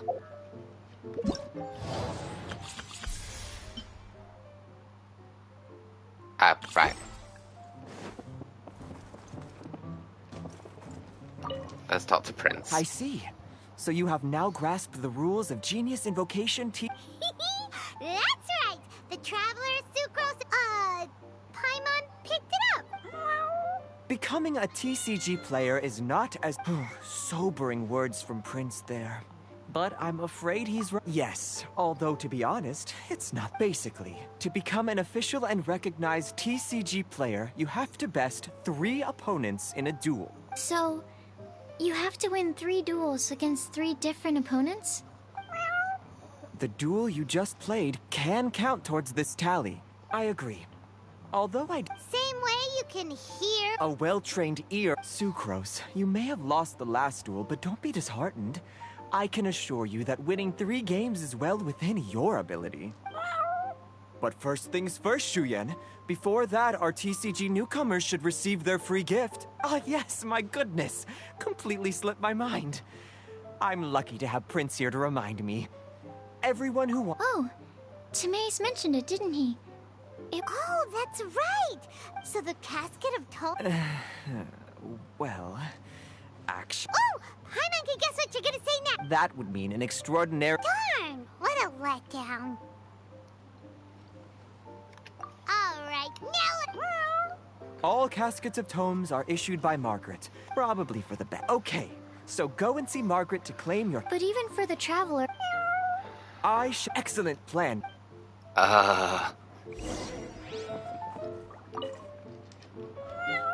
Prince seems to have...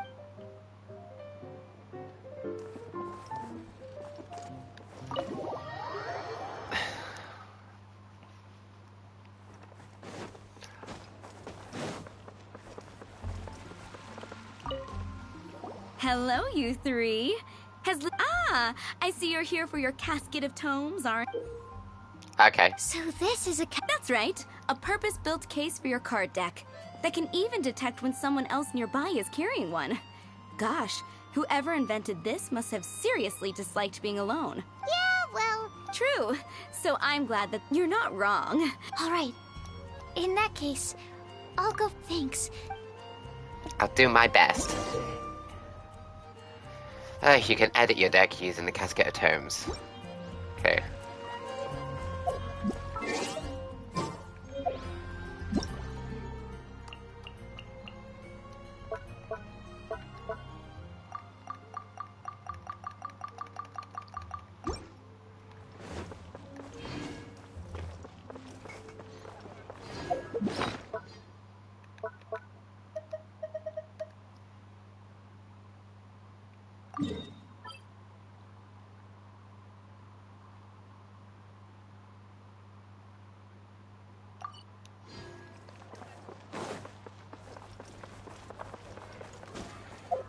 It says you can edit your deck, so...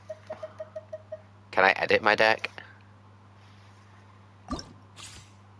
Yeah, it has. Create new deck.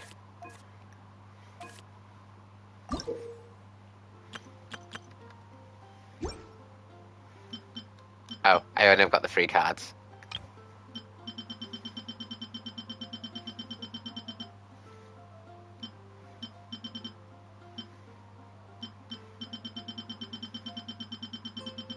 Oh, I've only got the same cards. Okay, that's fair. It's you! I'm sorry. Is there anything I can... We want to become a Oh, I see. But it's time to duel. I see you're serious about this. So be it. Then let the duel begin. Very Yu-Gi-Oh!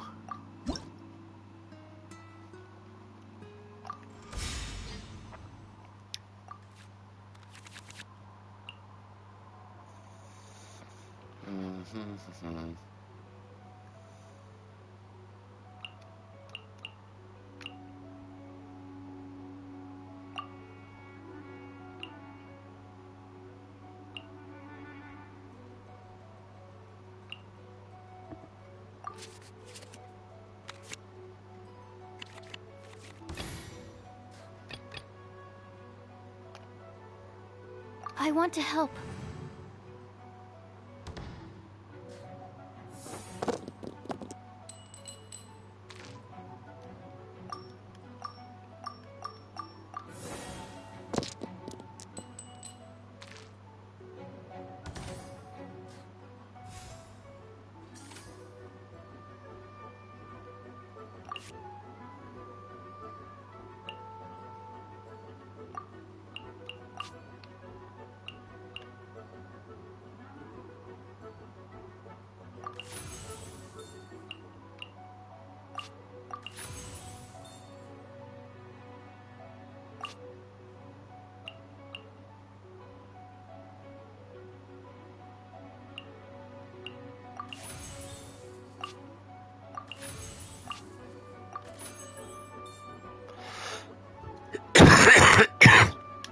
Sorry?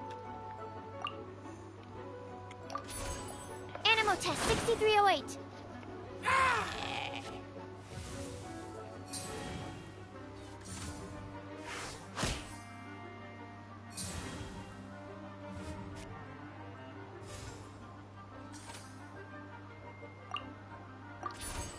Animal test 6308.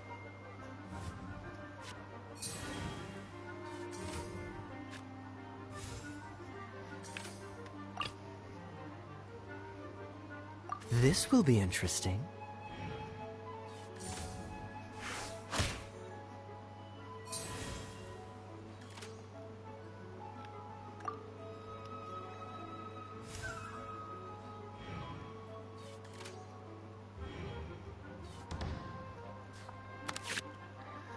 Nice.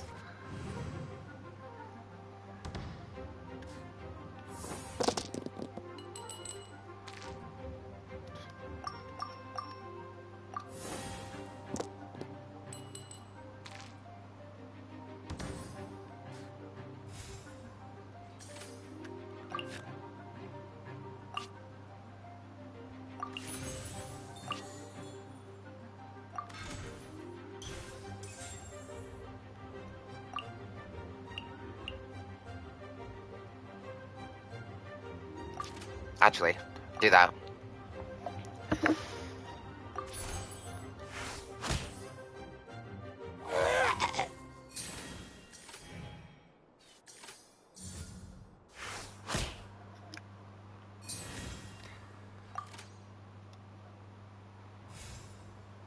Here you go.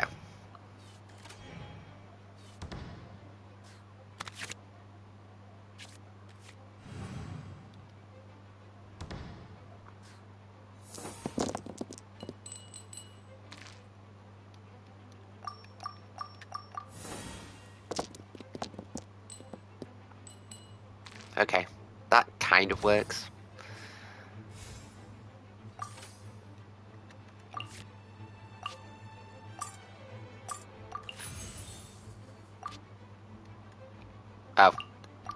It's done. Freeze!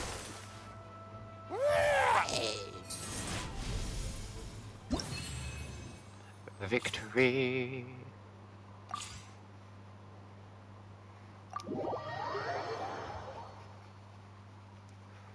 Gosh, I lost.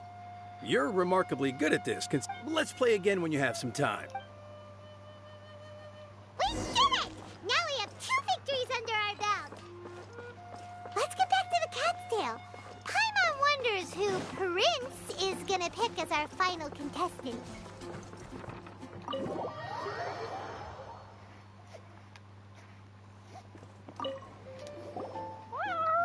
I sensed that he had what it took to become an... defeat not just Prince. I can't wait either. He won't lose to them, whoever it is. Right, Traveler?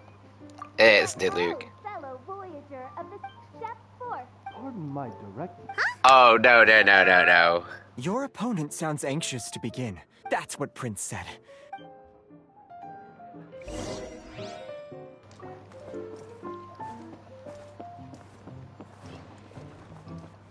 Oh, I knew it was gonna be, like, her. Who else but the Prinzessin? For, as the name of this hallowed rite suggests, only when the wisest of heroes is summoned can the Master of Cards hope to be crowned the champion. This path is a treacherous one. It must be tread with great It's very much caution. up her alley. For eternal doom, that is why none is... Oh! Indeed. Oh, that's true. Ah, this makes sense now. The Princess... Main Fräulein. So there's a lot... Indeed. The... Main Fräulein. Skip. What say you, Outlander? Do you wish to make an enemy of me, the Prinzessin der Beurtelung, who even now... Then I say... Okay. So I will select electro dies. I am gonna convert. There we go.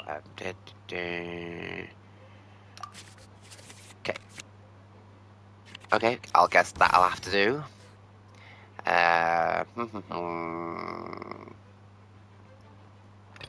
You. I'll start off with this. Ready when you are.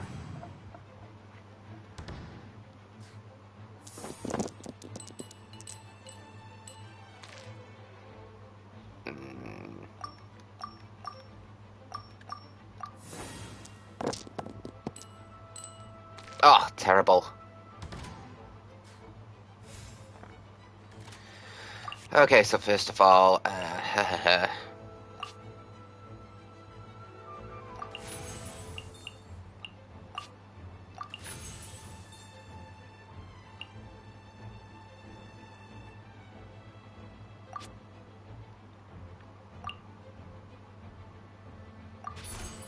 Freeze!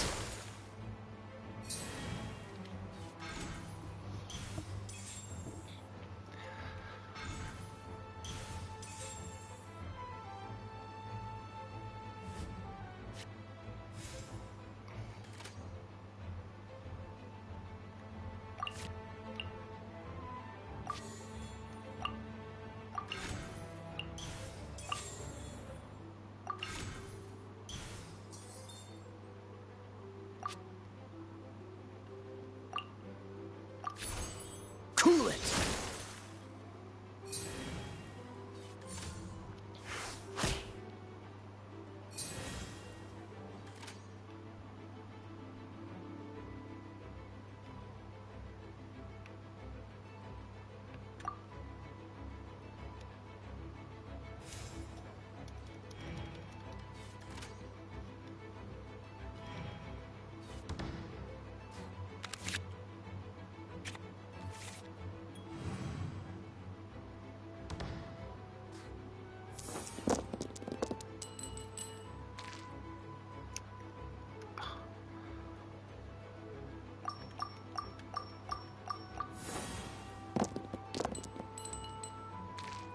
hey.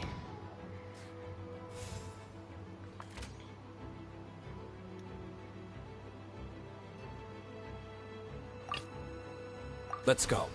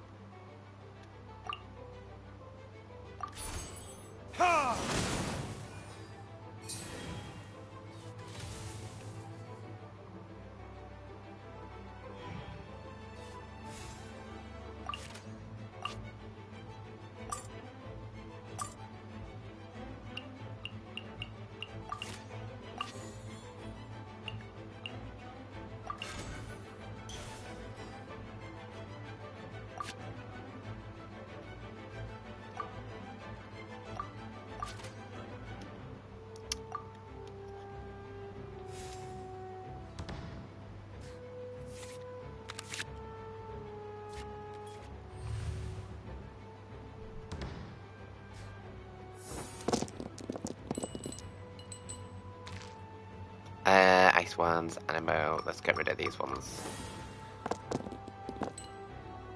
Useful. Okay, cool. Awesomes.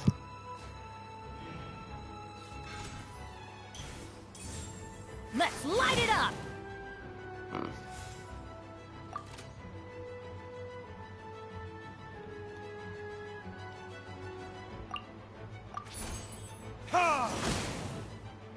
This is but a small sacrifice necessary to achieve ultimate victory. Okay, switch. Don't switch to Kaya. Ah, damn it. Alright. Omni energy. Yes.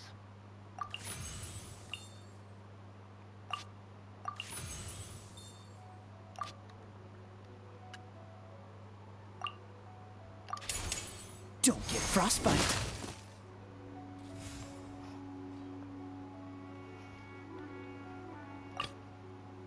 I want to help.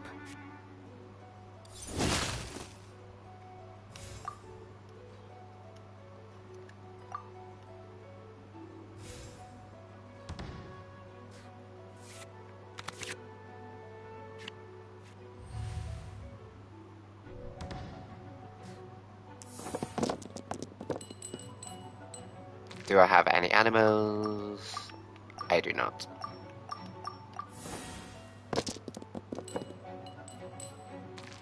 Ah, so unlucky. Cool it.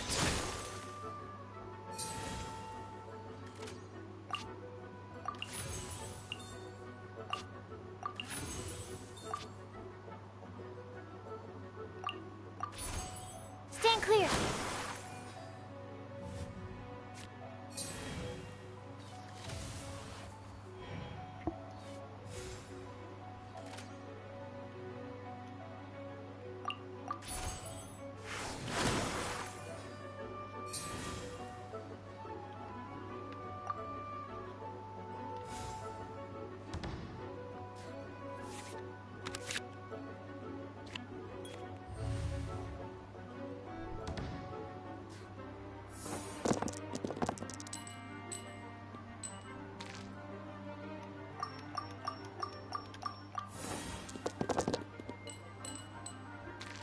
Okay, that's cool.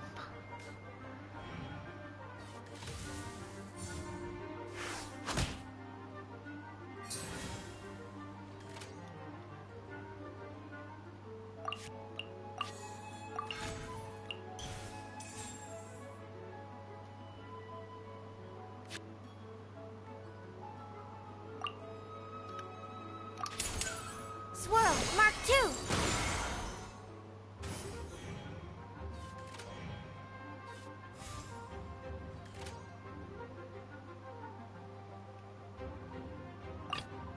Let's go.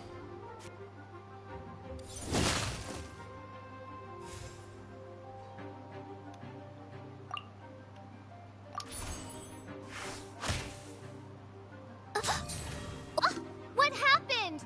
Oz, with lightning, twist the upper and lower mandible. Strike thy pointy beak into this obstacle and remove it from my path. Mein Fräulein, I cannot simply attack the traveler.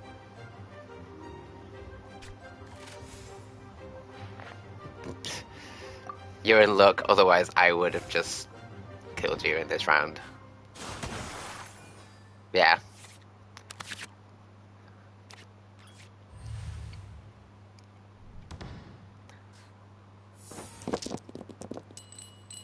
Oh.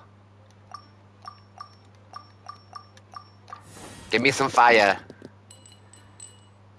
Yes, I needed fire. I'm ending this.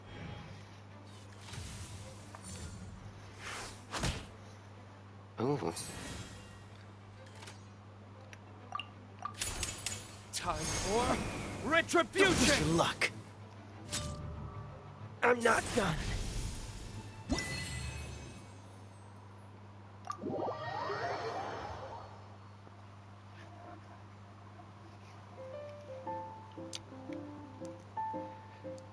Sorry, facial. Impossible. The cursed dragon looms near once more, casting its dark shadow on Traveler.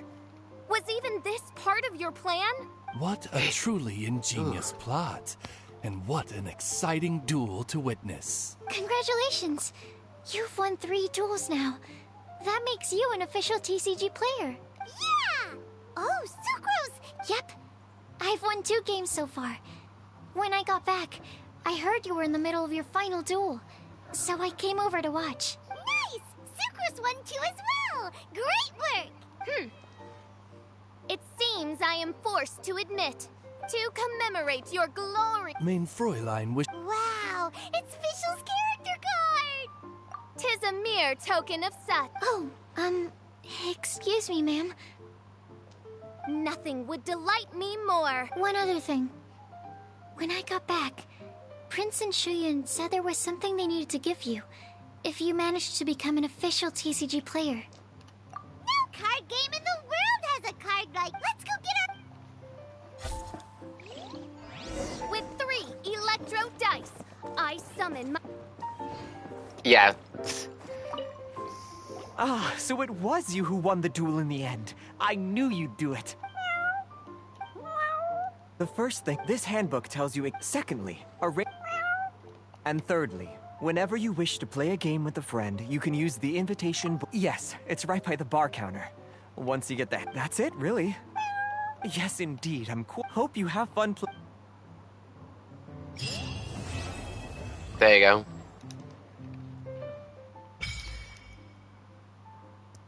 There you go. Participate in various matches and become a TCP.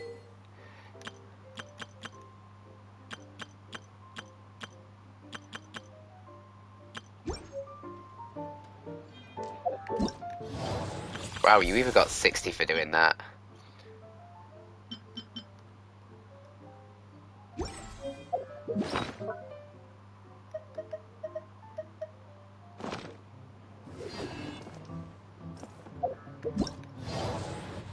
And then there's all these, like, Misty Dungeon. I'll do that in a separate stream. Though I am gonna go for a mini break now. But first... What's this? Oh, they've got its own little thing. Use 3 or more elemental bursts. Reach level 10. I don't think I would.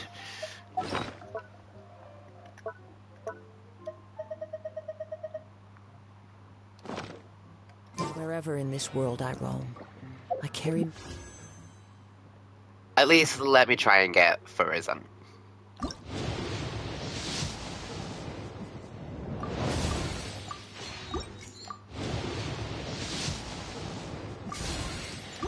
Give me Purple Wish.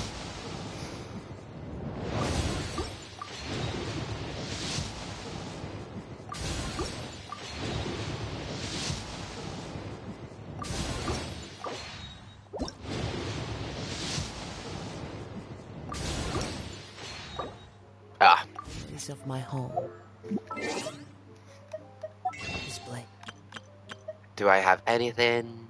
No, no, no. Dang it.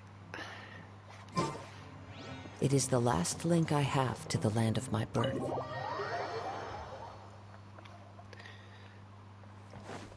So yes, like I said only a moment ago, I'm gonna end the stream for now. I'm gonna do another stream later to do all of the Misty Dungeons. So if you made it to the end of the video, thank you very much for watching. If you liked my journey, stretch, please like, follow, and subscribe. Until next stream, see you later, guys.